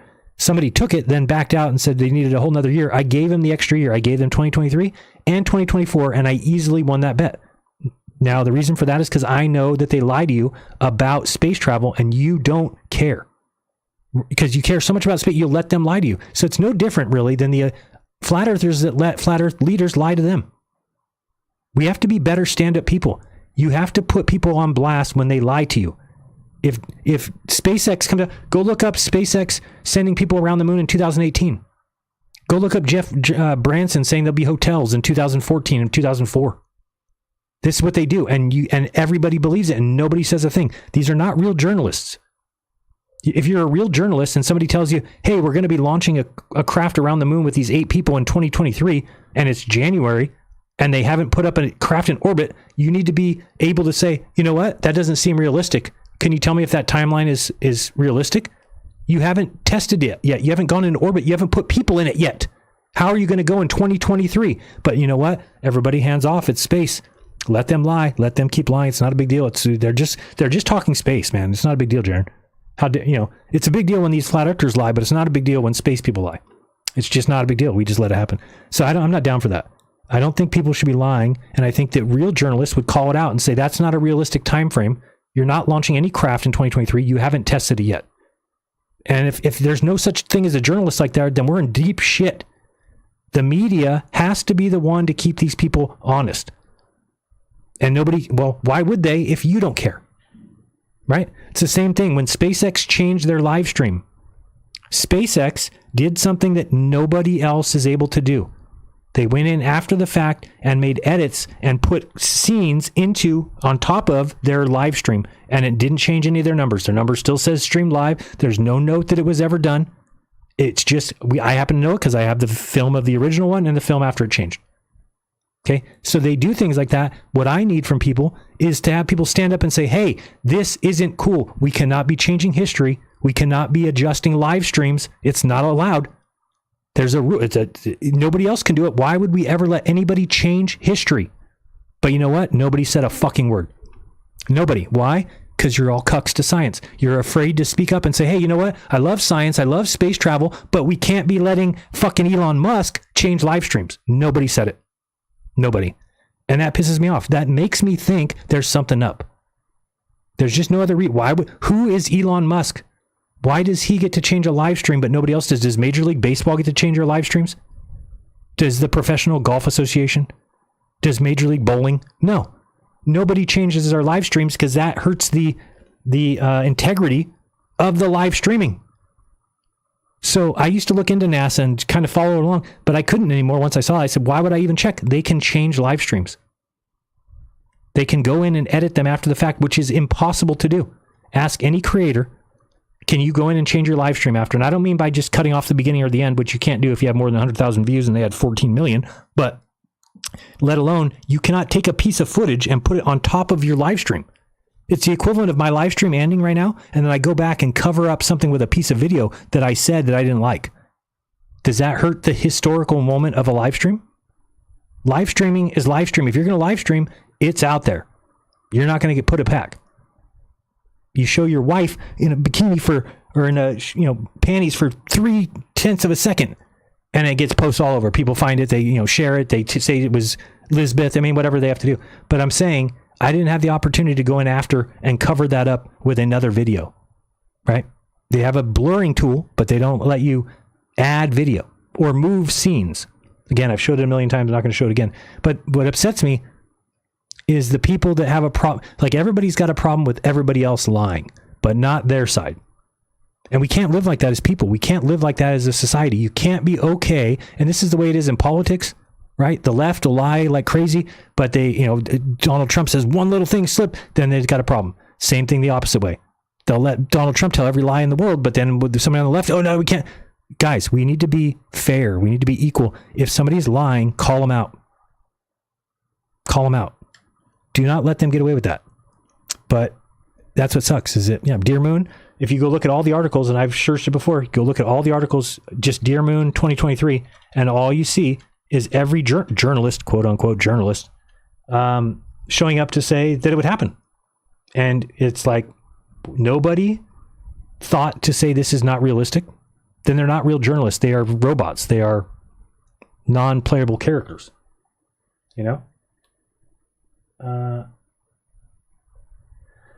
Just trying to see some of this. So again, you'd think that some of these people would be actual journalists. They're not.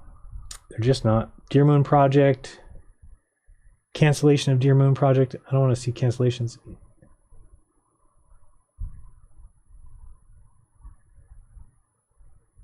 Japanese billionaire cancels plan. Anyway, I just thought that you'd have to search for time and then before that date.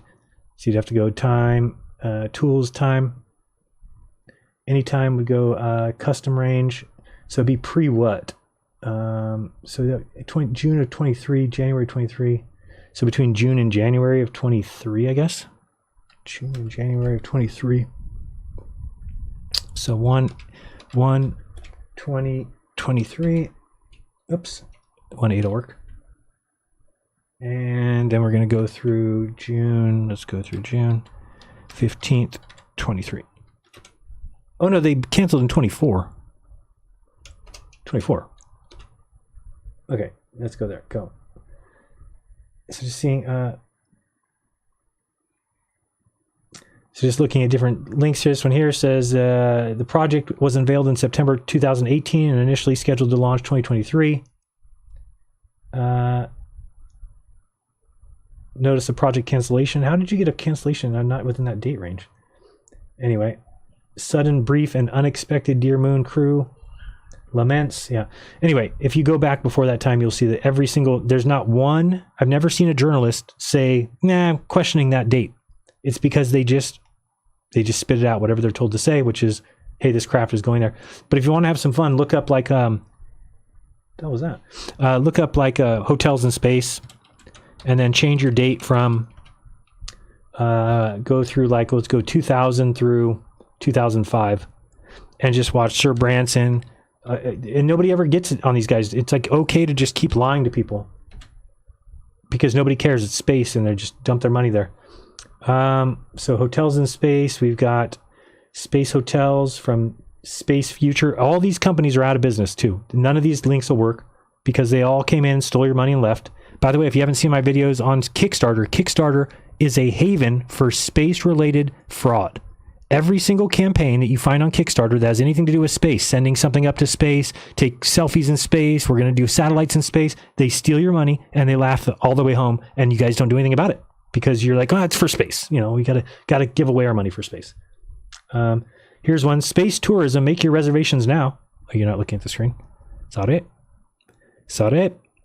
Where are you at? Come on.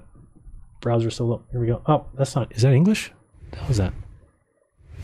No. I said browser solo. Thank you. Expand. Space tourism, make your reservations now. The space tourism industry is officially open for business, and tickets are going for a mere $20 million for 1 week stay in space. Russia made American businessmen. Okay, I don't see anything here that's about hotels. I said hotels. Okay, let's go back. We've got future travelers will extend the frontiers. Of course, there's another visionary space project. Oh yeah, that looks real. Future travelers will be putting down their luggage in far-flung places, underwater, in the air, and around the planet. They'll get amazing views of bizarre living quarters, outrageously successful billion-dollar projects on Earth. Right. Sure, we will. They include way-out expeditions and down-to-earth jaunts. I mean, at this point, we're throwing people up as high as we can and letting them float down, calling that space. But we're supposed to have buildings, hotels. Ride the Cosmoplane. Right. Development by 2024. Oh, wait. This is already up. My bad. I was wrong. Shit. This says 2024. Do we have a Cosmoplane? Has anyone been there? It's a successor to the Concorde, right? It'll make it possible for adventurous travelers to go further and faster. More traditional types of destinations won't be crowded out of the picture. In fact, they'll just be more crowded as an aging population swells the ring. Again, just lies. Lies. In the 2020s, people over 50 will outnumber younger generations. This age... What? That's not what I thought it was. The real holiday experience for travelers will be... That's not very... Oh, what's this? Beyond the Earth. In the wake of the first private manned mission to space, Spaceship One's history-making trip beyond the atmosphere on Monday, space hotels may be on the horizon, according to other analysts. Yep, they're right around the horizon. Get you. It's only a question of time and money, Howard said. Yeah, it's not our abilities at all. We've got the ability. I mean, we don't have the ability to go to the moon, but we have the ability to build hotels that we've never built before in space. We haven't done that, but we could. Wolf noted that the ability to create habitats in space exists. Right. The obstacle is not technology. Oh, the catch-22 is that a space hotel won't be affordable until there is a mass market for space tourism, and there won't be a mass market until it's affordable. Oh, that makes sense. Okay, good. Thank you. Again, you could just keep going one after the other articles. Space hotel here. Hotel Spandi de Lordi in Milan. I don't think that's a space hotel. Don't think that's what that is. Event Space, Georgia Tech Hotel Gallery, Building the Cold War, Image Project. All right, anyway. Hotel in Cape Canaveral. Hotel Q. Guess not very many. We could put Branson hotels in space. Doesn't he talk about it all the time? Branson. But it just makes me mad that this... why does it all have to be lies? No, I didn't mean like that. Richard Branson. Not that kind. Richard. Dick Branson, if you will. Now Virgin is going to offer trips to space. Sweet. Can't wait. Wonder when it's going to happen. British entrepreneur Richard Branson has announced his company has signed a deal to offer to the world the first commercial flights to space under the branding Virgin Galactic. Right. He's the head of Virgin Galactic. Monday, that passengers in groups of 5 would be sent into orbit by 2008 at around 110 pounds, 200,000 a trip. Now that price is 650,000, and they aren't even doing it. When's the last time Branson flew one of these? Do they even do it anymore? I don't know. But again, it's just weird to me that no other industry just lies like this. You're not going to find another industry that keeps telling people, oh, this is happening, this is coming, we're going to do this, we're going to do that, and it just never happens. Because people would call it out and be like, hey, assholes, you've been lying for 60 years. But guess what? With space, mouth is zipped. Nobody says a word. 2004, space tourism, the promises, that looks real. Christmas Eve, 1968, blah, blah, blah, blah, blah, Earth rising, okay, though that through their eyes, okay, what date are you going to give us? Advances in private space travel, once the domain of privileged few, still the domain of a privileged few, are about to make it possible for everyday people, yeah, right, stop lying to people, to have profound experience of spaceflight. Armchair astronauts can finally live the dream onboard passenger spacecraft built by Virgin. Do we have a date? I don't see any dates. I see June 2004. People will find different reasons. Polls show that over half of us would like to travel in space. Yeah, but fat chance of that happening. So anyway, I just think it's an industry that is riddled with deception on purpose. And you can go find all these... Think of all the companies you heard were going to do space stuff, remember? Oh, this Great Horizons is going to send up balloons, and this one's going to send up a craft, and this one's going to send up a thing in orbit, and none of it ever happens. But these companies remain in business, and they take money, and they spend money. It's just a jobs... It's all about money. Sad. Sad. It's talking about space tourism, its impact on the international law of outer space. Again, we're so far from this. We're not even close. Like, you'd be lucky if in your lifetime you know anybody that gets to go to space. And I mean by throwing them up in the air. Okay? New space tourism, Rocket Man, the zero gravity experience, incredible adventures. My guess is that... No, what do we got here? Rocket Man. Oh, that's just to go up in a parabolic flight. Zero... What is this site? Incredible adventures. It says Space Adventures? Let me see what's going on here. Edge of space flights, space training, Hydrolab, zero gravity, Soyuz launch, orbital training, cosmonaut experience, Star City tours. What does this zero gravity mean? You mean in the plane? Custom space training. Cosmonaut for a day. How does that work? Zero gravity in Russia. In a plane. Okay, zero gravity USA. Hydra Lab. Fly to the edge of space. Where's this? I want to go to the edge of space. On the very first high altitude, 1994, blah, blah, blah, blah. For generation, I'm sure. Okay. They're just lying to you. They just keep you thinking it's coming. It's right around the corner, guys. Right around the corner. Everyone's gone. How much do you think it is for a zero gravity USA flight? Custom zero gravity flights now available in Florida. Lose weight. That's funny. You decide when to fly. What's the price? 10 seconds of maneuvering. I don't see any price. You flying that?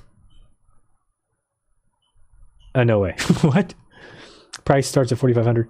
Anybody want to do that? I didn't know they fly them in these small planes. That's kind of scary.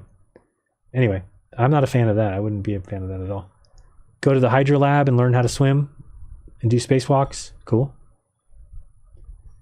Cool. All right, anyway, let's get out of this. We're done with that. Let's go back to Super Chats. We've got... I'm glad you are quoting Sagan. He was the man. So Blue Origin, the moon landing, you are going to change. You think so? Wait, so Blue Origin, the moon landing, you're going to change. I might, Mar. You are a teacher. You think that that's a foregone conclusion. I think that if they just went back, it would be easy to change.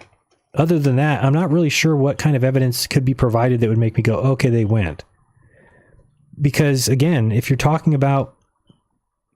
It's like the time that they... So they said, oh, we've got pictures of the dark side of the moon. And then to prove it, they showed the Apollo footage that supposedly was taken by Collins as he was on the backside of the moon. And then that's how the proof of it was. They said, look at the pictures from the back of the moon match the pictures that we got the other day. Therefore, it's true. It's like, what are you talking about? They both came from you. How could that be proof of anything?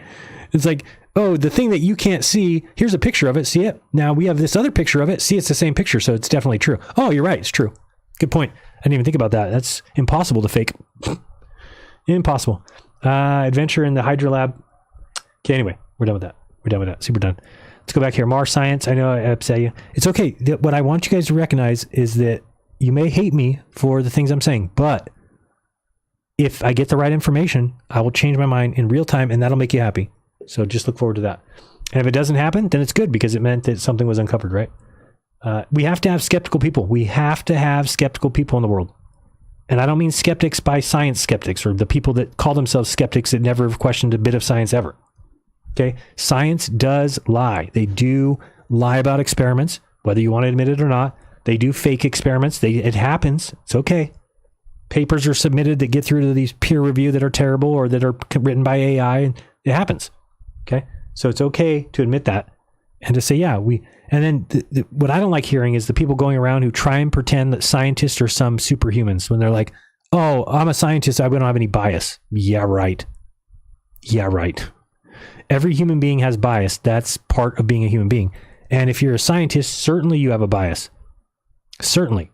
So to pretend like that's some like Neil deGrasse Tyson says, well, somebody goes out and they do a test and it proves evolution. Then another scientist looks at that and says, I'm going to go disprove that. Yeah, right, Neil.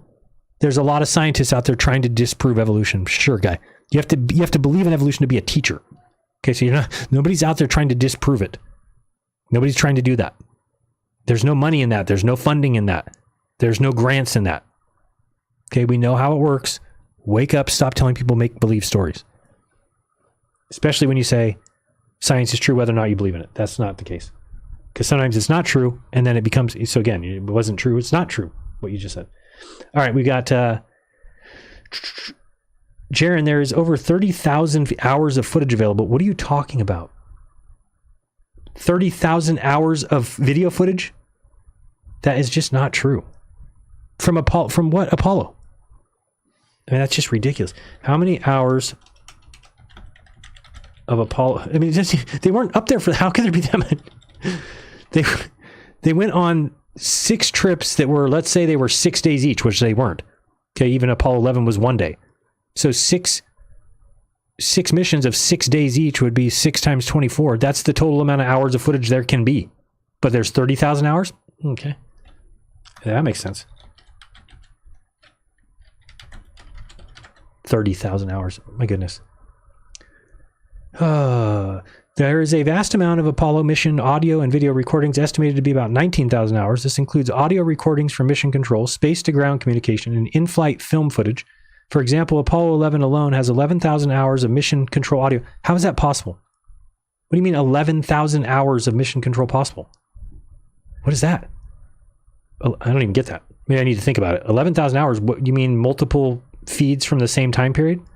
So what do you have? So, I mean, these guys probably count that, right? Like if one guy's speaking and then another guy's on it, they just have separate channels and they're calling that hours. Well, it would be in the same conversation. How could that be considered hours of footage? That's 458 days full of footage. 458 days of 24 hours of footage. Okay, I'd like to see that. For example, okay, so where is this at? Where can we get it? Approximately how many hours of film footage were taken from the Apollo missions? Let's see what this one says. Well, here's some brutal honesty advice. You know, wait. That's not the one I wanted. Where's the answer? I thought I was going to get an answer, but it didn't give me an answer. Okay. I don't see any answers. In addition to the two mentioned below, DAC footage, actual data access camera that was to snap. No. That does not seem very... So, shouldn't it be up for the public? Should we have to go and request it? So, or are you saying that there's 11,000 or 19,000 hours on the website? Because there's not. I've gone through it. There's not even close. Here's lunar surface footage from NASA SVS. Let's see what we can find here. Apollo mission lunar surface footage.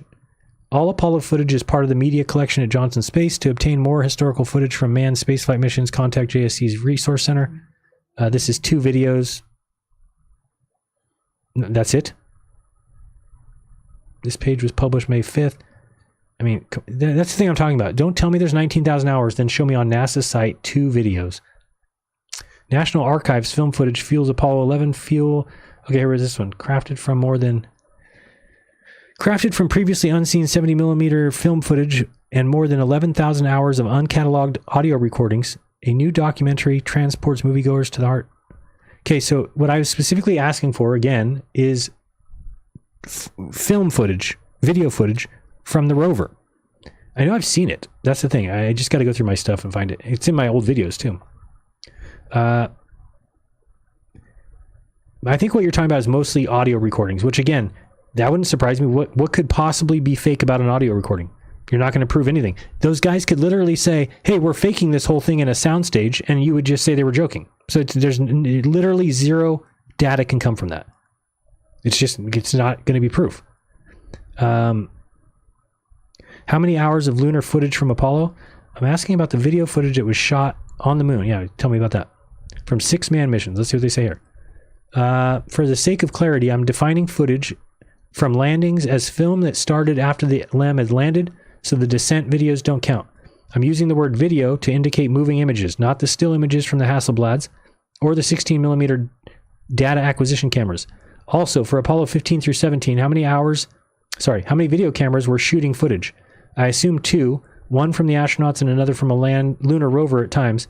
Was there any other footage camera operating? Or was more than one camera used in earlier missions? Finally, does the video footage exist from 2 cameras that cover the same scene at the same time? No, it doesn't, because you'd be able to use that for proof, right? That's how you can prove that we were in Antarctica. Take 2 cameras a known distance apart, draw a triangle to the screen, and we'll be able to tell the distance. Now, if they would have taken 2 cameras on the moon, we'd be able to determine the distance of those mountains, whether they were far away or whether they're a backdrop. We can't do that because they didn't take 2 cameras to do that. So, I would strongly recommend getting my book, Live TV from the Moon, available from Apogee Books. It details the R&D of the TV systems on Apollo, and for each flown mission includes a TV schedule. For Apollo 11, they had 1x black and white slow scan. For Apollo 12, they had 1x sequential color TV camera. For Apollo 14, they had 1x sequential color TV camera. For Apollo 15 through 16, they upgraded the TV camera to an RCA-made ground-controlled television assembly, which could be mounted on a tripod, handheld, or on the rover. It was able to be either manually operated by the astronauts or via remote control from Houston. The only time you would have 2 points of view from the same scene is when the 16mm DAC and the TV cameras were shooting the same event. Example, the first step on the Apollo 11 or the flag raising on Apollo 14. Also, one color camera was inside the CM during the missions from Apollo 10 onwards. For Apollo 1 through 9, a black and white camera was planned and carried. That's the answer? That's the answer to that question? That sucks. I like the question. I was trying to get it at least somewhere. But I guess you have to get this guy's book. So get the book, would you?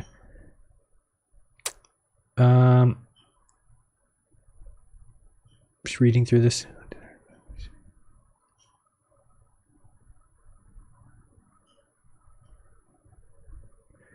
So here's somebody very interesting here. I don't know how true this is. We have to look into it. But it says, this is another post on this site, Collect Space.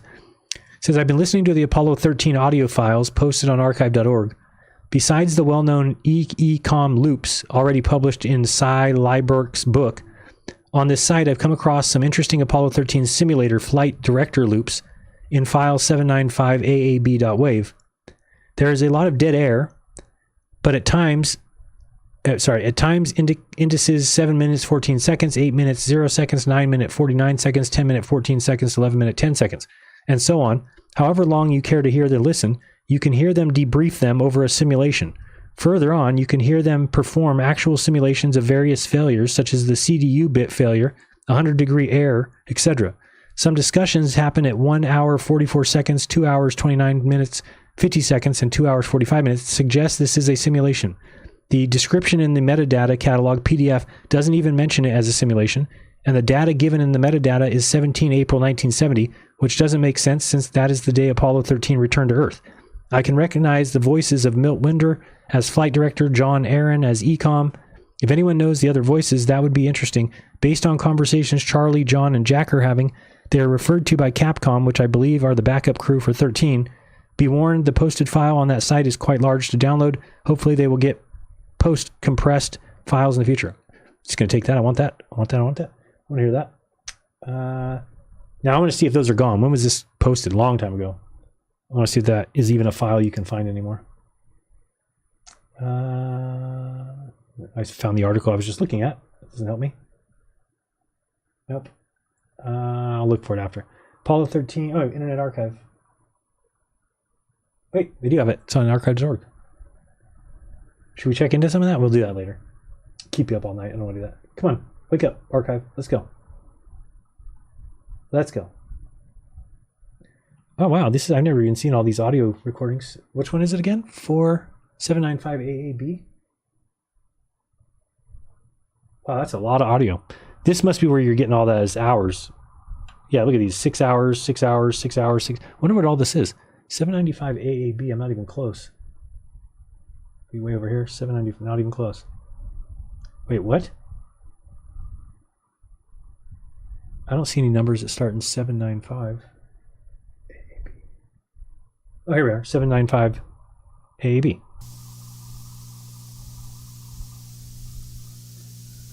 There is a lot of dead air, but at the time indicated 7 minutes 14 seconds.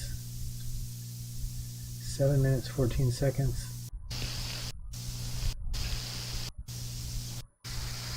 Decide that you can experience yaw oscillations during entry that might throw you into the other region, and once you do that, you're going to course a line. Probably, or you run the chance of doing that and you've lost your inertial orientation. Yeah. I got that. Take that. Here comes the time indicated. what do you say? 7:14? Oh, we're at 6:14. Somebody snoring? It's like my dad used to lay on the couch.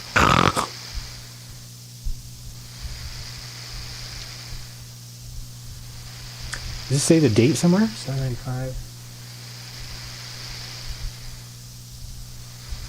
Okay, 6:45. I just want to get to 7:15 and hear this. See what this guy's talking about.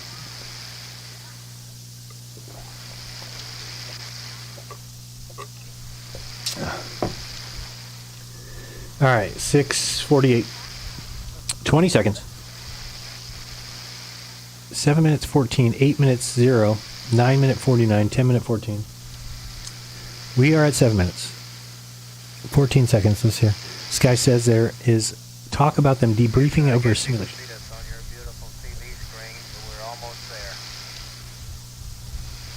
Roger, we're imagining it hard, Charlie. What's the old dock and pro temp, Joe?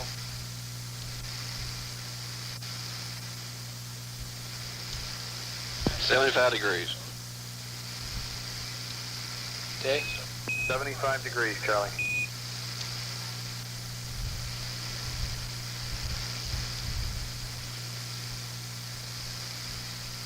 Seven minutes 14. 8 minutes is the next one. I didn't hear anything that sounded like a simulation. Coming up on 8 minutes here in 15 seconds.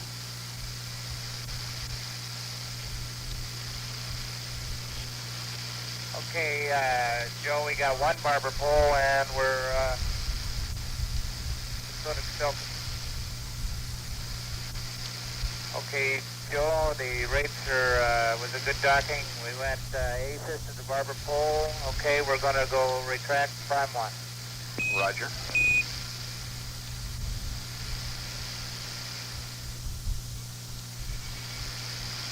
Okay, we got a gray on system 1 and prime 1, and it pulled it on in.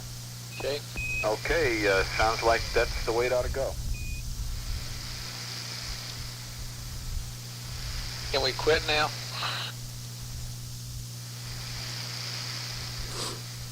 So this is from Apollo 13 when they were trying to get home. If we wait another 20 minutes, right, we can do the extraction and the whole, the phaser. Okay, you want to debrief, guys? Yeah. Affirmative. Okay. My commander is bailing out. Okay, we'll see you on debriefing loop shortly. Okay. Go to 9:45 right here.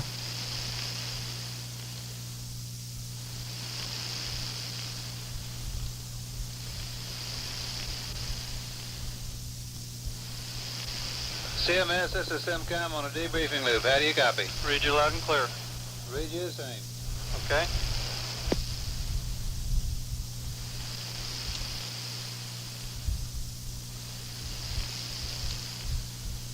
It's coming up here 10 seconds. 10:14. Right about now. Okay, flight, I think we're ready on God's conference if you want to try giving the crew a call. Okay, 13, how you read Houston? With agony. How about all you cats coming up on the God's conference loop here? If you're not already there, give me an amber.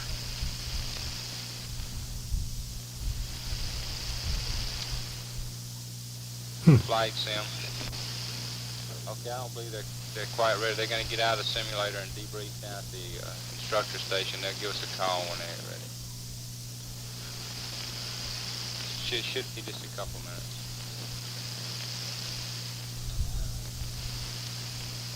So the only thing I could think is that if they were in trouble coming back, they would run some simulations. If that's what they're talking about. To keep talking about people going into simulator. Okay, send much comp on God's conference and tell us what that failure was you put in that GNN system. Yeah, you want to wait on the crew? Well, I figured that we might get into a harangue about it. You could repeat it for the crew. Is it a real simple old thing you're going to tell us? What, on the CDU? Yeah, the read counter 180 degree bit failed to zero. Just like you guys suspected all the time. Well, how did 3 degrees get in there? I'm not real sure about that. Huh. I didn't know that all these sound files exist. Who the hell has time to listen to all these? 1, 2, 3, 4, 5. Just on this page alone. How many pages are there? Oh, these are the file numbers? Yeah, that's what I do. Oh, wow. So 182 files. I was kind of figuring that some of those... And look at each one of these files is 6 minutes. Or 6 hours. 6 hours. Every one 6 hours. 6 hours. 6 hours. 6 hours. Yes, they've got 182 files times 6 hours. What's that get us? 182 times 6 is going to give us, that's 1,092 minutes of footage right here. But I'm assuming all these are just empty. I'm just going to grab a random one here. Yeah, what the hell's that? It's about right for NASA, right? Oh, we've got 19,000 hours of footage. You do? Yeah, I mean, 18,000 of them are empty, but we have the footage. We have it's on the tapes. Yeah, but there's no sound on here. Yeah, but still, we consider it part of the, the footage. We have that many audio tapes. Yeah, but there's no sound. I just went through the whole 6 hours. There's no sound. Yeah, but you can kind of hear a little sound. Hear that buzz? Oh yeah, I do hear that now. I think about it. I do hear it. Come on. All right. I'm not playing with NASA people anymore when they come on and be like, they have 19,000 hours. They do? And then you go look and it's empty files. Oh, great. 19,000 hours. Sure it's not. Jesus. We don't want to hear that. These all have nothing on them. You can tell. There's no sound bars. Why even have these up? Oh, here's one. Nope. Nope. Wait, what's this sound? Joe Kerwin is the Capcom now. This morning's briefings on future programs in the MSC News Center will be Not coming through, and request to talk a little bit more directly into the mic. I got the BMAGs in rate. the industries. Yes, return to egress, over. Restaurant. All right. Anybody wants to check it out, go to Internet Archive and look up, you can just look up Apollo 13 or put in the number I did on my search, which was, I don't remember what it was, 4 or 5 something. 795 AAB. If you want to hear that. That's very interesting information. I didn't know they have so many hours, but I want the video footage because that's the only way you're going to be able to prove anything. But I also am smart enough to realize that if there was anything shown in any of that footage, that it would be removed. That goes without saying, right? I would hope that Globers would at least recognize that, go, yeah, you're right. It's been 50 years. There's no way that footage is still sitting out there just for anybody to go see. If it was fake, that footage has been removed. I would hope everybody would agree with that. You don't have to agree it was fake, but you have to agree if it were, that footage would not be out there. That's what you'd have to agree with that. But again, I don't expect you to say you think it was fake. If you think it was real, then be honest. That's all you got to do. All right, so that's enough of that, but I'm going to put this in my notes over here. By the way, if you need a new good note-taking app on the computer, I love Raindrop. It's awesome. So easy. You just basically click the little button in your browser extensions there, and it adds a page. You can tag it right at the time. You can just click off of it. You can put timestamps, whatever you want. And it's pretty cheap, too. I think it's like $10 a year, maybe something like that. But it builds for you a whole research. I mean, you got categories where everything's in, and you can, every web page you ever want to save is there. Although I do have trouble searching for my stuff usually. Mostly because I don't change the name when I should. A lot of Apollo 13 stuff that you can look at here. The audio files and stuff. All right, good. Let's keep going. Got to get through these. And enjoy the evening. It's the plan. All right, we've got, it is because most people don't care about space. I don't know about that, NANA. I think it's the other way around. I think that a lot of people care about space. In fact, it's like their dreams, their hopes and dreams. Most science people love space so much that they won't even, they won't even call it out when it's lied about. They just, it's too important to them, even though they'll never go in their lifetime. Their kids will never go. They'll never go to another star or anything. They just think that it's really important that we have aspirations to, which I agree, as long as it's actually a real thing. Mars Science is back. He says, we have been to the moon. Humans have stepped on the moon. Thank you. It is literally true. Thank you. You are committing the same exact error you made for 10 years. It's old. LPRD, don't go flatsoid. LPRD. Yeah, Mars Science. I mean, again, what I said about you're a science teacher. How would I expect you to be a person that would know that they faked the moon? It's just not what, I don't even expect that from you. Like, what I expect from you is to be a cheerleader for science. So you should see people like me and at least be okay with skepticism, because it's, what is this? You're being a skeptic about the moon landing. And if you are corrected, then you change your position. That should be welcomed. What you shouldn't be okay with is me changing my mind, going and seeing a sun in Antarctica and then going, now I believe in the moon landing. The fact that that would impress you scares me. It just scares me. You want people to give up their autonomy, to give up their real thoughts, their real opinions, in exchange for blind allegiance to academia. I just don't know why that's a celebratory thing. Wouldn't it be better if you actually learn the things and then you were able to correct your position? That's what I think should happen. Again, and I'm just bringing up things and saying I didn't make any direct claims. Well, maybe I did.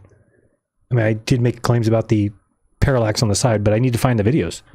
Many people who watch me, again, none of these people, but people who've watched me in the past have seen me go over those videos years ago. And there was like, multiple minutes. And I mean like 25 minutes of footage. We were looking through all of it. Remember that one scene where all the rocks fall on them, which I always thought was the weirdest thing in the world? They're driving in the rover and all of a sudden all kinds of rocks start falling out of the sky. Nobody mentions it. The guys just keep driving. They're talking. Nobody says a word, yet there's rocks falling all over the cart. That made me always wonder, like, what's going on? That's why I don't think those guys were actually in the cart driving around talking. They just weren't. So, like, one of the things, so that guy said you couldn't have a cart with video on it. I'm sorry, you couldn't have a camera taking video of the rover because the antenna bounced around too much. So, but you're able to do voice. I'm just wondering, is that's the case, that we can do voice, but we can't do video from the moon, from a driving car? Just seems to me like that you would, if you have a signal, you could probably bump up the power enough to do that. But maybe I'm wrong. Maybe voice takes nothing and the video takes 20 times that power. I don't know. I just, that always baffles me because I don't even know how they could do that anyway. Drive around with an antenna on top of it. If that was true, wouldn't we just all be driving with antennas on our cars and getting DirecTV straight feeds to our car? And I don't think you could really drive around with a satellite dish aimed at the Earth on the moon and be in communication like that. But I could be wrong. I would think that you would communicate back to the craft and then the craft to the home or something like that. Maybe that's what happened. But anyway, I get your guys' opinion, but you should get mine, that what you're asking me to do is to go against my beliefs and to just say lies. But again, this doesn't surprise me because that's what you guys accept. You accept lies from your own team. You accept lies from people of your same beliefs. You just don't allow it from the other side. I'm different. I don't like it from anybody. But I don't mind when people give me their honest opinions and say, this is my opinion on this or this is my opinion on that. That's okay. But you have to be able to bend to reality, right? If somebody says, well, what about this experiment or this experiment? Like, I won't say the person's name, but I was having a conversation this morning with somebody who wouldn't gather that there's a difference between subjective and objective facts. First, they said there is no absolute truth. I'm like, well, okay, there is. I mean, again, are you a mother? Are those children yours? Those are absolute facts. But they wanted to argue because they were basically saying anytime I got to a point where the next line would have to be them admitting that they were wrong about something, they would just say, oh, I don't see it that way. It's a subjective thing. I'm like, no, it's not. I said, some things are facts. Like what I was saying about looking east or west. If we're looking east at the sunrise and the sun rises left to right, that is an absolute fact. It's not a subjective. We're not subjectively saying it rises left to right. It is. That's a fact. That's what it does. Okay. So in the south, it goes the other direction. It sets right to left. It rises right to left. It sets right to left. Goes around you at the South Pole, right to left. Those are not subjective. So when somebody points that out, you can just say, oh, okay, I was wrong. That's true. But to argue with that, I don't understand where you're arguing from. This is not the moon landing we're talking about. This is something that you can go do and prove today. You're not going to go to the moon landing and prove that we did the moon landing. You're not going to do that. So NASA has the opportunity. They don't go do that. But when you're talking about, because somebody said to me, oh, but you believe in the South Pole just because you saw the South Celestial Pole? Yes, I do. You got that exactly right. And they're like, yeah, but you never even seen it. You weren't even there. I'm like, yeah. And I've never been to New Zealand either. It's a fact. It's an objective fact. You can't argue whether New Zealand's there or not. So I think we're getting away from these things where you can't debate certain things. Can you debate the moon landing? Yes. I think you can. I don't think you can call that an objective fact unless you're somebody who just believes in it heavily, but it's not an objective fact. It is a historical event. Again, can we really put fact behind history? I'm not really sure. It's a little bit difficult. I'm not sure you could do that. It'd be very difficult to say something is a fact. Like, you can't prove George Washington existed.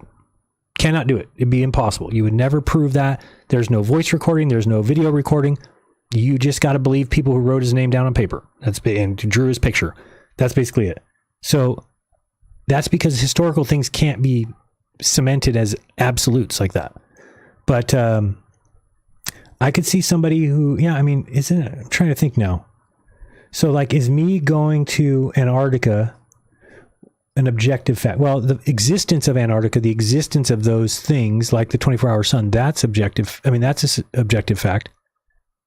Whether or not I went, to me, it's an objective fact, but is it an objective fact to somebody else? It's a difficult one. I got to think about that one. Because it's not subjective. It's not like up to your whimsical nature of whether or not we went there. So I wonder if that's the same. The only difference is that somebody else can go, right? That's why the moon landing to me, or Mars rovers, is just different. Because you can, either you believe it or you don't. There is no, you're going to go verify, I'll go there and check it out. No, you've got to either believe the people that say that they're there or not. I don't know, I got to think about that one. That's an interesting conundrum. Because we're talking about places that you can't go, right? But could you infer that they exist? Yeah. You can infer that the North Pole exists. You can infer that Mars exists. But can you, I don't know. I would need a lot more evidence before I said something like that was a fact. Just me. Again, I'm weary about anything that can be used as a open-ended fakery, which is what the flat earth has become, by the way. It is now a haven for scammers. They're going to move in on people that they know, hey, these people don't leave no matter what. This thing can be debunked 10 times over. They're not going to leave. They're not going to stop believing what they believe. Let's scam them. That's what's next. That's what's coming. That's what people look for. They look for those situations where people are stuck. This is why people scam on churches. This is why people scam on, those kind of community organizations, whatever, because the people there are like stuck and kind of naive. We've got IC Spin shows NASA history, ASL. What's this? Yeah, I know how to get there. But what did you find moon rover footage? Deploying the lunar rover. See, deploying the lunar rover, there's a ton. Loading the rover, there's a ton. Preparations for the first rover, there's a ton. Then it says driving to Elbow Crater, and when you click that, it's not even driving. Geology station, geology at Hadley. I'm gonna have to look through my footage tonight. I've got a huge folder of NASA stuff, and in there is videos that I've pulled from these sites that are them driving in a car. I just have to look. I have to find it, and they all are labeled like A15176. It's a pain in the ass. You have to actually go through each file. He twists and flings a pallet. But wait, pallet to dust covered the air. I don't see anything. I'm looking for driving footage. Because that's the only thing I could really think that you could prove. Like, if we were able to show that the car is driving and on the side of the mountains there is no parallax in distances that there should be, then that's probably the most substantial evidence that there is. How did that get? How did they not have parallax? So again, that's why, in my mind, they pulled all that footage. Because I do believe the reason they didn't drive the cart or film the cart in the Apollo 17 is because they did so bad in 15 and 16. Is meaning that in 15 and 16 was the ones where they showed too much footage, and I think that's where you could nail them. Because you're not going to really get away with much else. Although, have you seen that guy that jumps behind that seat and lands on his back? And it looks like he's on a trampoline or something. Have you seen that? Because he actually lands higher than the ground. He jumps up, then falls backwards, but his backpack hits the ground when he's way above the ground. No one's ever been able to explain that one. Maybe he hit the back of the car or something. But I don't see any driving footage here. Genesis Rock, Heat Flow Reprise, Dreaded Station 8. When Jim returned, nope. EVA Closeout. Nope. Preparing the rover for the trip to Riley. Let's look at one of these. I've so see every time I click on it, download, I got just Apollo 15 version 1675 1743. Deep chill and bag 7 on the hand tool carrier instead. Raj. Oh, sorry. Right, exactly. And then we can. Ugly ass footage. I'll put the extra ones under my. You all done? Reading from the meter on our LaCrue, please. I don't like these, man. They look so bad. And then.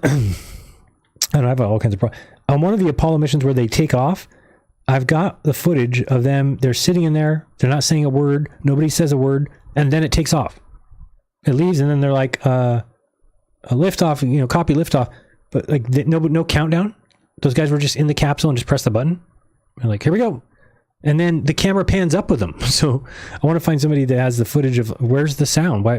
Because the whole thing is the audio recording, or audio and the video. But then when they take off, nobody says a word. How did they know they were taking off? How did the camera know to follow them? It seems kind of weird. Unless they're missing a voice channel, which is possible, I guess. Treadle no available. Man, this footage is so garbage. I mean, how could this be the best that they have? Well, maybe it's not. They don't claim that. I'm just saying that. Okay, Foxtrot on the next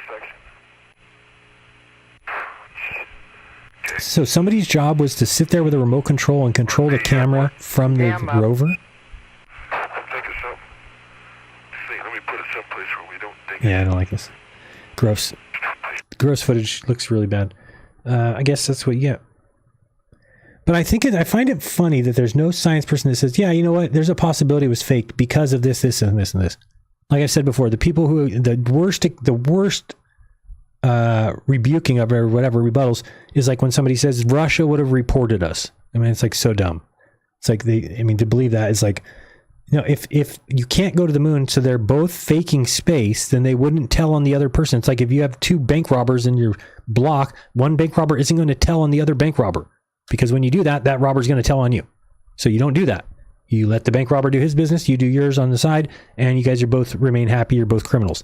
That would be the case of what happened in the moon landing. It wouldn't be, oh, the United States is going to fake it, but Russia's going to find out, and then... No, it doesn't work that way. It doesn't work that way. The United States would not fake it unless it was an agreed upon thing, and it looks like it was, because Russia has the first everything. First woman, first orbit, first animal, first satellite, first space mission, first woman, first man. They had everything. And then the United States won the space race to the moon. That's it. That's all we did. And both countries are able to take that and use it for prestige. Both countries made big off those claims. Do you understand? The United States got to tell all their citizens, we won, we beat the Russia to the moon. And Russia got to tell all their citizens, we beat the United States at every single thing. And then we knew if we went to the moon, there was nothing there. So we let them go waste all their money. That's what's taught to Russians. So it does sound like there's a concerted effort for both people to have a good piece of the pie. Although, you know, what's crazy is that it was Kennedy who announced a couple days before he died, right? That he wanted to join Russia in the moon. And then, está muerto. Enrique, está muerto, right? Enrique, are you sleeping? My goodness. Jefe, I hear you. But also, why I see two of you? Oh, wait, I just drunk. See? This guy wants to keep his job. He can't even keep off the booze. You're going to be fired. I can't let you drink like that and then just not pay attention to me. It's sad. What we got here? Put on another mag if you like. Remaining caps. These are so bad. The footage is terrible. It looks like just... What's that game? Minecraft? Minesweeper? Whatever it's called? Looks like that. So much pixels. Oh, wait. Let me go here. What is this? The takeoff? The hammer and the feather? Oh, boy. But I am excited to see Craig's dust footage. Because I want to compare it to the half-speed buggy. What do you guys think? Is it going to be equal? Or is it going to be just so clear? Let us have poo and accept, and we'll give you an uplink. What do you say, poo? Oh, who's I just got to show something. I think it's funny. So, like, all the cameras in space, right? We never see stars. And it's always like, oh, it's overexposed. Oh, you can't see stars in the sky. Yeah, whatever. But why is it that I was watching Level-Headed William the other day and trying to make something for my song there. And he's outside in a parking lot with street lights. There's parking lot lights above his head. And he sees the stars easily. And we're supposed to believe, the NASA has us believe that these space cameras that are up there, all these expensive ass Nikon cameras, can't get images of the stars. Why not? Why not? It doesn't make any sense.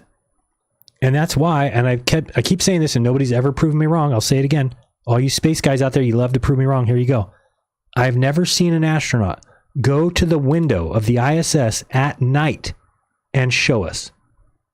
I've never seen an astronaut go to the window at night and just show outside.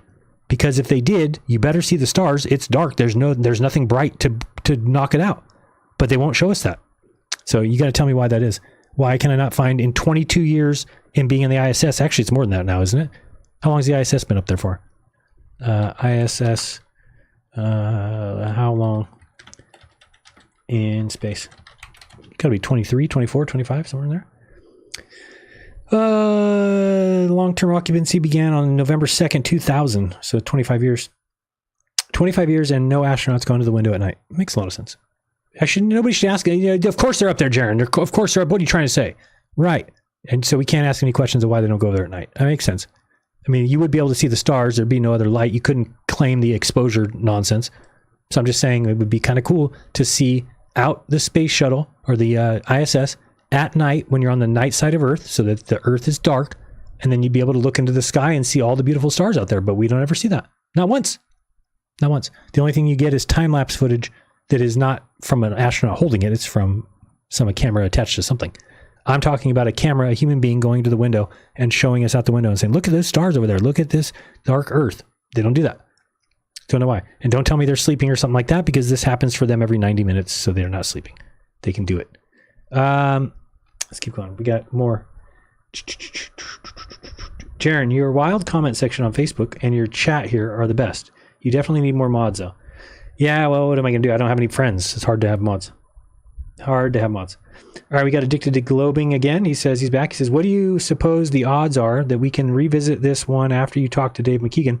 I'm willing to bet he can change your perspective. I had some doubts about it, but he changed my mind in our VIP hangout. He changed my mind in our VIP hangout. I don't remember what he said that changed your mind. What changed your mind about it? I guess I'll have to think back to that. Dave and I could pop on for a chat. Let me know. Oh, I didn't see this. I should have. If you want to do that, I'm down. But I think we could also do that show whenever you guys want. I mean, I've got, I wanted to have a little bit more evidence, but I've got enough things that we can at least start the conversation. We've got, don't have a lot of, I'll check if you send me a telegram right now, I'll be looking at it, see if there's anything from you guys.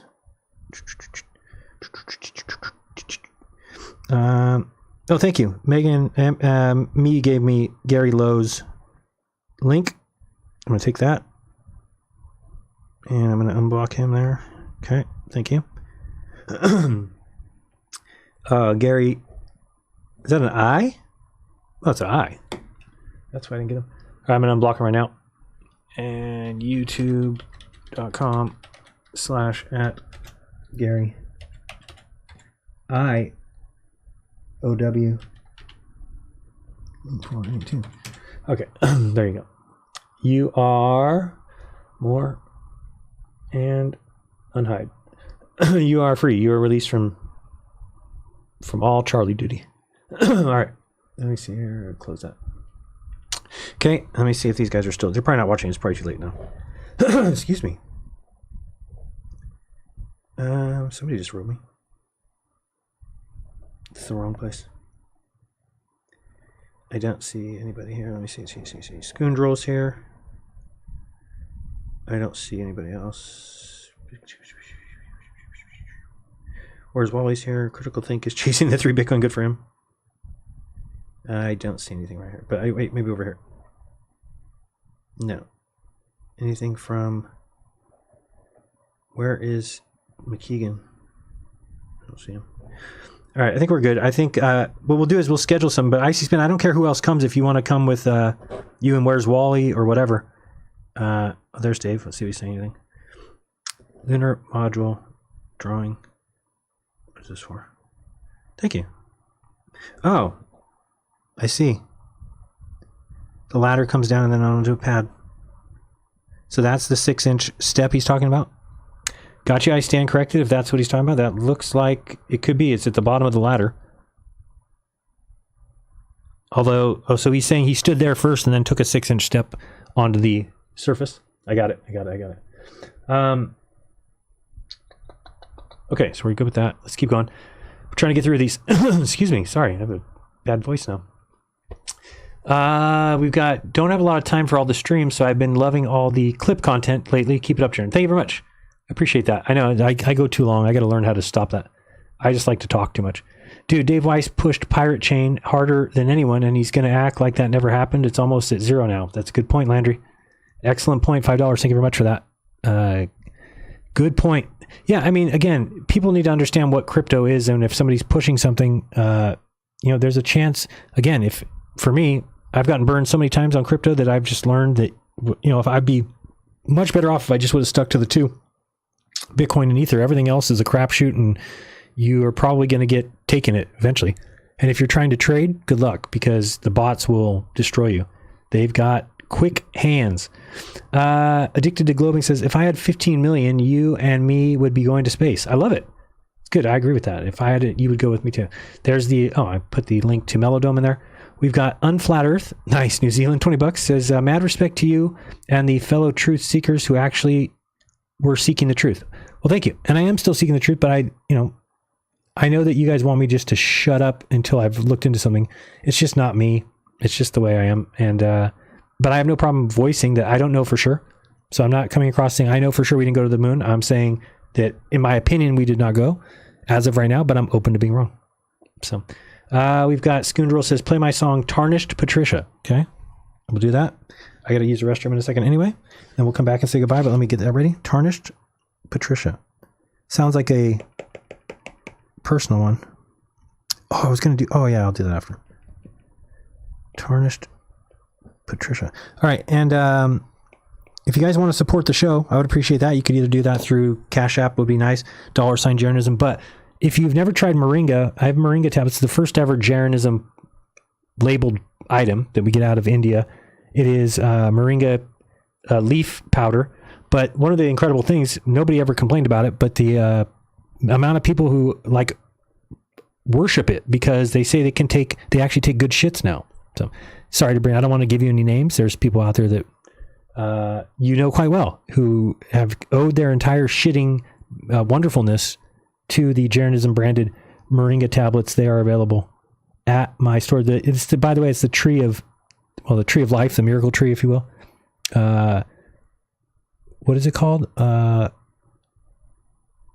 think of the name now. It's Moringa Oleifera, I guess, or something like that. But anyway, that's on my store. That'd be helpful if you want to support that way. That'd be great. That is at shop.jeranism.com. Let's keep going. We're never gonna get out of here. Okay, we got that song. Another 10 memberships. Dude, you are on some crack. You are on the crack. Thank you very much, though. I appreciate it. Can you be on crack next week? Thank you. Let's be on crack every week if we could. There you go. We've got Slithery says, you called Vast a fraud, yet it's launching soon. What? I called Vast a fraud? What's Vast?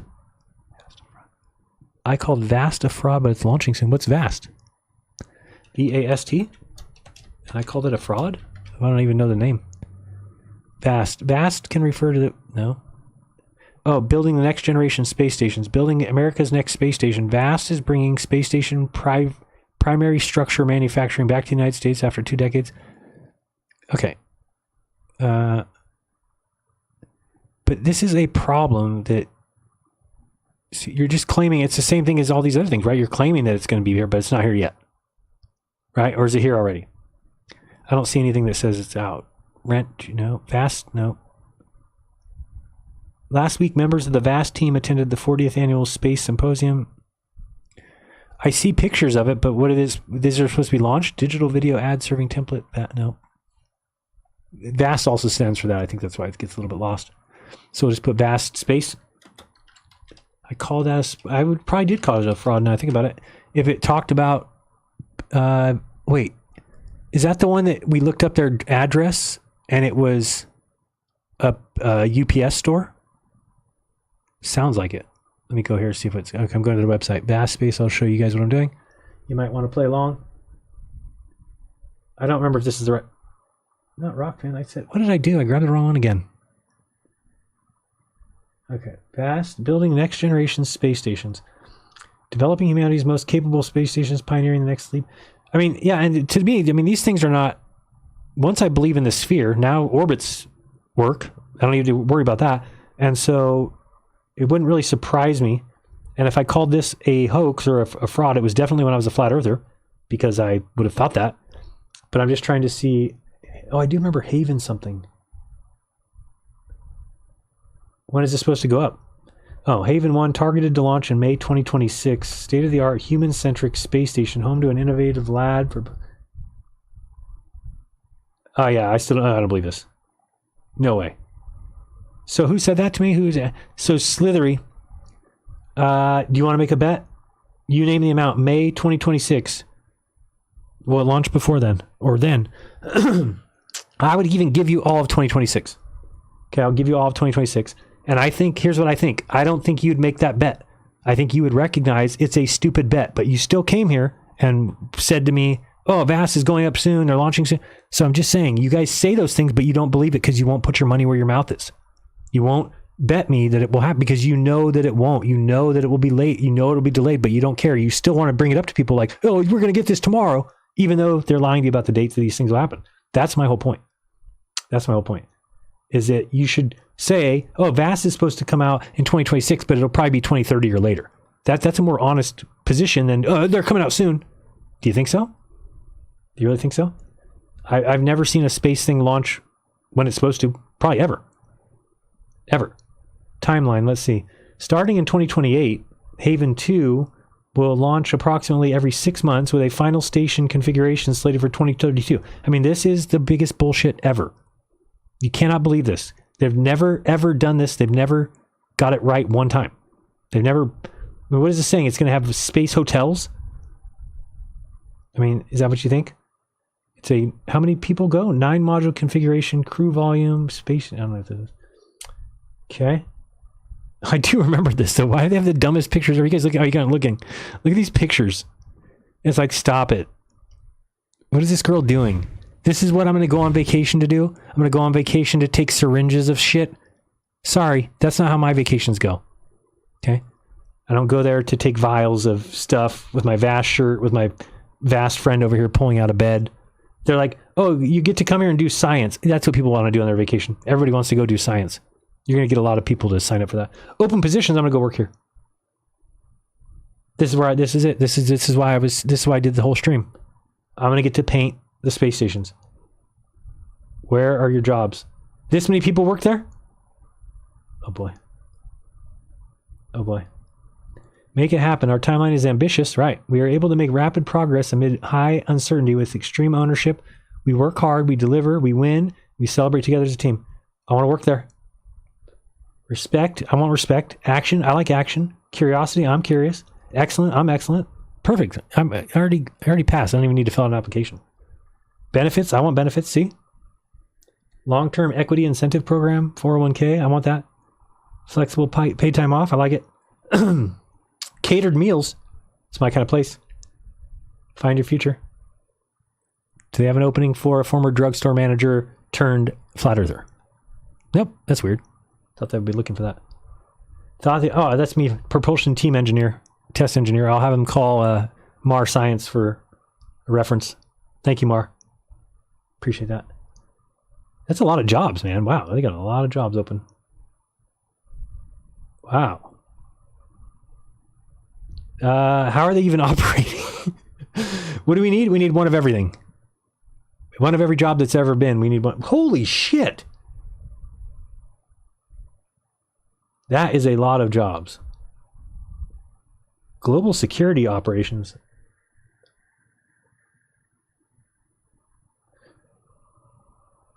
All right, Hawthorne too. I'm going to save that. So this is what I'm talking about. This little symbol up here is called Raindrop. I just click it, and now it will save this site for me. See, VAST. Now I can add a note if I want. I can, type something. I can even grab a tag if I want. So I can just put space, VAST, and now it's oops. Why? There it goes. So then it keeps those tagged, and then you just have a place over here that has all of your saved things. They'll always be there, separated by date, separated by subject, separated by folder, whatever you want. So, oops. Okay, VAST job openings. There you go. I'll be director of civil programs. That's me. I'm in. Thank you, whoever sent that to me. I will get right on that. Oh, what's this up here? About us. Roadmap. What is that? We'll be able to live in the rings of Saturn? Can't wait. It's coming soon. It says 2026 Haven, the world's first commercial space station. You think people will be up there in 2026? I'm ready to make that bet. All right, who else we got? We got back to Scoundrel again. Thank you very much. 1 membership. Oh, that's Ken P. Gifted 1 membership. Thank you. Scoundrel gifted another membership. Addicted to Globing, 5 memberships. You guys are dope. I believe we're at the bottom now. Keep up the good work says audit the simulation. Excellent. You know, I've noticed, have you noticed that flat earthers would rather believe in the simulation than that the Earth's a globe, which is kind of strange. But I don't understand the simulation theory at all. I don't know what they mean. I don't get it. Like, well, it could be a simulation because, you know, deep in the future, we'll be able to make AI that's so realistic. It's like, no, you will not be able to make AI like this. This is reality. Man, I'm just confused. I don't know what they're talking about. Like, well, no, there's a difference. They're like, well, you don't know when you're dreaming. You don't know you're dreaming. I'm like, yeah, but then you wake up because this is reality. That's how it works. I don't know. Hey, I might be lost. All right, we've got, is that it? Good. I'm glad we got through this all. All right, so what's coming up this week? We've got some WWF interviews. We're going to listen to, that happens so randomly that my light just turned on full blast right in my face. Nobody touched it. Nothing. It's a ghost in here. The ghost of lighting's past. Wait, what's going on here? Oh. Okay, great. We're all done. We're good. We're going to listen to Scoundrel, which has the worst YouTube name of all YouTube names ever, which is hard to do. Scoundrel. Yeah, we got you. Okay, we're listening to Tarnished Patricia. There we go. I'll be right back. See you guys shortly. We'll say our goodbyes. And there was something else I needed to do, and now I'll think about it. Be right back. Don't go anywhere. Jeranism, Friday Unplugged.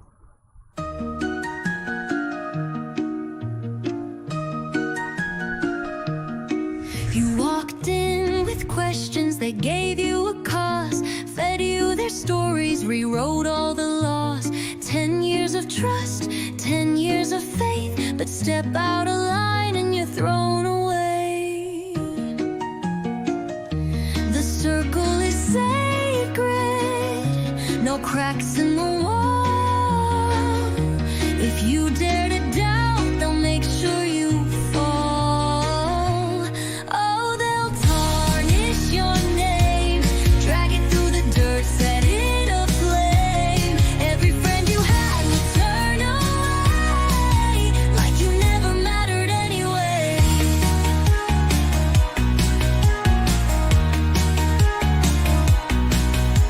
The stars in the sky, just a government lie.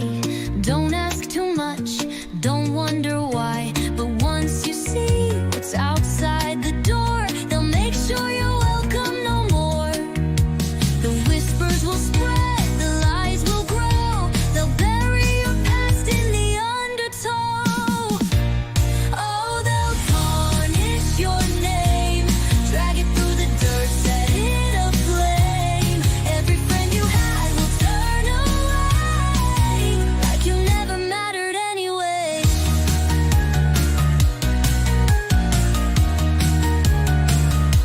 You gave them your time, your love, your trust, but all of it crumbles, turns into dust.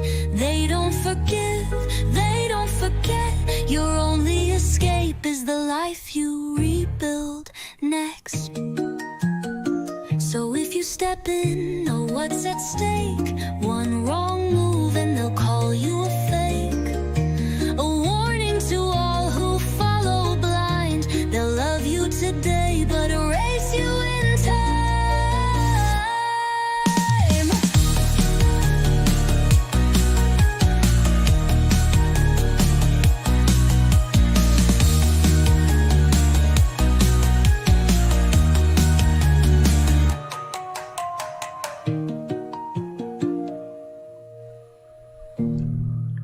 Dude, that is so good. It's making me sick. I don't know. Where are you doing those AI things? I don't know which engine you're using. I've never found anything like that does video. Every time I find a video AI, it's horrendous. It makes like little images that go by. They're not even like animations. Like, how did you do that with the shill on the wall and the friends and then they're moving pictures? That's crazy. That's beautiful. And the song was great. I love it. I'm a fan. Let me tell you why I'm a fan of AI songs versus other songs. Because you don't have to think about who the artist is. Right? Like everything about other music is like, who's the artist? Oh, this song's popular because it's Taylor Swift. No, I don't want that. I want songs that I like because they're good lyrics, because it's a good beat. I don't want to worry about who sings it because I don't care. So AI, I don't have to care. It's just AI who sings it. Some AI chick. But anyway, I thought that was excellent. Really, really. Like, I don't know how you have to tell it to write this book name. And then these guys are wearing tinfoil hats. Like, I don't even know how that would work. So you just wrote the story out and then it does the plane flying and everything. I mean, that seems weird. That is awesome. Very, very cool. I've never found anything that does AI like that yet. I just know how to do songs. And even those I suck at. All right. Just checking if I got anything else here. Nope. So thank you guys for the support. I'm trying my best. I got to figure out what I'm going to do. Time's running out, but we're going to figure it out. Either it's going to happen or it's not. And we got to go. What are you going to do? So the hope is that we're going to get the radio station going, because I really do want, like I said earlier, I want people who are honest. That's all I want. And I don't care if you're wrong. I don't care anything. Just be honest about it. Change your opinion when you get found out to be wrong. So I would love a radio station where it's just everybody giving their honest take, and not somebody reading off a teleprompter, not somebody reading off of a prepared, someone who's prepared for them. Just get up there and wing, kind of like I do. You know, I don't have anything written here for me to go off of. Sometimes I have a little outline here, but I mean, other than that, everything you get from me is my true beliefs. It's not anybody else's. Nobody's telling me what to do. Somebody I was talking to today who said, what did they say? Oh, your channel seems like now that you're not in control of it. I'm like, what? I'm like, if at this point I'm more in control than ever, because I don't have any friends. There's nobody. Who do I talk to? I don't talk to anybody. So you're not going to get anything more than it being fully my content than what it is, because who am I talking to? So I don't know what world they're in that I'm like having some group tell me what to do or something, but there's no groups like that. There is no Flat Earth Mafia. There is no Globe Earth Mafia that I've seen. I've never been told by Toon or anybody or FTV, Will Duffy or anybody, hey, you can't do this or you can't do that, or you have to say this or you have to say that. Never been said. Okay. That's what other people will tell you. Other people think they know the situation, or they think that, oh, you went on this trip because you had to say, if you saw this and you had to say it was a globe. No, what are you talking about? I don't have to do anything. Okay. I don't have to do a damn thing.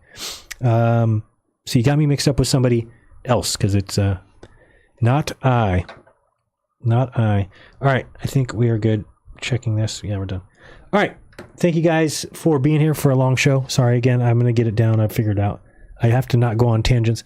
Maybe this week we'll have the Dave McKeegan sit down, get together. Maybe there'll be some other people with us, and we'll just lay out 5, 6, 7 things and get their opinion of it. And then if they need to go back and look into it a little bit more, or if we just all can reach a conclusion together. All right. Enrique, anything you want to say to everybody before we get the hell out of here? Please let me know. Ay, Jefe, my bad. I blink and now it mañana. Sound coming. Maybe. No. Go back to sleep, dude. Go back to sleep. The guy is just really just stressing me out, costing me money. So, what are you going to do? I don't like him. I think I should just fire him. I think I'm going to just... I'm pissed off. I quit. Oh, wait. No, I can't. I need money for my tia's illegal cable business. That was too quiet. We couldn't even hear you. Too quiet. No more talking for you. I didn't even hear what you said, okay? You were a flat earther? Jesus. Damn, bro. That's like saying you ate glue in school. Dude, that's rude. That's just rude. Not going to listen to that anymore. All right. Thank you guys for being here. I do love you, and I hope the best for you. And even if you're a flat earther, I wish the very best for you. I want you to get out of the cult by realizing that there's no good that's going to come of it. There's no light at the end of the tunnel. Usually when you have some sort of belief, or there's like, we're going to get there. We're going to get to the eventual, like Dave always tells you, right? Oh, we're just a day away from mass acceptance. There will never be mass acceptance. Okay. In order for that to take place, what needs to happen is you need to better present the world than the globe does. You will never do that. Now, do we have a chance of doing that? Sure. Yeah. If the South was if the South was a lie and the sun set in the South, there would be a competing model.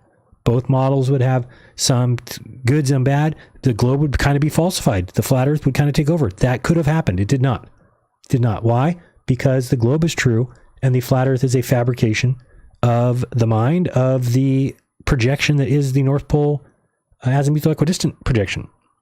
And it works in the North, and we all live in the North, and it's very easy to see how that got sold to people. But with something as simple as the sun, there's no more question. There's no more question. Again, imagine flying in a plane chasing the sun. On a flat earth, you turn to the right constantly. You would never, ever, ever turn to the left. It doesn't make any sense. The sun doesn't go that way. However, in real life, if it is the southern summer, and you followed the sun, you will make left-hand turns the whole time. Why is that? How could you be going left if the sun goes to the right, but you're following the sun? Doesn't make any sense. But the sun would be above the Tropic of Capricorn and it would be going left. And there's a reason for that, and that is that you live upon a sphere. A globals, if you will. A globals. All right, I'm out of here. I love you guys. I am going to play that one song one more time on the way out here just because it's fun, even though everybody hated it. I really don't care. I enjoyed it. Enjoyed making it. Oh, boy. Is that everything? I think so. I'm going to go enjoy my wife, as you should do as well. If you got one of those, go give her some good loving and make her scream your name or God's name or somebody's name, if you don't mind. All right, let's get out of here. Was there anything else I wanted to mention? Nope. All right, that's it. All right, we will see you guys. What is tomorrow? So Saturday, we have the VIP tomorrow. I should need to sell my VIP. What am I doing? So here's what we have. If you're not a VIP member, which you can be on YouTube now. On YouTube, there's a second tier. And what's going to happen is all those people that are second tier or VIPs will get a link tomorrow in a post that will give you the link to the Zoom meeting that we have. We have it every first and third Saturday. We always have a member of the community or somebody who joins us. Last week we had Dave McKeegan. I believe in 2 weeks we have MC Toon. I am not positive 100% on tomorrow because it is Easter week. And, oh wait, is it Easter weekend? I don't know. Whatever Toon said he couldn't do this weekend because of some Easter thing. But if you want to be a part of that VIP, it's a pretty good deal. You get twice a month, every first and third Saturday. We hang out from 12 to 3. And with a member of the community, you can ask questions, have all kinds of fun. Then you can be part of the, well, if you're on the YouTube, you don't get the Telegram group. But you can go to wap.com/Jeranism and then get the Telegram. So it's kind of up to you. And then there'll be people that'll be watching. Oh no, so tomorrow we'll all be on Zoom. Right, because we don't record that. Well, we record it, but it doesn't go to public. Then what I'm going to start doing is the first Saturday of every month, for just the VIPs again, is I'll be doing a Q&A that will be on YouTube that will be a private stream for members only. So that's the first Saturday night of every month. Correct. Okay, so the first and third Saturday, we do the VIP hangout. And the first Saturday, I'll do the VIP Q&A. So become a VIP either through YouTube, which would be very helpful. If you are a member of Craig's, let me tell you what Craig said. Craig, you said so? Yeah, Craig says he has too many members. So what he wants you to do is leave his membership for a couple months. Just come over to my side.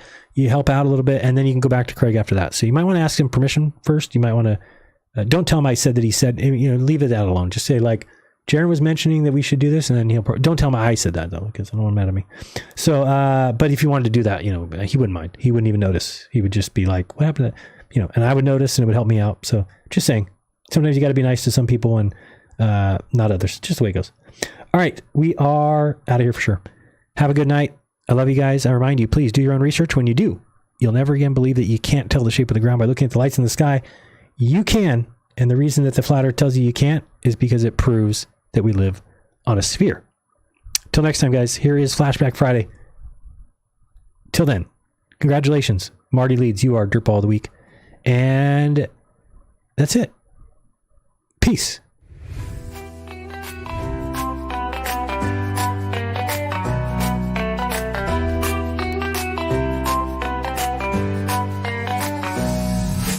Flashback Friday, can we roll that tape? Let's rewind to when I thought I had it straight. I said some wild shit. Yeah, to that there's no debate. Now I'm laughing at myself.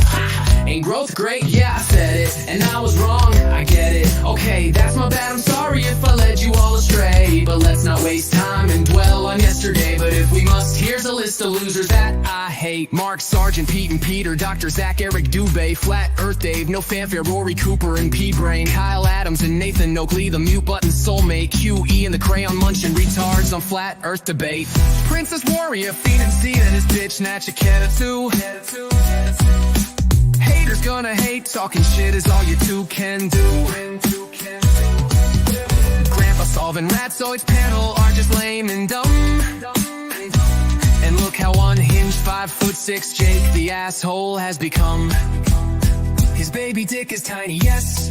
His closet home is tiny too. I think rusted soul, something rusted cause she chose to sleep with you. Ooh, Q and F-E-U, gross, that dude's a piece of shit. King Nico is no king, the guy sits when he takes a piss. Karen B lost a thread, so did Orphan Red. Alan and Shane have the answers, well not really, but they said Slow Sanchez is the slowest that ever did exist. Drop a 1 in the chat if you expect the stupid to persist. Egghead Anthony Riley is so smart but still says flat. I'm not saying he's big bone, saying sleeping warriors fat. Conspiracy music guru is going down with the ship. He and Steve Falconer block me cause they both a little bitch. Retards Russian vids and banjo say Jesus is the shit. Ronnie and Jason are so dumb they seem the perfect fit. Stipulation explains how level-headed William is rising up. So will the real Deltardians please shut up? Iron Horse K, Podgy, fittest flat earthers on TikTok I hate. While Caleb thinks he's winning by modding his own debates. Taboo conspiracy won't get it and Marty Lees is too weak. Brian's logic, take the shit out your mouth before you speak. Rick Hummer on Strange World now, a puppet that's his role. Joe Hanvey got the whole world in an upside down salad bowl. Who said all flat maps predict a 24-hour sun? I know who. Liar, pilot, doctor, Professor Grifter, Steven, I lie so much. Alonzo, PhD, that's who. Allegedly Dave, Sean Griffin, and Zen Garcia makes me furious. Steve from England, Phuket, Word, Matt Long, and DJ Curious. Pastor Dean blames Satan while he throws little fits. Lowry agrees, Nicole and Daniel Pratt have some great tips. Nathan Thompson is lurking outside of a school. Scary. Santos Bonacci is at Lowe's cause he's a fucking tool. Harry. Many more to blame for lying to the masses. Flat Earth is over, it's done. Pack it up, jackasses. But Flashback Fridays isn't for us to worry about the past. But Flashback Fridays, it reminds us that Jaren's great. Earth is a